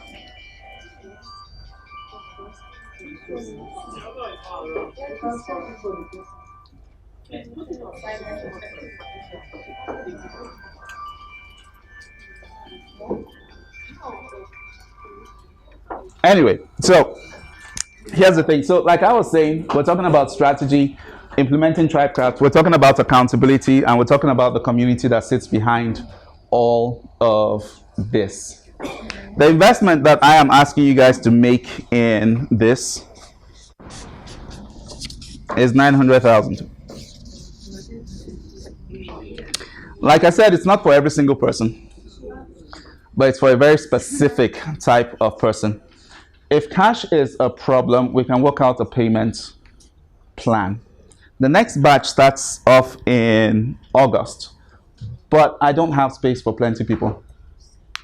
Last time I took 15 and I almost died because of work. So this time around, I don't have space for 15. But for those of you who will be coming on board, this is what it's going to take. If you have the opportunity to get involved right now, I can make you a deal for 750.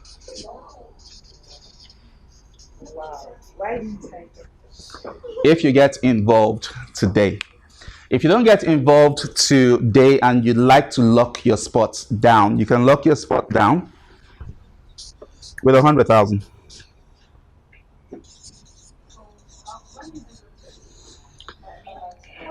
Every single thing. The 97-day challenge, it ends after 97 days. So this 750 will expire for 97 days? Yes. All right. So if you want to lock down your spots, maybe you do not have this. You want to lock down your spots. You can put this down and do 3 payments of 300,000.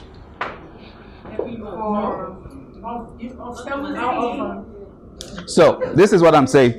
The price is 900. All right. If you're ready to get in now, all right, you can come in for 750. All right.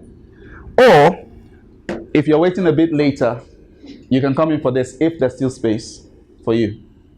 If you prefer to lock down your position, you put down 100,000 naira now, and then 3 payments of 300,000 over a period of 3 months. Sorry? This is what I'm saying. I'll say this one more time. Guys, this is what I'm saying. The program is 900,000, right? So you can wait a few days, you can wait a few weeks. Come pay your 900,000. No big deal. If you've got 750 today, if you have 750 today, make the payment for 750 and you're good.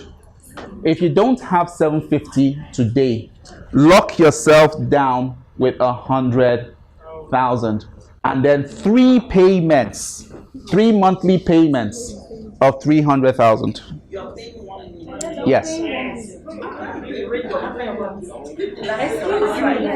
you pay 100K now to secure your slot. Yeah. Then you now pay 300,000 naira. Yes. So more people get problems. I swear. I don't care. No, it's not.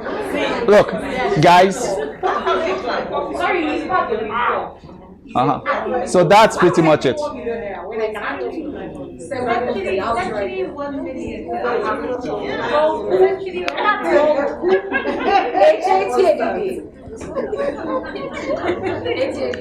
So, like I said, just to be clear, one more time.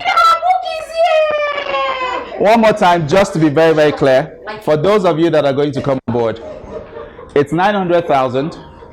If you've got 750 today, you can come on board and be done.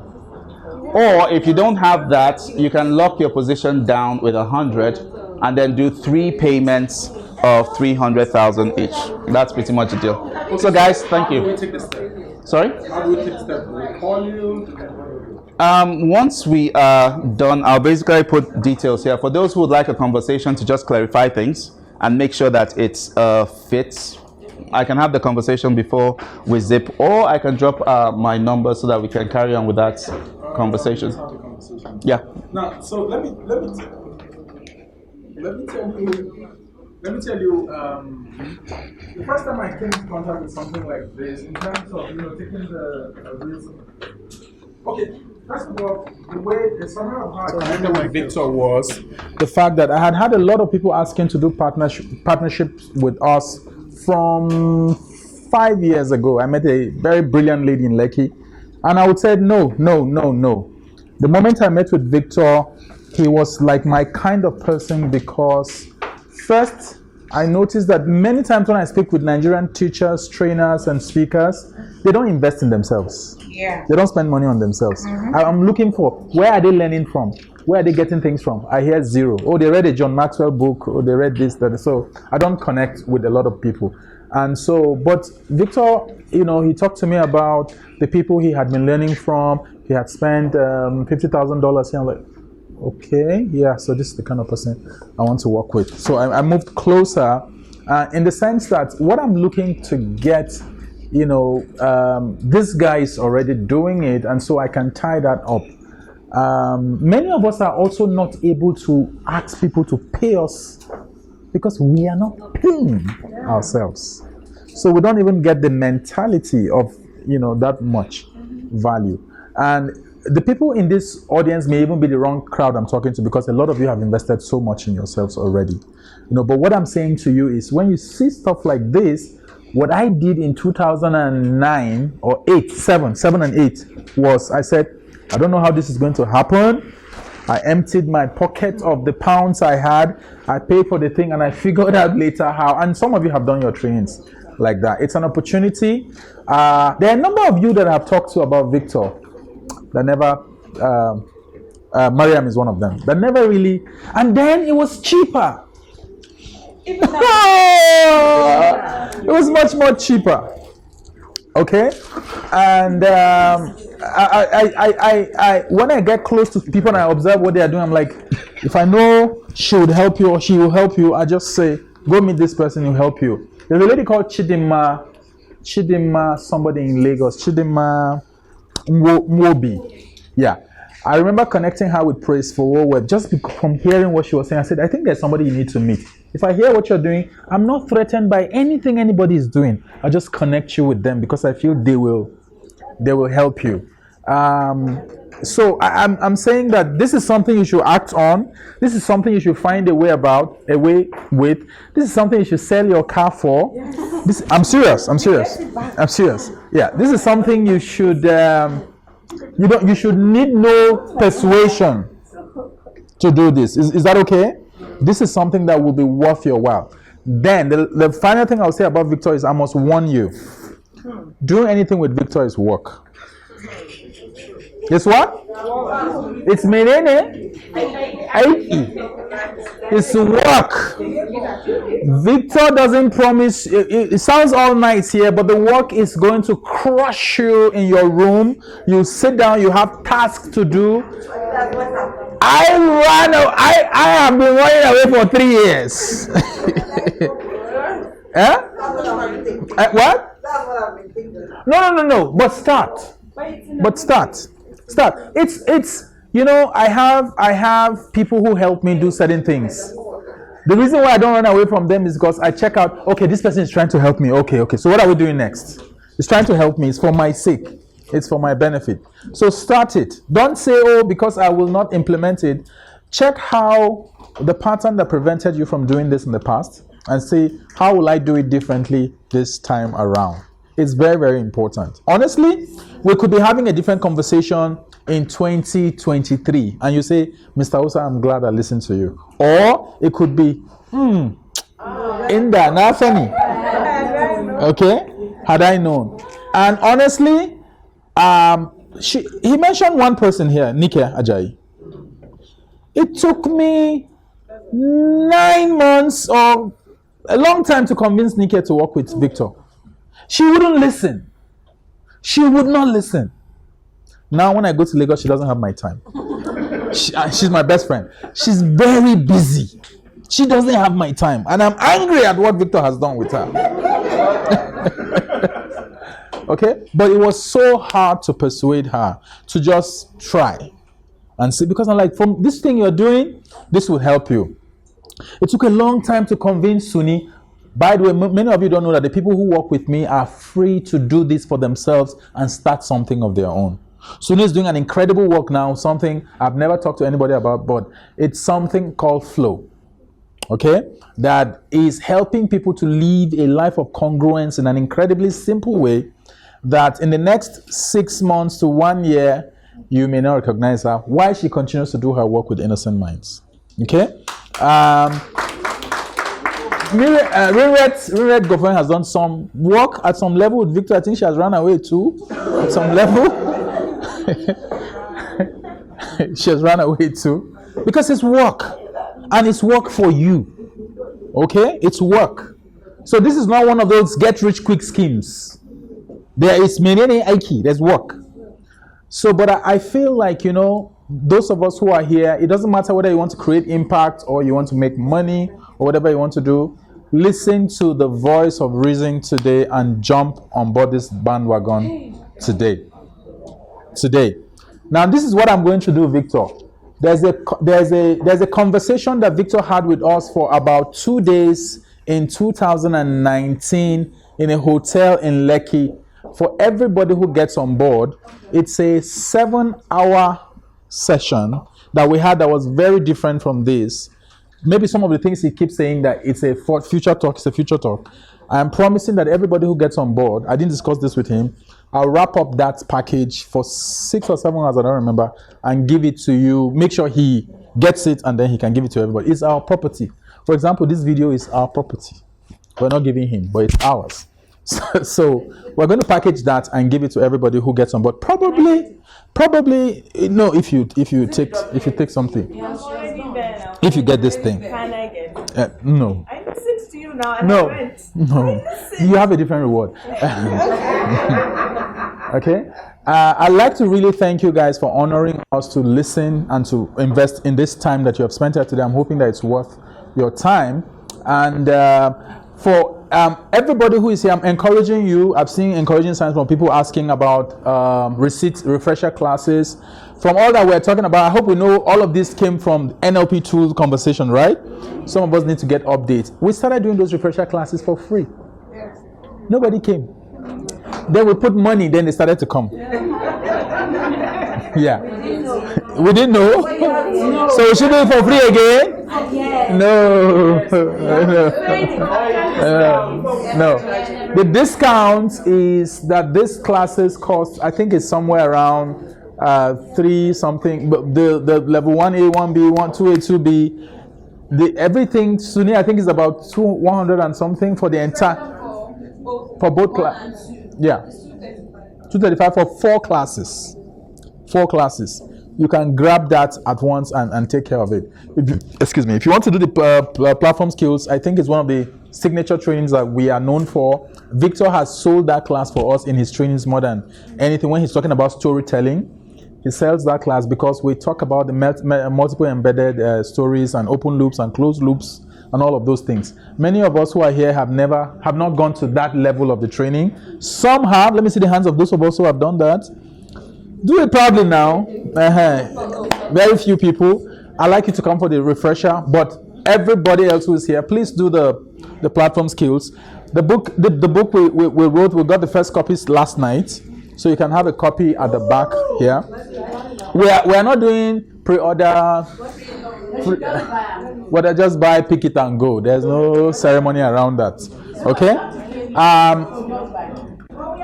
The story of my life is in here. The principles that changed my life and made me forgive my dad is in here. The things that made me lay to rest all of the issues I used to have with my dad, my mom, how I started my journey, the people we have met, all of my journeys with NLP, with training, with teaching, with coaching is packaged here. If you want to persuade anybody about neurolinguistics and whatever, this is a subtle way to persuade them and say, well, I got a book for you to read. That's all. Because at the end, Victor helped me to close this book very powerfully. Okay? 2 days, right? Yeah, no. Victor didn't do this book. I did this book by myself. But the closing chapter, he helped me. Okay? I would appreciate if some of you can help us get this word out. Some of you need to buy like 100 copies, 10 copies, 5 copies, 2 copies. Give it to your spouse. Send it to your brother in Kano. Do something about it. I would really appreciate it. So it's 4,000 naira. Like I said, no pre-orders, no blah blah blah. For those of you who want to do platform skills and the other courses, if you want to do that, you want to get this from us today as we close. Yes, you can get this.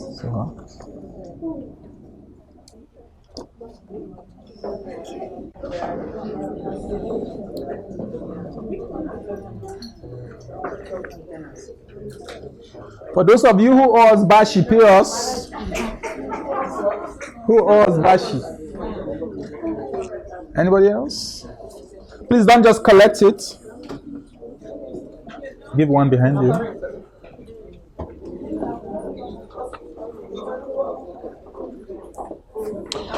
The platform skill, hello. The platform skill offer there is 400. Let me see. Where is it? Page 2. The platform skills offer there is 393,000. The offer we have here for at event is 304. I'm going to give anybody who's taking the platform skills call for 295. Okay, 295. If you're paying within the next 1 week to Sunni, reach Sunni for that. 295. Please listen to that. Sunni, 295 platform skills they're paying within a week. If they're paying a deposit within a week. She's asking for refresher. Please meet Sunni. Meet Sunni. to pay for the training meets me, to pay for the book meets me. Yeah, so Miriam Rinret, you can get the books from her. If you, it's 4,000 for a copy. You need 5 copies. How many copies? 10 copies. How many? For all your staff. Yeah? If I'm buying, they will have to win. They have to merit it now. No, deduct from their pay. I'll stop paying them. Please, if you're taking this book, give the money to Rinret now. Don't worry, I'm paying them.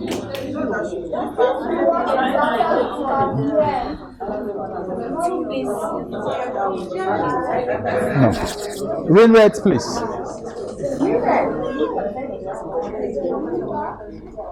Rinret, I've given books to people, I don't know them. They'll give it to you. Please, those of you who are staying behind to hook up with Victor, do that. Do that. Okay, so this is please, for those of you who want to do transfer, let me just go standard transfer.